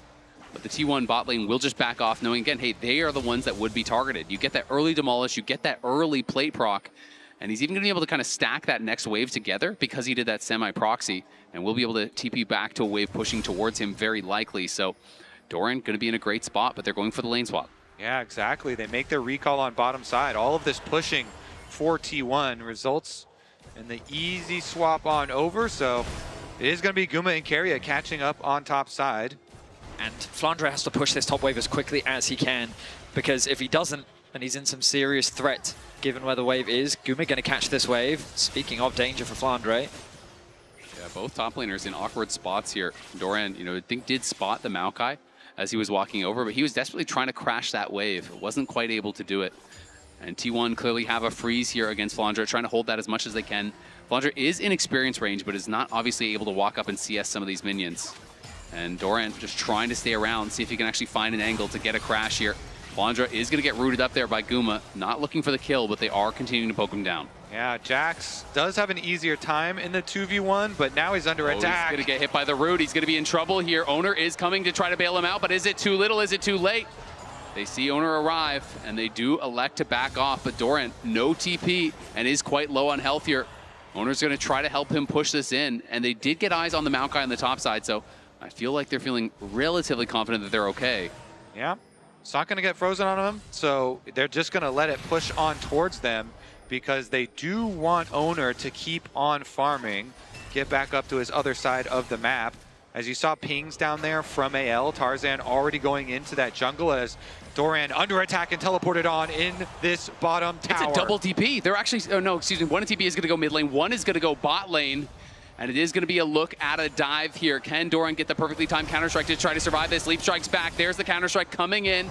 They will reset the aggro there as Hope juggles it, and now Doran really has no way out of this. Flash is back, outplaying as much as he can, but first blood will go the way of AL.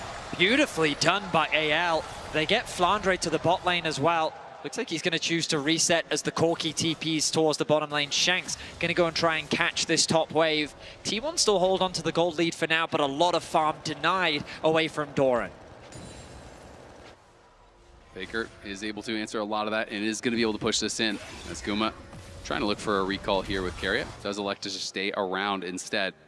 As Owner is just trying to keep his farm up. Tarzan and him both farming very equally and are on the same buy for now. It is, of course, going to be an AP Maokai here from Tarzan.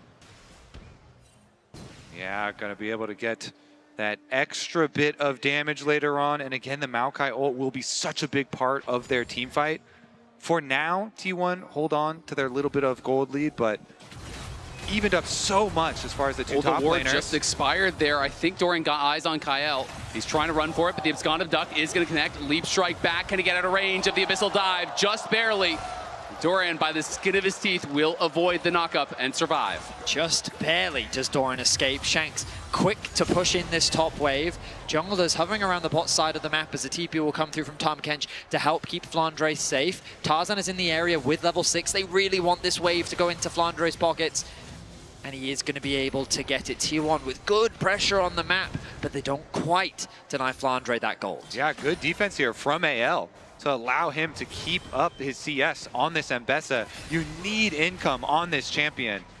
You need to have the threat for later on. Doing their best to get him there.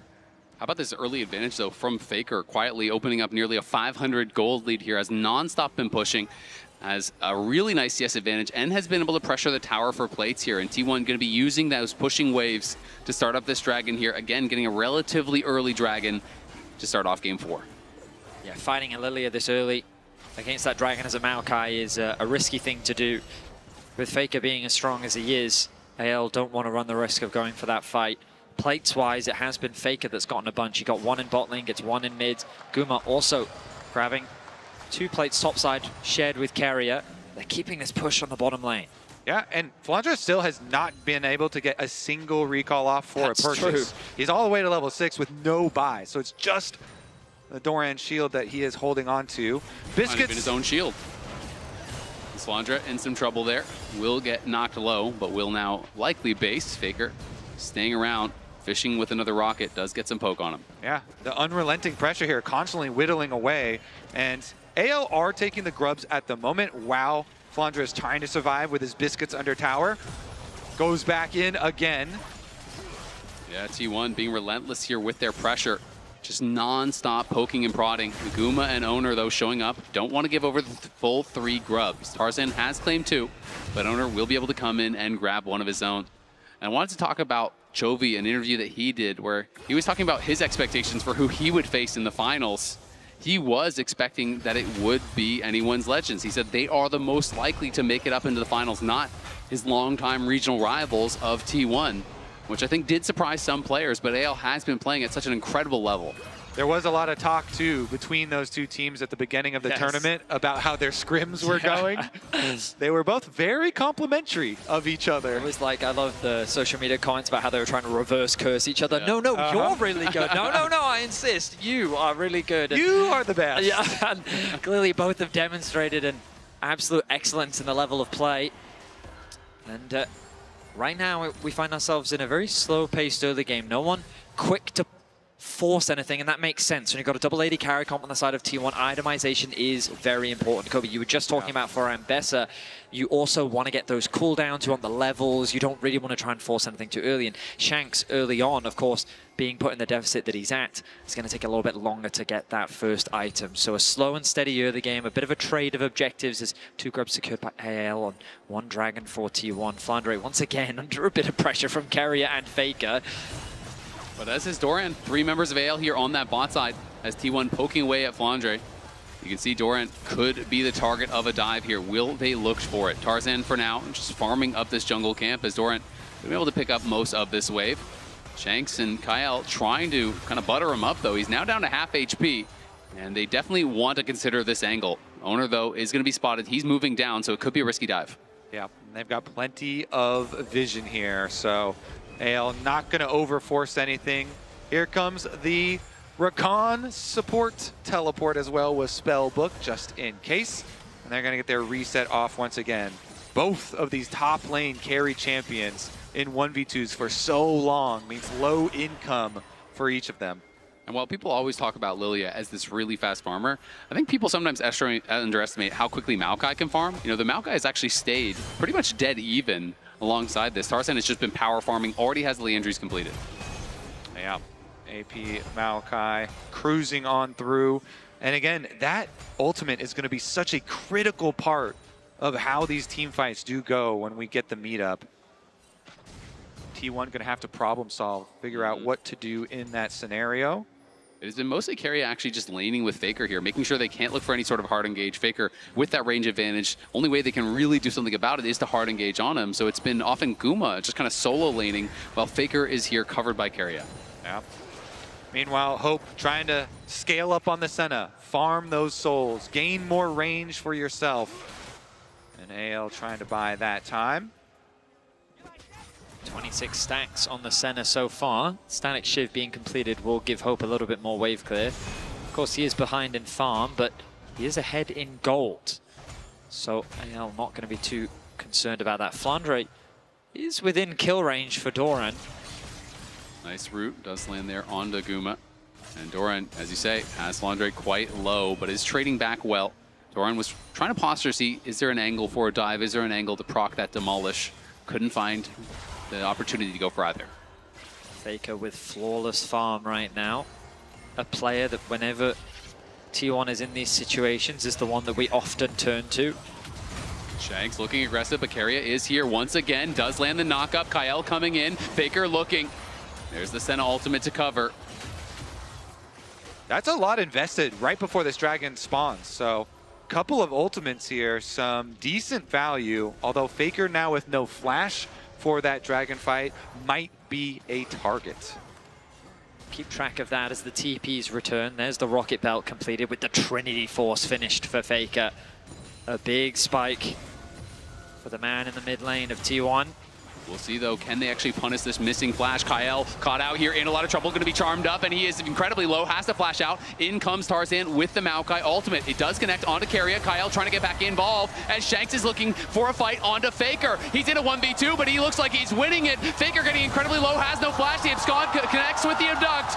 Shanks getting 1, he's getting 2, he's in a 1v2, and he likes the way that looks. Owner now coming down, trying to knock down Shanks as a response, but he's going to flash out to safety. Flandre is here. Guma flashes in, does get 1. The public execution doesn't take him down, but Shanks still surviving. Flandre now looking for more here. Tarzan flashes in, roots him up. Flandre going to knock down Owner. It's Shanks coming up huge when it matters most. Shanks on the big stage comes up massive for AL. They win the fight, they take the gold lead, and the objective will be theirs. The level of confidence from Shanks in that situation to take the fight to Faker.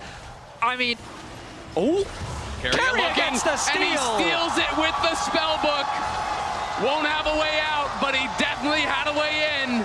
And he grabs the second dragon against the odds for T1.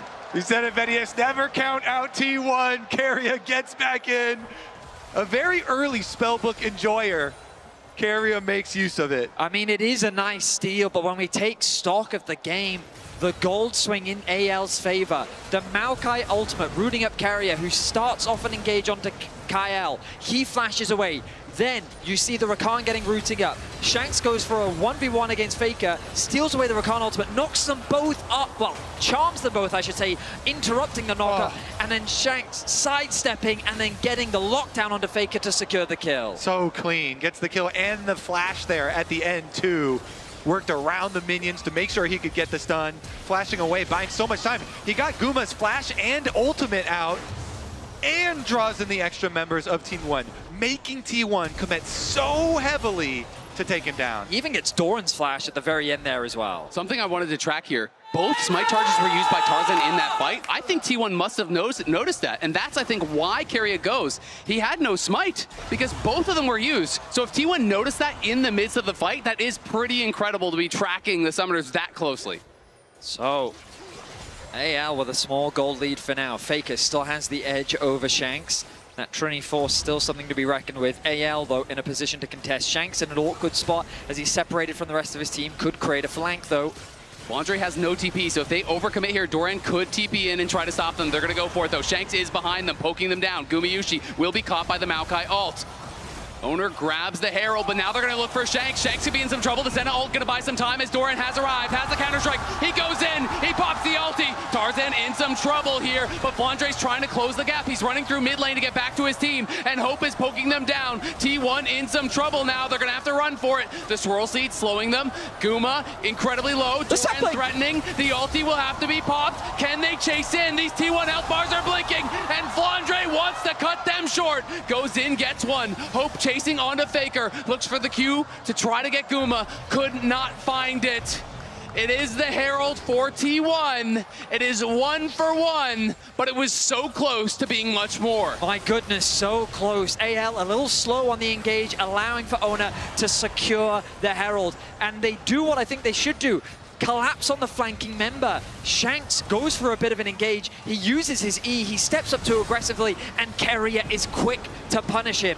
Being isolated from the rest of his team, T1 think that they can get a little more. Yeah, you see AL members moving in two different calls right there, because Tarzan was leaving the play, Shanks still going in, and the early teleport that came from Doran meant that he was completely sectioned off. So Shanks going down at the beginning, but they still got the chase down kill. Baker Flandre looking for the solo. Flandre has the shield, gets out to safety. My goodness, the action is really kicking off here. They're trying to keep the Herald away. I don't think they're going to stop it. The tower secured for T1.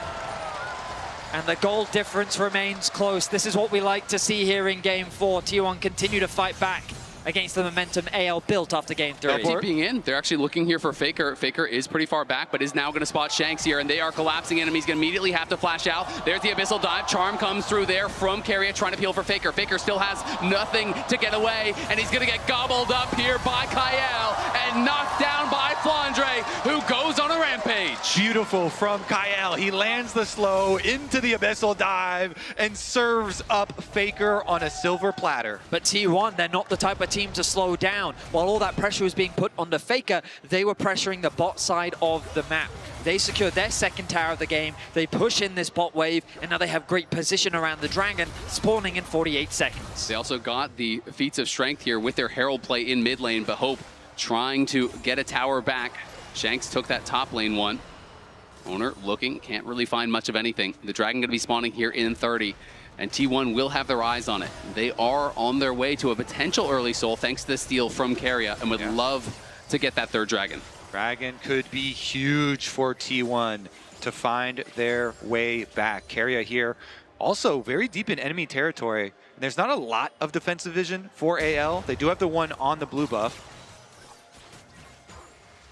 But that's about it. So the approach to Dragon will be very dark for AL. TP's committed. Shanks steals away Carrier's ultimate. Probably one of the best options he has available. The backline access that he has. Oh, wow, he is testing Carrier's mechanics. Able to sidestep that one. The mid push will come through from T1. The bot push as well. T1 pushing on all sides, keeping the pressure up onto AL. Hope. Faker valks forward, does get a nice little bit of chunk there onto Hope. As Dorian could be in some trouble, he is sectioned off. He maybe overstayed his welcome here, and he's gonna get charmed up and locked up. The Senna ult comes through, Dorian flashing out to safety. They spent a lot, multiple ultimates used there. It was the stolen Rakan ulti, it was the Flandre ulti, it was the Senna ulti, and they didn't kill Dorian, who has his TP. Exactly, he can just recall and teleport back. He won't have a flash for the actual fight, but the battle over the brush to start it out. He's teleporting behind them. He is teleporting very deep. Hope spots it. Will AL try to turn on him? Looks for the root, can't quite find it. Tarzan marking Dorian right now as T1 now have the inside track towards the Dragon. Owner getting his movement speed stacks here off of the Raptors. He's gonna look, Carrier's trying to go in. Shanks on the side in trouble. Dorian has caught him out as Carrier's in the midst of everyone. Carrier trying to get back out to safety. Shanks still battling with Dorian. They're both incredibly low. Flandre looking for an angle to go in. Guma pushing them back. AL are low, but everyone is alive. And it's Carrier that's even lower. Dorian trying to push through mid lane here. AL look like they concede defeat here. They're gonna back off and give the third Dragon. T1 again stands their ground. AL didn't have the HP, they didn't have the resources, and they did not have position on the Dragon. T1 with excellent patience. Doran getting out of harm's way was crucial to the success of that play, and now T1 put themselves on soul point. And when he got back, the pressure towards the mid lane side of the fight that he's putting out, even down 1,000 gold compared to Flandre, still having a lot of pressure. Faker, of course, on the Corki, though. The 2-item power spike is so big for this champion. Really making use of those rockets, really making use of that chunk damage to get T1 to soul point. They're building so much tension in this game, and Flandre is actually even starting up this Otacon here for AL. Trying to clear out that ward, but doesn't quite finish it off. Shanks and Flandre hovering around the bot side of the map. My goodness, what a tense affair. AL now will need to win out the next Dragon fight to deny the soul from T1. T1, their resilience continuing to show through. And look at that, 2 items now finished for Gumayusi. You already mentioned the 2 items for Faker. T1, they don't have to force anything right now. They can slow the game down, work towards a few more components, and be ready for the soul fight that will be starting in 3.5 minutes. And Hope is just about bang on the average here for the stacks. The average stacks at 20% at MSI has been 50.9. Is just ever so slightly behind that, of course, as we are almost at 22 minutes, but is going to be scaling well. Has decided to go for the early static shift. Sometimes people will go into a more aggressive build from here, but elected to go for the rapid fire for the poke. And that's why it is pretty critical for T1 here to have all these dragons, so they can use this Dragon Soul as a point in the game to force AL, so that they cannot continue to stack and stack and stack for Hope forever. They've got so much damage on the side of T1, but they have to use it very wisely. They have to get, good sleep from Owner and Carrier with a good charm engage. You can see 2 items for both Faker and Guma. These 80 carries scaling incredibly well. Faker had a very good start, got quite a bit up in gold, but Shanks has been battling back, finding kills in these fights, not to be outdone. Wants to try to close the series here.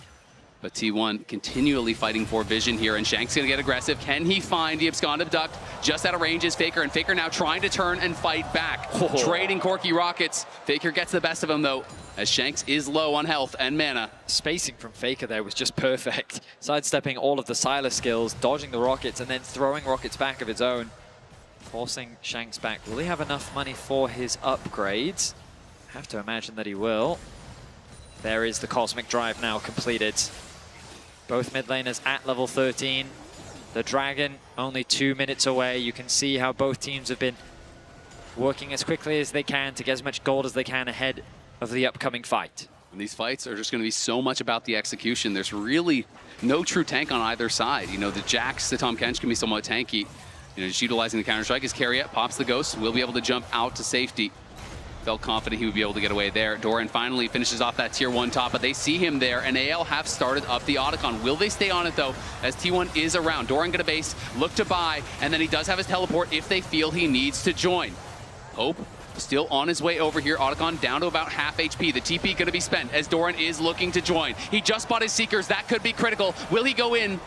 Doesn't look for it just yet. It's getting lower and lower as Flandre is getting poked down by Faker on the side. Down to 3K. Doran going in the midst of everyone. He's on to Hope, and Hope could be in some trouble. They're going to grab it, and it's going to be Guma. Who else takes it? Flandre, Faker fighting on the side. Flandre winning out, but he's going to get knocked down by Faker, and T1 are pushing forward. That stasis from Doran was critical. Shanks gets knocked down by Doran as he comes out of the golden. Hope pushing them back, but T1 only lose Guma. They do get 2, and Guma claimed the Otacon. T1 clutch it out. Look at how they force this. They lay down the feathers, and then Doran goes in for the flank. He teleports in, he sees the 3 members, so even as the Maokai ult goes through, Doran goes in. Guma focusing on the Otacon right there, along with Owner, and they burst it. Just 28 health left after the smite went through. Meanwhile, Faker had done so much work on Flandre on the side that then he was able to push off Flandre, get that kill on the side, and gain momentum for T1. The fact that they were able to kill Guma was the biggest surprise to me, but Doran's flank, I think, was instrumental. A well-coordinated team fight from T1. Everyone seeming to know exactly what they needed to do. They secure the Otacon, and the Dragon will be spawning in a second. And the fact that Doran killing that top lane tower gave him just enough gold to get the Seekers before that fight. Bases, TP's in, plays so aggressive knowing he has that in his back pocket. But his second item will be very delayed because he's between 2 items right now. So yes, that was strong for one fight, but Flandre on the other side is massively stronger right now when you look at the actual combat stats. The Broken Seekers is going to do nothing until he gets gold to upgrade that into his Zonius. Doran has been doing this could so be Soul, much. though. T1 going, Tarzan trying to get in, they're going to burst it down, they do claim it. T1 claim the soul, they're going to look for Faker though, the public execution back in onto him, but Carrier is there to peel, they're turning on his Shanks, Shanks in trouble, going to get gobbled up by Kael, but it's Doran in the back line trying to take over, Owner going in, sleeps on everyone, and it is the eternal sleep for AL as Owner makes no mistake, the multi-man ulti was perfect. A flawless team fight for T1 as they wipe AL off the map. The magic of T1 is not over just yet as they look to push us to Game 5. T1 on the international stage here, synonymous with clutch. T1 not to be outdone. They find their window. They take their moment. They're knocking on the Nexus, and you know what's coming. What else could it be in a battle between Titans like this? It's going to 5.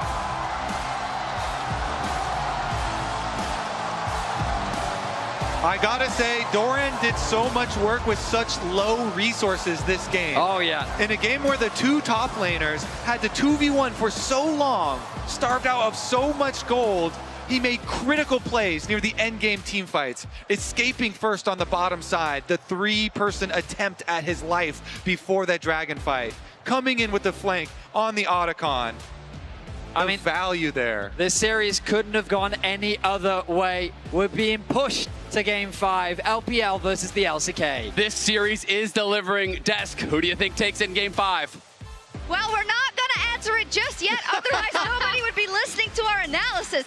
But I will ask it at the end of the series, I promise you. We asked at the tail end of last segment the magic that T1 can always count on, or, well, count on themselves when it comes to international tournaments like this. We haven't really seen it. Now their backs were against the wall for multiple of these skirmishes in this game that if they lost them every single time, it would have lost them the game.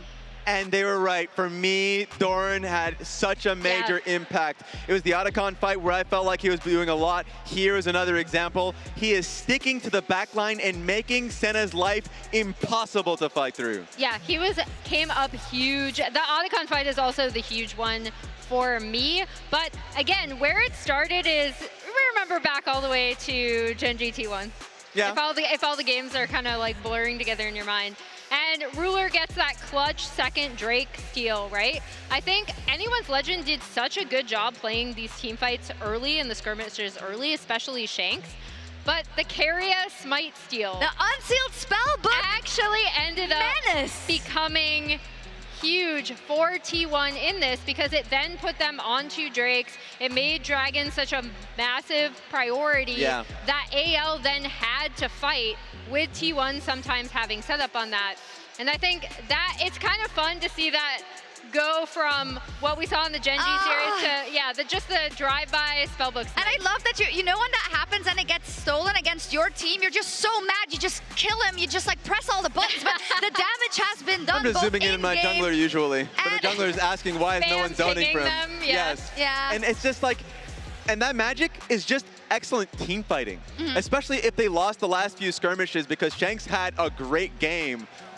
They come back the next time, and I was focusing on Doran. Another star for these fights was Owner. Yeah. His Lilia, a pick that I didn't see coming going into this game, was a massive one. It's great versus Maokai. If you have a long fight, you're a menace to deal with, and those Lilia ultos really played a massive part in these fights. And Doran, he's just such a smooth criminal. Yes, he is. This entire fight actually starts because they blow so much onto Doran. He ends up escaping, TP's back in, right? And then as this Drake starts up, he's just keeping Shanks out of the fight. And this ends up being crucial because we talked about how important Shanks has been for anyone's legend in the fights. It was that clutch kind of recon ultimate steal that we saw in a previous fight in this same bot side river. But yeah, Doran is doing work on this Jax. He is, and I love that you brought up Shanks. And when we look at Shanks versus Faker in this series, I do feel like I remember more of the plays from Shanks. I see where he's trying to kind of push the issue, whereas Faker is just relying on the rest of his team. They all do it together. That being said, that last game was hell for AL's early game. Yeah. Like, all 3 lanes were getting shoved in. Specifically, mid lane was like down like 10 or 15 CS extremely early on.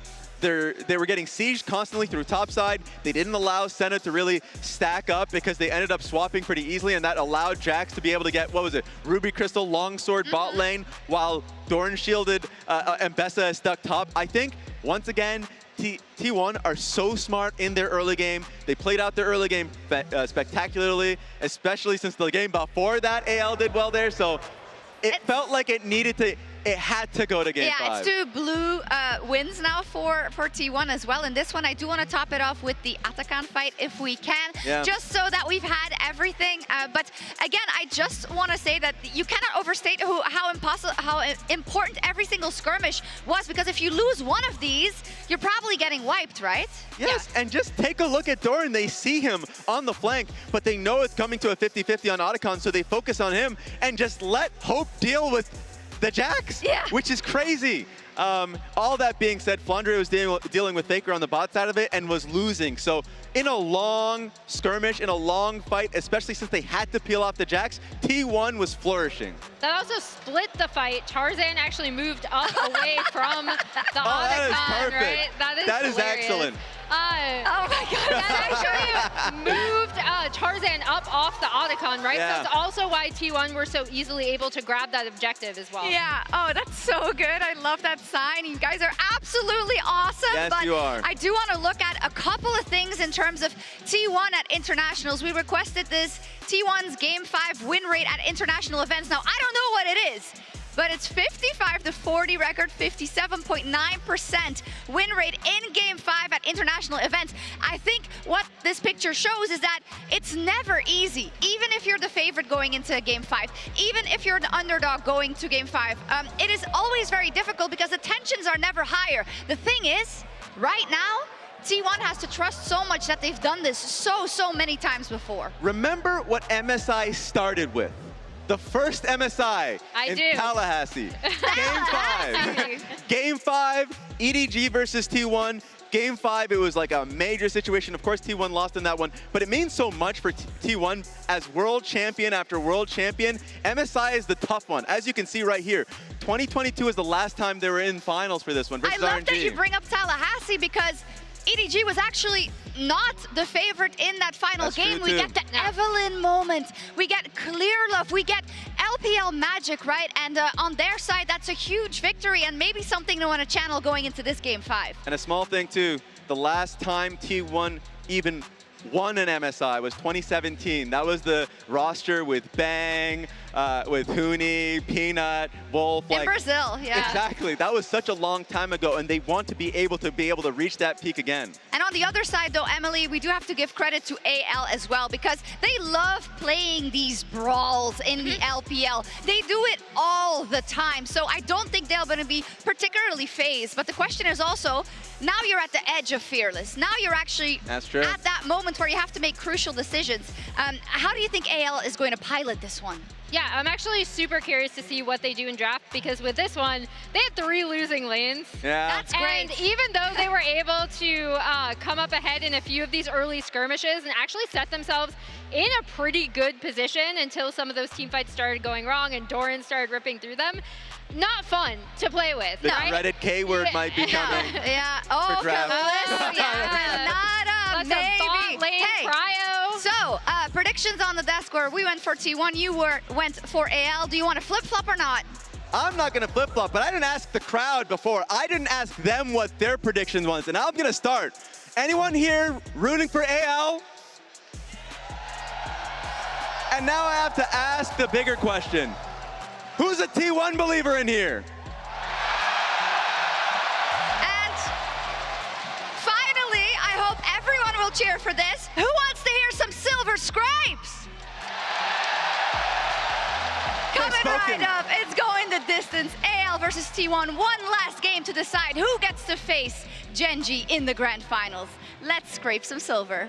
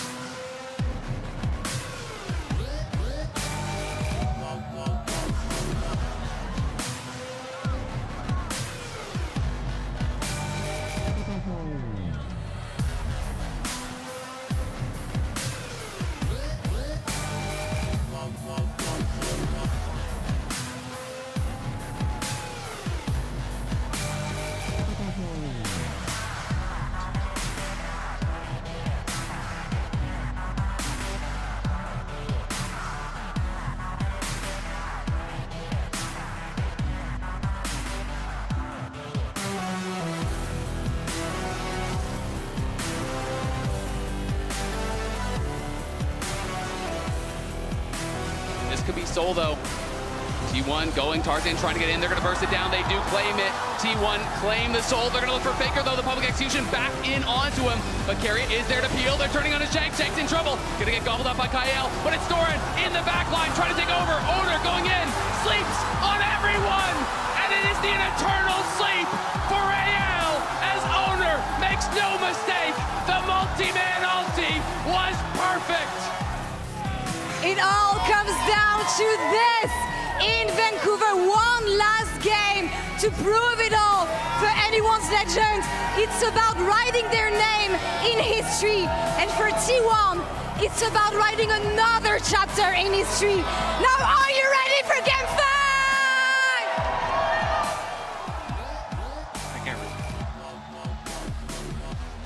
Welcome back. Game number 5 about to kick off here. Both these teams took Gen G to 5. We knew that they could be evenly matched coming into today, but we're getting treated to the full 5 here once again. A record for international tournaments. We have already had more Game 5s than ever before at any event before. And I'm so happy that it is here in Canada to be back home with this incredible crowd and these amazing teams, the absolute best in the world. It has been my honor to be here with you all. What an incredible series. Both AL and T1 have put everything on the line. For AL, it's about proving what they're capable of. For the LPL, getting some revenge against T1. And for T1, it's about continuing to solidify their legacy. A team that showed struggles in spring, but these struggles never seem to hold them back when it comes to the international stage. A team that has sought after an MSI trophy for many, many years, and they are on the precipice of looking for a rematch against Gen G. Let's get into the all-important game number 5 Fearless Draft. Pantheon will remain permabanned the entire series here. Owners Nocturne as well getting a nod as we get super deep. You have to believe that Azir is going to be permabanned as well. There's no way either of those two champions are getting through. Nobody is trading that. And so we still have yet to see the Poppy make an appearance. I feel like that power goes way through the roof. The Skarner and the Sejuani also very valuable, especially if we're thinking about a slower, more teamfight-oriented game. The Caitlyn respect towards Gumayusi going to be taken away. Gentlemen, I hate to say it, but Kalista does rise in value as we get into Game 5. So many of the power 80 Don't you put that bad juju out there. We don't want to see a Game 5 decided by Kalista. Imagine if the Kalista gets its win in Game 5 of this series. I mean, Jinx also. Jinx to me has a lot of priority now too. Tabe sometimes says, you know, it's Game 5, Jinx, we just win with Jinx. I also really am a fan of champions like Ashe, which has been relatively low priority. I think Ashe can be strong, Zeri can be strong, Jinx, and we're getting TF here. Has not been super successful at MSI, but it is a champion that if you can execute well on, you can dominate the side lanes, you can find picks, you can control movement on the map. I mean, I would say it hasn't been successful at all. 0-7 here at MSI, a champion that, alongside the Kalista, has not been able to win teams many games. AL putting a lot of faith in Shanks here in Game 5. The Alistar, an engaged champion that we often see early in the draft, has been left open all the way until the end. And that Jinx that you were talking about, Kobe, in the hands of Gumayusi. He's hovering it. This T1 team, they lock it! This T1 team that this year, as you touched on, so many changes. Zeus to Doran, controversial. Oh, Ziggs bot. The immediate response as well. They were expecting this. The Poppy comes through as well. Wow, AL with a clear game plan coming into Game 5. Absolutely, and this could be really difficult because what they're going to look to do is gold card onto the Jinx, Ziggs ult immediately on your head. They're looking for this sort of combo where you can dive into the backline, and Jinx can be pushed in and poked out by the Ziggs. It can be difficult, but it's not the most comfortable for some AD carry players. We have to see how well Hope can actually perform on it. He has played it a couple times already this split, so he should be locked in and ready to go. Plus, it gives you a lot of potential for playing the map. When Ziggs can blow up towers on the side lanes, create more space for Twisted Fate to work with, and find some picks and keep that pressure up. I do like what T1 have as a foundation, though, for their draft. Simple, straightforward, front to back. Put your trust in Guma. this Jinx in the clutch has just been so valuable, especially in these game 5s where the pressure is really high. Teams will show that extra bit of respect, which for a Jinx means that all she has to do is concentrate on farming, getting that first item. And if a member gets low and she connects that ultimate, the snowball quickly begins. We turn our eyes towards the top lane then. Camille protection ban here early on. Taking away the Hextech ultimatum, which is a great combo with working with a Ziggs. Also, Camille really good for split push, so they don't want to have to deal with Twisted Fate backing up split push Camille. I do like that strat. Nice one. I mean, right now, AL, they've got a lot of poke available to them. If they want to start fights, it's not going to be an easy thing for them to do. T1 have a very solid front line, so they're looking for things that can match into the Twisted Fate. With Ryze gone, with Silas gone, your ability to play through sides is not the easiest. The Bard being removed, I think, is a smart ban. When playing with the Ziggs, you can leave that Ziggs alone, safe to free farm in the bot lane. The Bard would have a lot of access to roam around the map. Well, that is going to be denied. I wonder if things like Pike rise in priority for Kyle. Things like the Gragas a possibility as well for a little bit more disruption.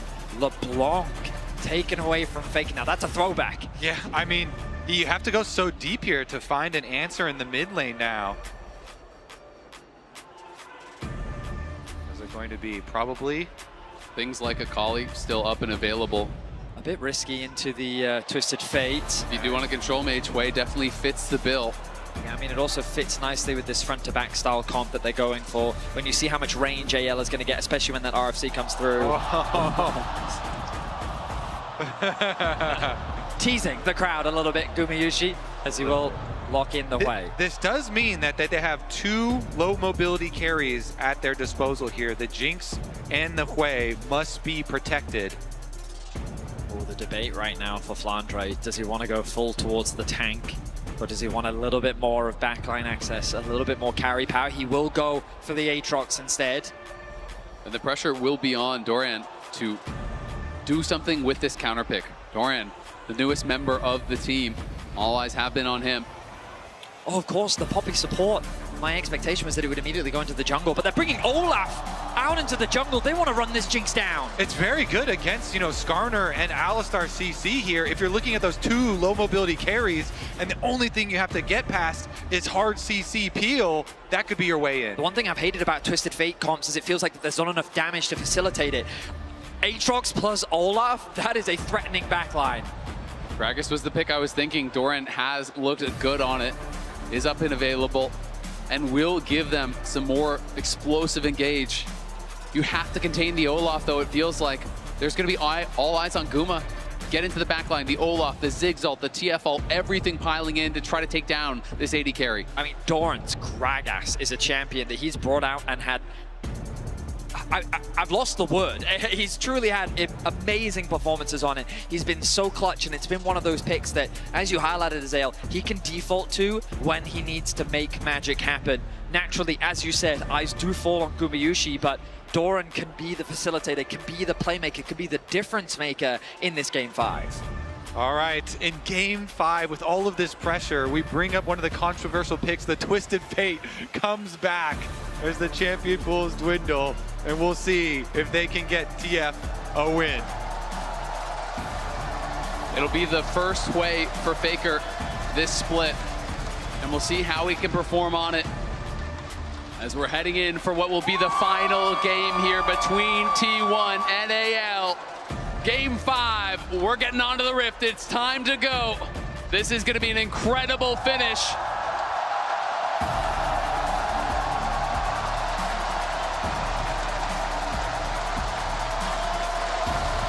In the last game, Doran on the Jax came up huge for the team. Keria with the Spellbook Smite steal to get them the extra dragon, the extra range to the soul. It'll be only the 4th way game for Faker all time. Has not lost on the pick just yet. Man with the champion Ocean, always going to have another bag of tricks to pull from. Right now, it is control over this brush, the entrance to the bot side river for AL. Olaf invades at level 1. You always have to be really respectful of that. If you get tagged by the axe, it could be trouble. But Faker knows it and is playing far back.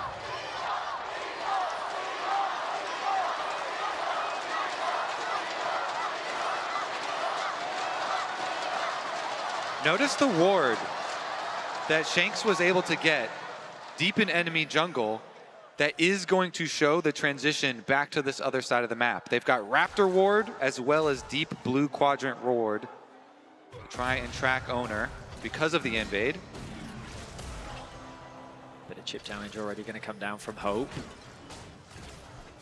So many times we've had this conversation about Ziggs, but it is very much just about farming in the early levels, wanting to get back to base so that you can have access to mana. Once you do get more mana and more levels, then your wave clear becomes a lot stronger. Meanwhile, our observers showing us Tarzan's path, starting on the Raptors and then immediately moving towards the top side. I think Tarzan might have some sort of plan for some invades going on because they have so much deep vision, and he's going Raptors just up to this top side. You can see T1's placements at MSI.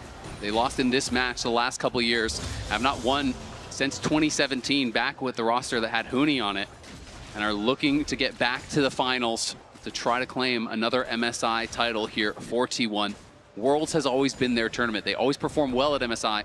Their dominance has not been the same as it has at that World Championship. Yeah, MSI, last couple years, stopped by the LPL. The trade's very aggressive. Heal's going to be used on both sides here. It is Spellbook this time for Kyle as well as Keria. Both players have been making great use of it.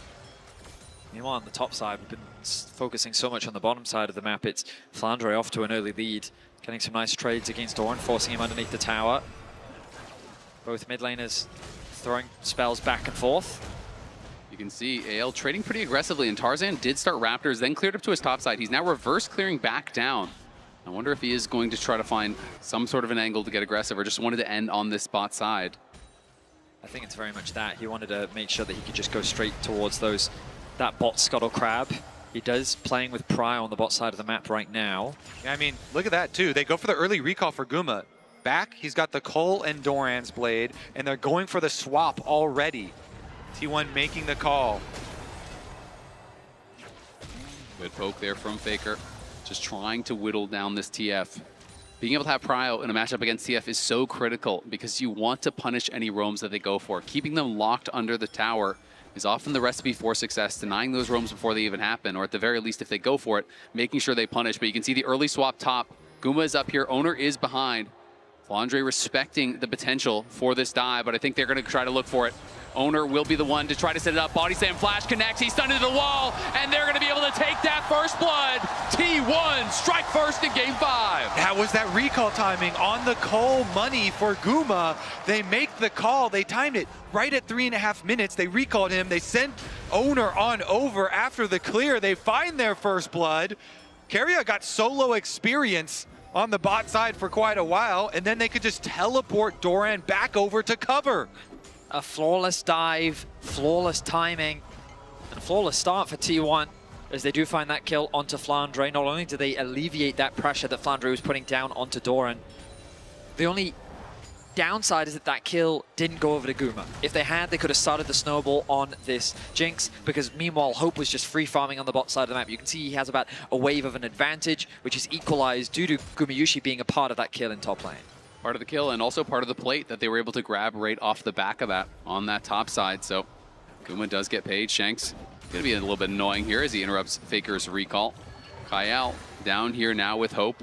Will be the mismatch lanes here, but I do think this favors the Gragas. Obviously very safe, a lot of wave clear here. Doran should be able to hold on, I think, pretty well in the 1v2. Yeah, tremendous amount of sustain both in the kit as well as in inventory. Doran still with his potion as well as the double biscuits. Meanwhile, Flandre is out of juice. Empty inventory up there as far as the consumables go. And he is on the Null Magic Mantle, obviously, because of the double AP solo lanes, because of laning against Doran, but now he is laning against Guma. AL, though, will start up the early dragon here. T1 positioning again for a repeat dive onto the Aatrox. Remember, though, Flandre held onto his flash last time. He was perfectly CC-chained by Doran and Owner. Keria has flash this time. They decide, you know what? It's not worth it. It would be too risky. A lot of time being spent. They're doing a good job of denying Flandre a lot of farm. But once he gets this wave, he should tick over to level 6, and he'll have a little bit more self-defense against the threat that T1 is posing on the top side. Yeah, there were actually some red question mark pings inside the jungle over there. So T1 were clearly without the extra vision of Kyle, that not sure if it was just Tarzan on the dragon or if there was a Poppy coming through to defend a dive. So they call off the play in case there was defense from AL. In the end, AL get their dragon. Kyle hovering around the mid lane, wanting to drop some wards to provide information to both Shanks and Tarzan, who now has hit level 6, the TP into mid lane from Carrier, something we've been seeing a lot more on this patch since the buffs to Unsealed Spellbook. Tarzan, though, just power farming through his jungle. The route that he's chosen means that just on spawn, he's immediately back on those camps, and he's starting to build a small farm lead and an experience advantage over Ona, but Ona should be able to close that in no time. And it's going to be really important for Tarzan to stay ahead of the pace of the game. There's no utility on this pick. The Olaf does one thing, and it does it really well, but you have to be strong enough to get into that backline, to send it for these carries. This is not a champion that has a good fallback plan. You need to put yourself in a great position to succeed. And Tarzan has been stellar for AL, not only in this series, but really all year for them. Truly has. The leader on the team, as we've gone over multiple times here, really at the heart of this AL team. And as you say, if you're an Olaf and you're running down a Jinx, you better have enough threat behind you. I mean, the Poppy's really going to help with that too, because any wall that stands in your way, Kyle is going to be right there next to you to move that wall aside and give you access onto that Jinx. We talked earlier in the series about how when that Varus was playing into the Jarvan, it was going to be difficult to navigate. Well, now that pressure is going to fall onto Guma. Both Flandre and Tarzan are going to be looking to put pressure onto this AD carry, while Hope and Shanks will be looking to apply as much poke as possible. T1 looking more so for that front-to-back team fight as they continue to scale up. All right, the grubs here and available. Lots of extra experience in here for the jungle. Would be very nice for Tarzan to grab these for AL. Of course, they're the team with the Twisted Fate and the split push possibilities as well for later. Looks like they're going to try to look for a steal just wide of Tarzan. The timing was on point. The aim just wide. Might have been able to steal one away. Nice interrupt there. Exactly, interrupted there by Kyle, who does take over to 6. This is interesting. This could be a trap play. The Skarner's going for counter jungle, but Twisted Fate has ultimate ready. We'll see if they're going to be able to spot him out here. Baker pushing in on that bottom side, has eyes on the TF, so shouldn't be able to actually get that ulti off. Owner has to bail out, can't actually take the red buff. Yeah, good defense there. The threat of the Twisted Fate ultimate and the Poppy here. Kyle comes over, defends his jungler's red buff. As you said, the resources for the Olaf critical. They don't want to give away anything on the other side of the map. You can feel the tension as Tarzan is just kind of quietly playing his game. Of course, he is behind in gold, but full objective control going his way. They did leave a grub up on the top side of the map as Tarzan wanted to quickly get back into his jungle and continue his clear. Red secured. He's going to now go back to the Raptors and start moving his way through the jungle once more. I think this first fight, when it does break out, is going to be so critical. If Tarzan can pick up some early kills, can get ahead in gold, all of the peel from T1 is magic CC. You know, it's being able to just ignore everything there. Run through the Gragas, the Skarner, the Wayfear, the Alistar combo. And Kyle, look at this deep vision Kyle is getting super deep into the jungle. Both Krugs and Raptors warded up. Tarzan now finishing his re-clear up towards the top side. He can easily pick up the third grub, which is so nice when you have this Ziggs that can blow up towers. AL have the possibilities of ballooning a lot of mid-game gold through tower destruction. Once Ziggs get those down, once they proc the Void Grub and open up some territory for the Twisted Fate to work with. Tarzan now back for this third grub. They hadn't actually collected it earlier, so he's going to be able to grab it. Nicely done by Tarzan. And I wouldn't be surprised if he goes back to base and starts full clearing once again. He's probably sitting on a decent amount of gold. Going to clearing what camps he can, but it feels like the Tarzan is just one step ahead of him in terms of the clear. And meanwhile, T1, they've built this comp for the 5-on-5s. They've built it to try and keep Guma and Faker safe. The two low mobility, big carry champions here. need the extra safety. Keria doing his job with the extra vision on the bottom side, so you can try and hover up there. The Sundered Sky now finished for Tarzan. Of course, with Shanks going for the Rod of Ages, it's going to be low damage here in the early game, but Faker hasn't completed his item either. Perhaps Tarzan feels that he's strong enough on this Olaf to just force the issue.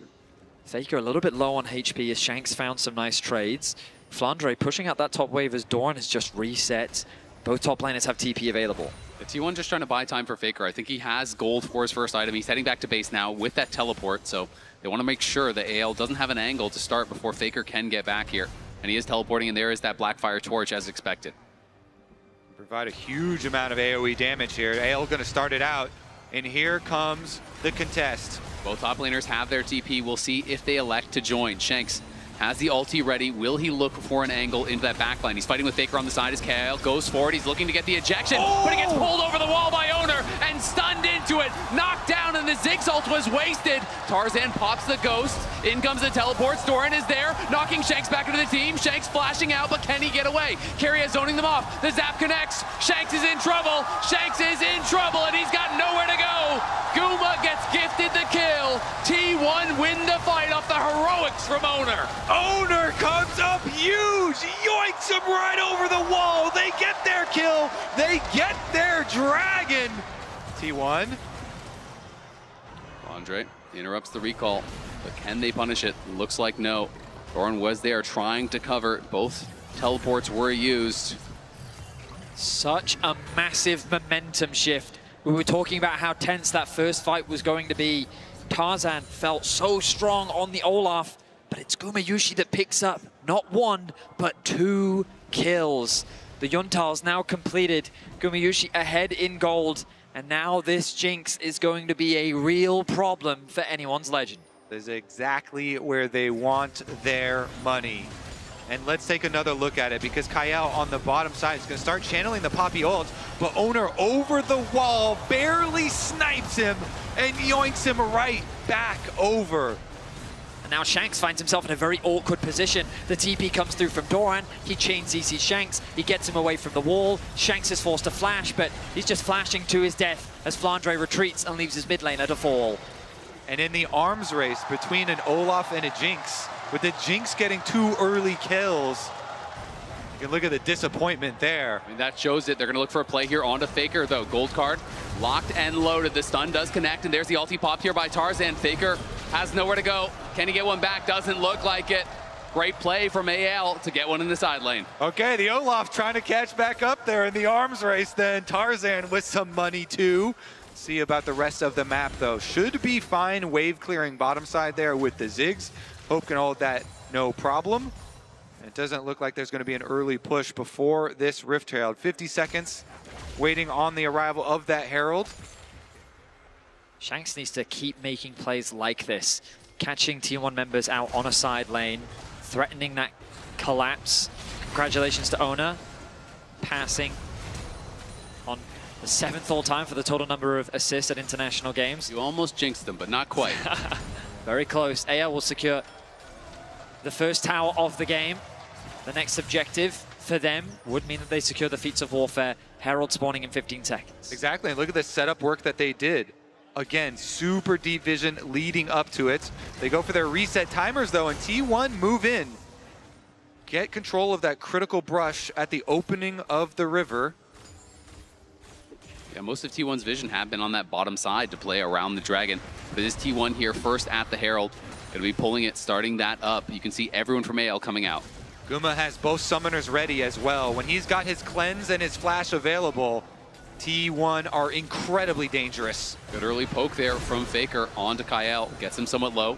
Keria popping the ghost, looking for an angle. As the Ziggs ult does not connect, just barely onto Faker. Guma though getting chipped down some.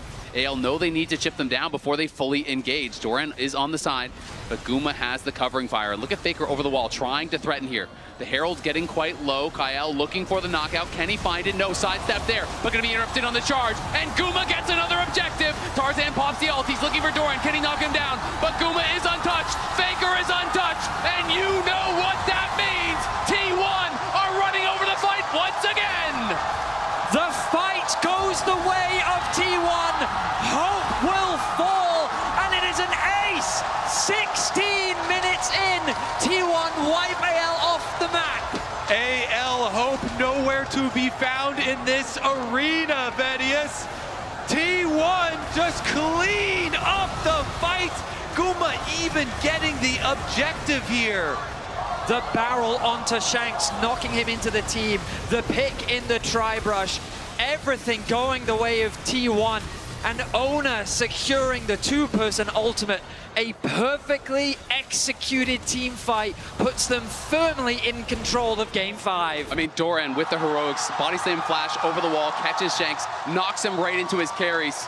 Shanks could do nothing.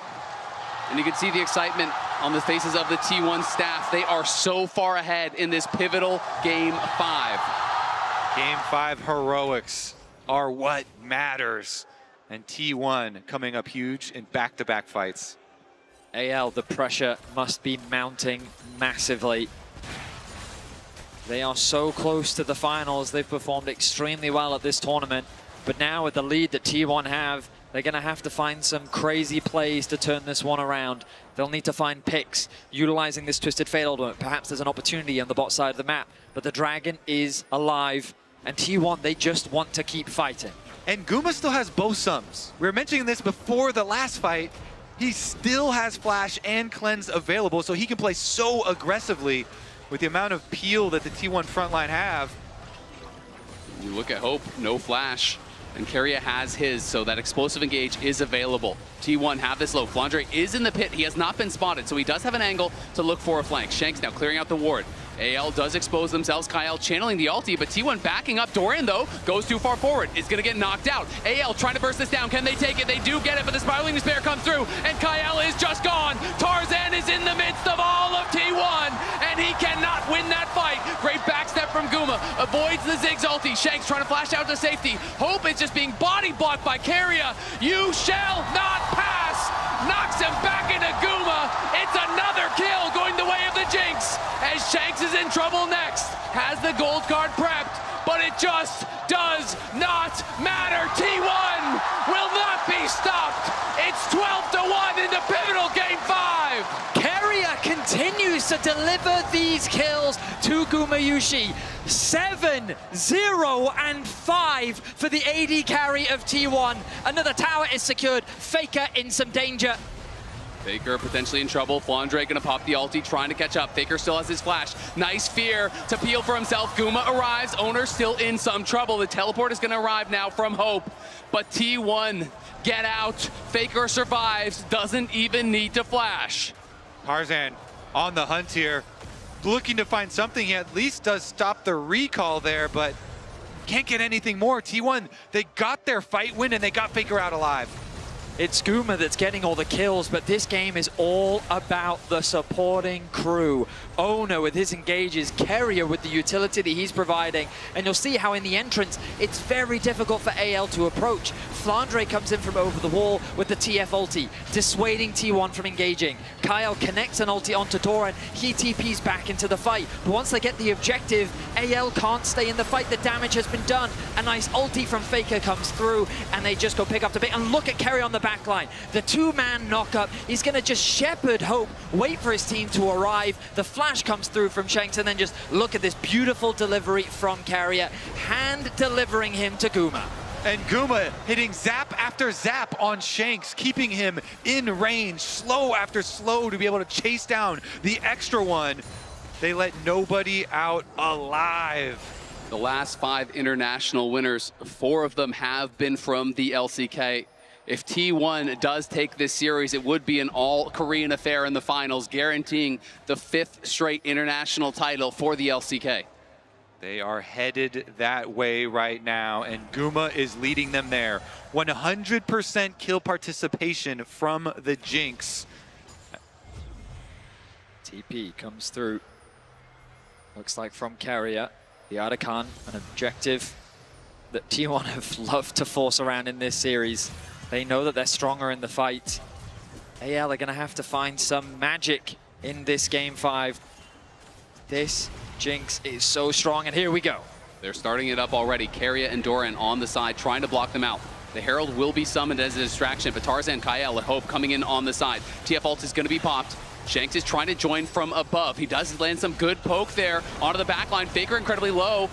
Will they just back off here? Doran finds the reset onto that Otacon, so it's back to full HP. Faker is going to base. He has his teleport, so he can rejoin, and T1 could look to force. They're going to find Flandre. Flandre on the side, casts back, flashes out, but can he get to safety? You can see Kyle looking to knock Owner away. He gets a stun on the wall. Faker's TPing in. Flandre is down. Guma is legendary. Owner in the midst of everyone. Shanks trying to get the damage out, but they just don't have enough. Owner is still standing on no HP. He survives, and T1 want more. Keria goes in. Knock up onto Kyle. Kyle is down as well. It's the resets for Guma. It's the chase down for T1. The body slam connects onto Hope. Guma gets another, and Shanks is gonna fall as well. T1 are marching down mid. It's a slaughter, and T1 are the executioners. Keria and Doran feeding kill after kill into Guma. 17 kills under T1. Keria and Doran start the engage off by once again hand delivering another meal to Guma. Faker with the TP, cutting off their escape, funneling the rest of AL back towards the river. Shanks TP's in, Tarzan thinks he can turn it around, but they just don't have the damage. T1 pick apart AL, and they are tearing them apart in Game 5. Nobody left alive. Keria popped his ult. Him and Doran just constantly holding down each and every member of AL. Tarzan knows, Shanks knows, this could be the end for them. It's going to take a miracle, if not multiple, to be able to try to come back in this game. An over 8,000 lead now for T1. Tarzan is deep in enemy territory right now. And they're going to hunt. Keria is moving up there. Will they be able to actually chase him down? Tarzan has been spotted. Double TP here to try to cover AL.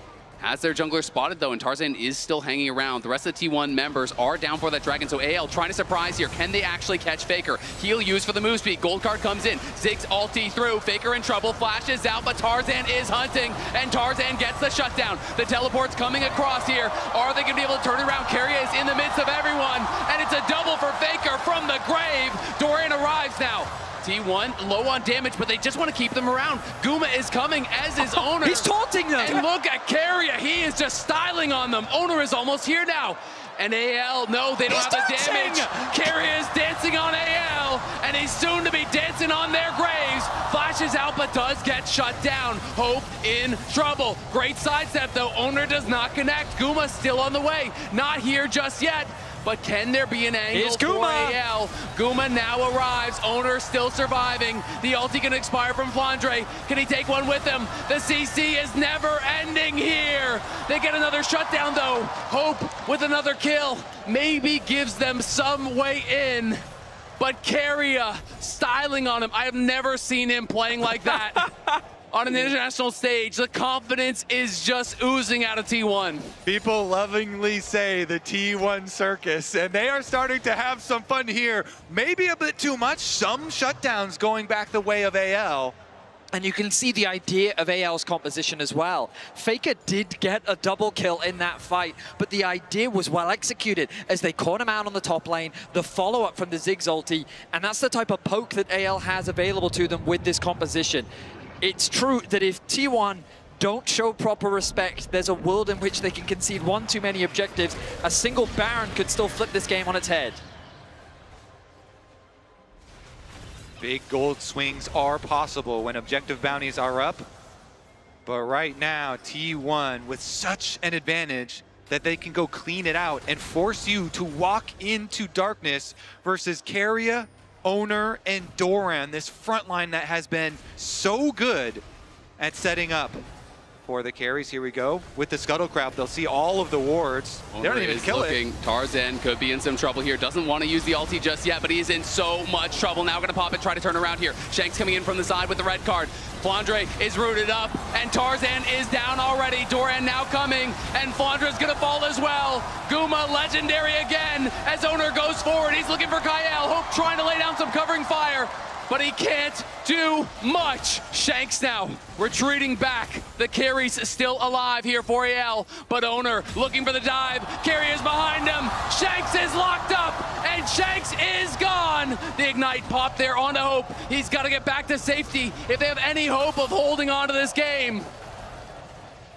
T1 is hungry for blood. They find another 4. It's only Hope left alive as another tower falls. The Baron is there for the taking, and T1, they are dominating in game 5.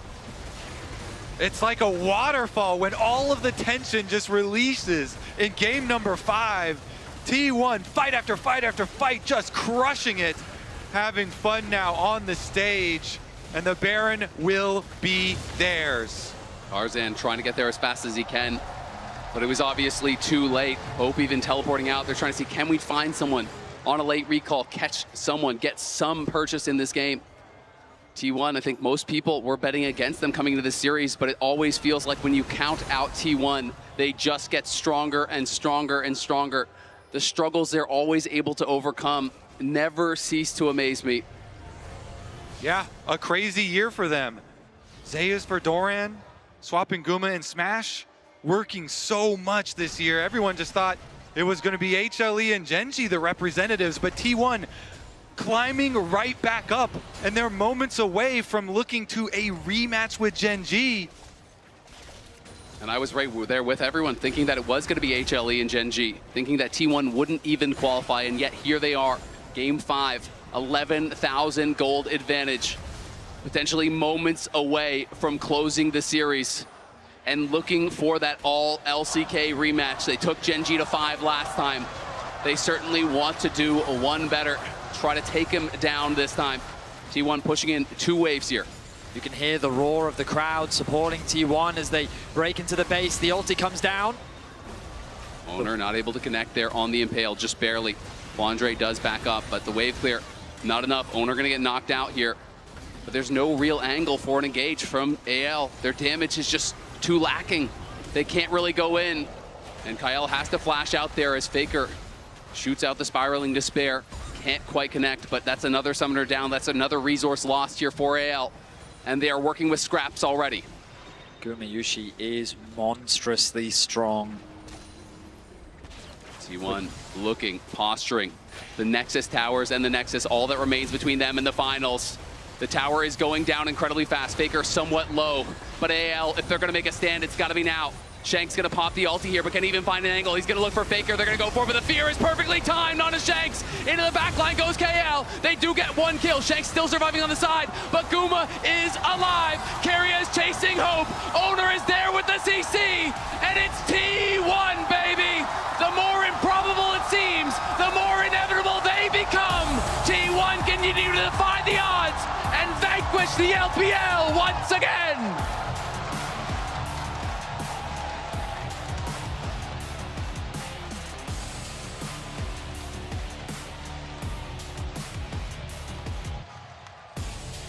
And with that, the LCK will show their dominance once again.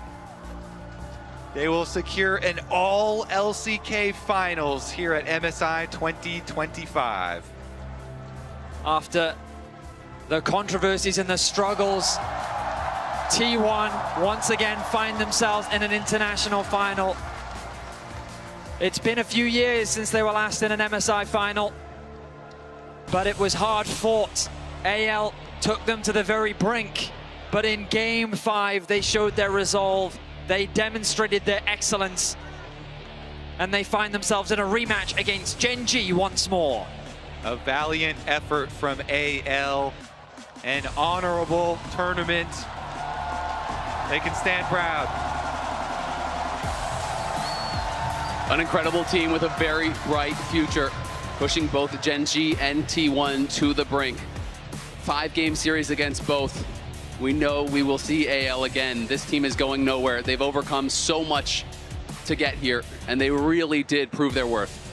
Shanks for his first international tournament absolutely killed it, and I am excited to see him return to the international stage. A player that has worked so hard throughout his whole career. I have high expectations for him in the future, but what can you do against the inevitability of T1? Baker with a nod to the crowd and Vancouver loving it. Have to give credit to Doran as well. Has been labeled as an international choker, but he showed up massively multiple times in 5-game series when T1 needed him. Back against CFO, he was heroic. His engages here as well. Fantastic on the Gragas. I mean, him and Carrier, they were just bullying AL. The fact that Carrier was dancing on them in the top lane as well. What a performance from this duo. The stutter step on the international stage. The swagger, the confidence. But now ahead of them, Gen G, the reigning MSI champions, a formidable foe. Absolutely. I mean, we basically said 1 LCK final wasn't enough, so we're gonna go to 2. We are joining Lore, G-Sun, and Owner for the Verizon post-game interview. T1 is inevitable here at MSI and forever as they will face off against Gen G in the finals. 승희 축하드립니다. Thank you so much for joining me. Game 5s have been so one-sided here at MSI. How do you explain this and how do you explain the fact that this one was so easy for you? 이번 MSI에서 5세트에 가면 굉장히 원사이드한 경기가 많이 나왔습니다. 그 이유가 뭐라고 생각하시는지, 그리고 이번 5세트는 왜 이렇게 원사이드한 경기가 나왔을까요?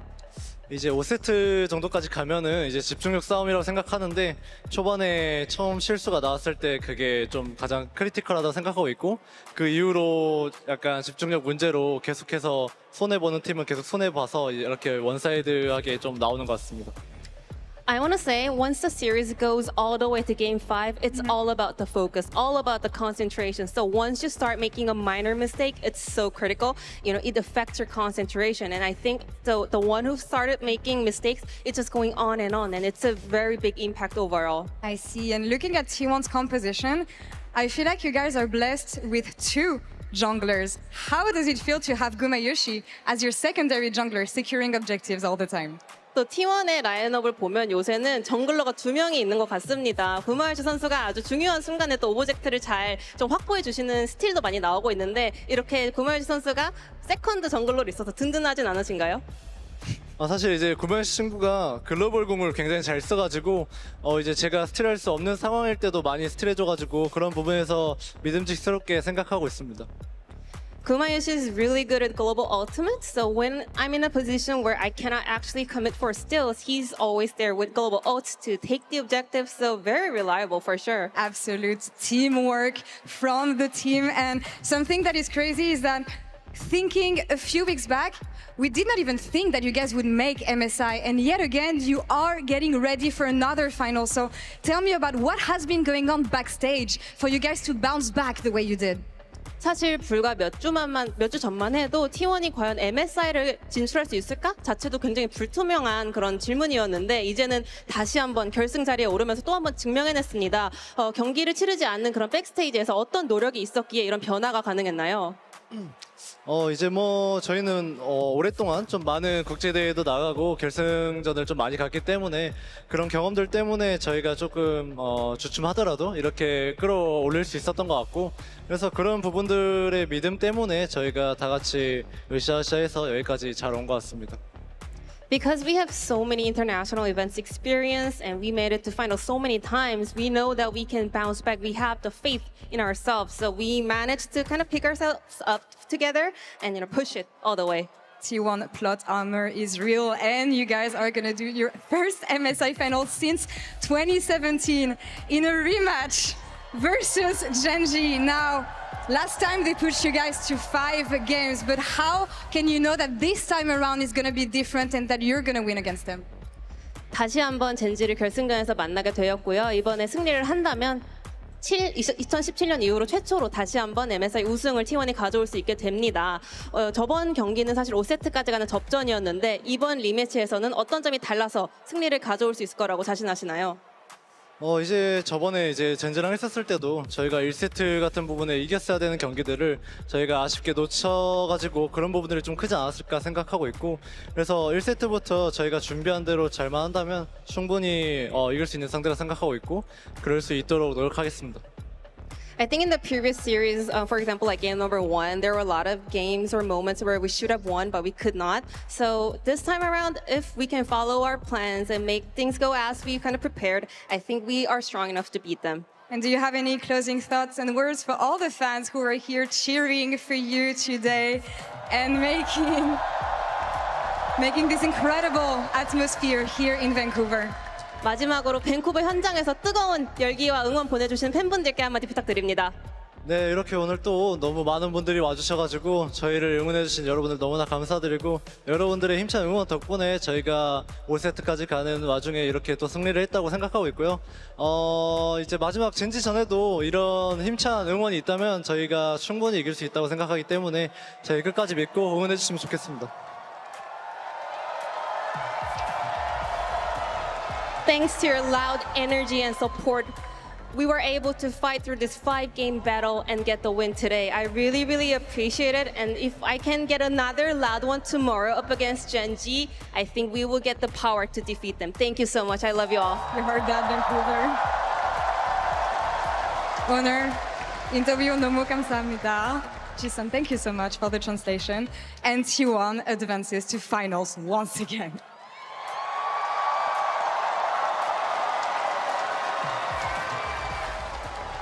This team, I cannot believe they are doing it again and through the LPL once more. We have a very special guest on the desk, Becker, the GM for T1.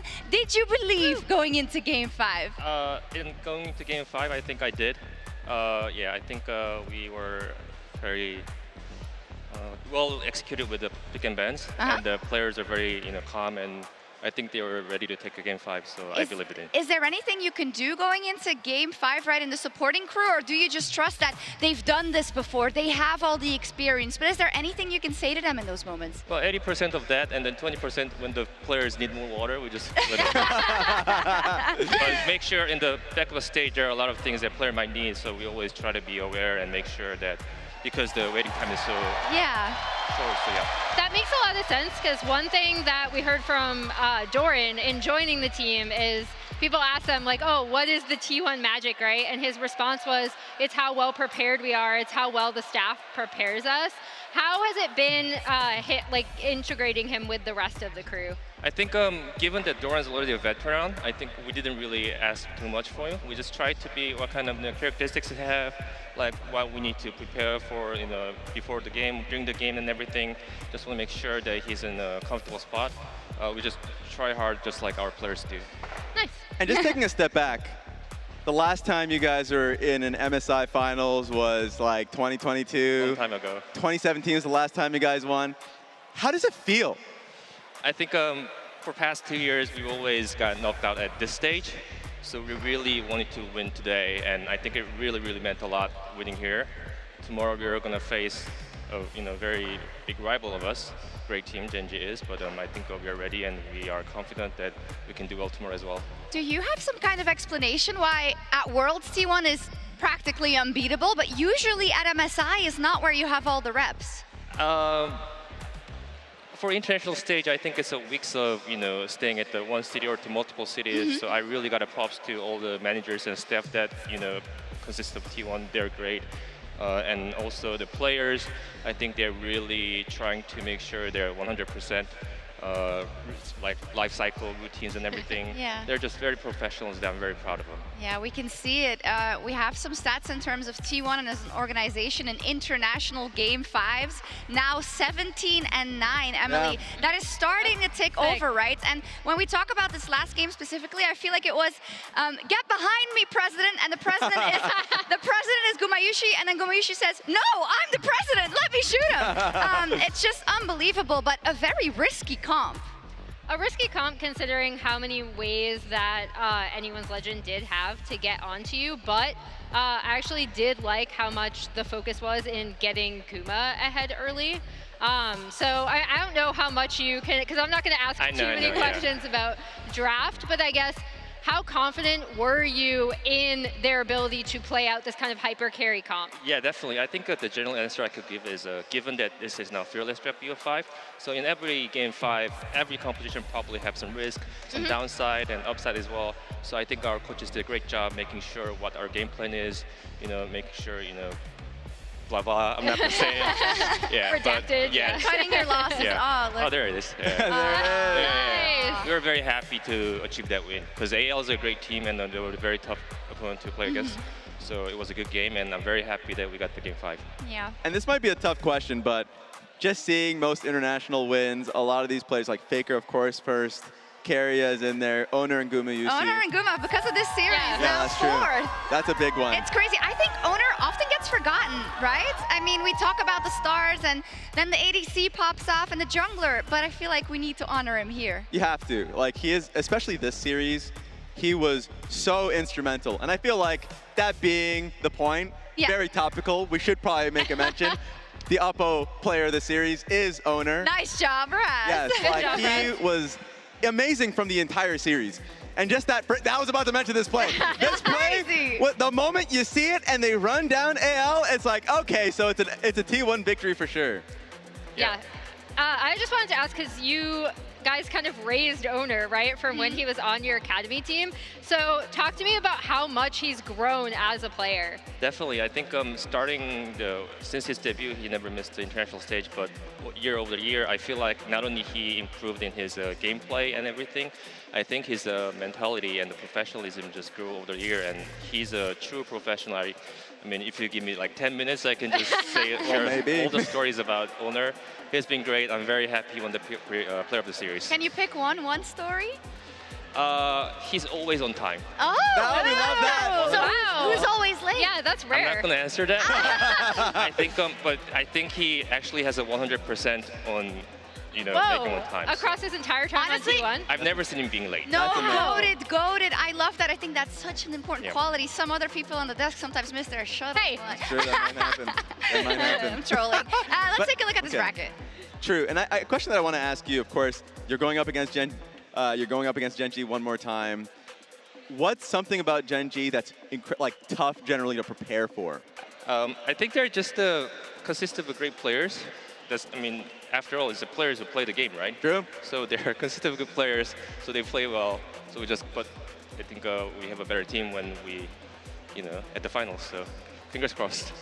And one question that I wanted to ask was like an unsung hero, because a lot of these players, they have major pop-off moments, but who's a player or someone even in staff that you feel doesn't get the praise that you feel like is deserved? Today, I'll give it to my coaching staff, Koma, Tom, and Mata. Nice. They have been, legends throughout the career, and they've shown great accomplishment, but they're still hungry, especially Mata, who's joining to T1 this year as a coach, has shown great passion and enthusiasm.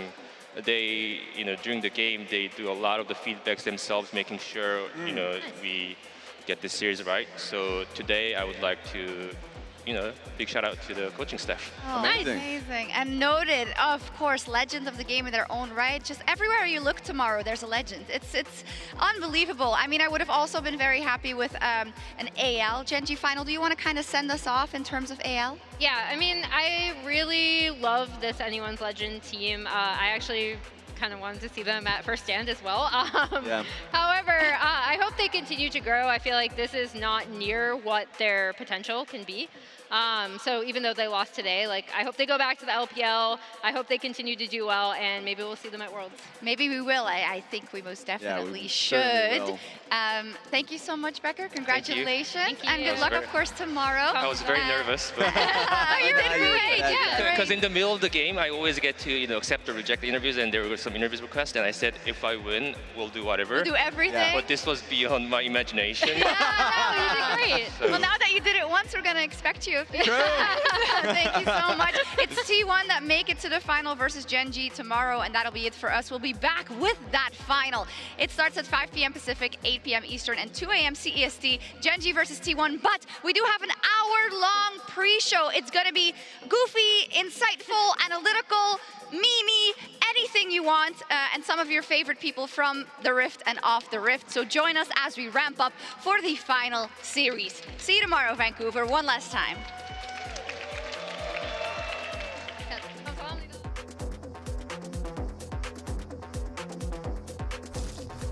as Kyle moves forward, stuns up Doran. Doran in some trouble from the Magnet Storm. The Deadly Flourish is going to connect as Guma opens up, and Tarzan has stolen the Otacon. AL trying to just run out, but now Hope is there. Hope's going to be hit by the exhaust, goes in aggressively, but it's Guma now, free. It's Guma firing. It's Hope in some trouble. He's getting locked down by Baker, but Hope is just taking over. Hope will not be stopped. It's a triple for the Kaisa as Hope goes crazy. Area not allowing them to get past here. Guma in a good position. Tarzan trying to force his way in, but they're immediately turning around to him. And the culling is getting so much damage down. Doran into the back line. Hope over the side, trying to go in. He shifts in onto Carrier, but it's a shutdown there over on Owner. Shanks is trying to run as Faker is behind them. Doran and Faker. It's a triple for Guma, but as the solo leader's getting so much work done. Doran flashes in. Hope tries to shift out. Gets back over the wall with the flash of his own. Shanks now running from Faker. Doran trying to corral Hope here. Hope looking to try to make an outplay. Shanks on the side. Faker flashes in. He takes him out just as his teammates do the same to Hope. T1 get an ace. Chuck him out to half HP. Owner cannot connect on the flag and drag. Carrier now getting engaged on. He's getting burst down by Shanks, and he is just gone. Shanks deletes him from this world as Baker goes between worlds and tries to start the fight. Guma running from Tarzan. Doran is here. Kyle is low, but it's AL again, crushing the fight, it feels like. Guma flashes back to the tower. Doran and him going to try to hold their ground here, but it's a 2v5. They need to cut the wave. Guma trying to heal up as much as he can, but Tarzan flashes in and knocks him down. It's a multi-man knock up there from Doran, but the heroics are not to be. Doran falls as well. AL lose no one. They'll get the tower, and they will get the Otacon. This could be Soul, though. T1 going, Tarzan trying to get in. They're going to burst it down. They do claim it. T1 claim the Soul. They're going to look for Faker, though. The public execution back in onto him. But Carrie is there to peel. They're turning on his Shanks. Shanks in trouble. Going to get gobbled up by Kyle. But it's Doran in the back line trying to take over. Owner going in. Sleeps on everyone. And it is the eternal sleep for AL as Owner makes no mistake. The multi-man ulti was perfect. Herald getting quite low. Kyle looking for the knockout. Can he find it? No, sidestep there. But going to be interrupted on the charge. And Guma gets another objective. Tarzan pops the ult. He's looking for Doran. Can he knock him down? But Guma is untouched. Faker is untouched. And you know what that means. T1 are running over the fight once again. The fight goes the way of T1. Hope will fall. And it is an ace. T1 wipe AL off the map.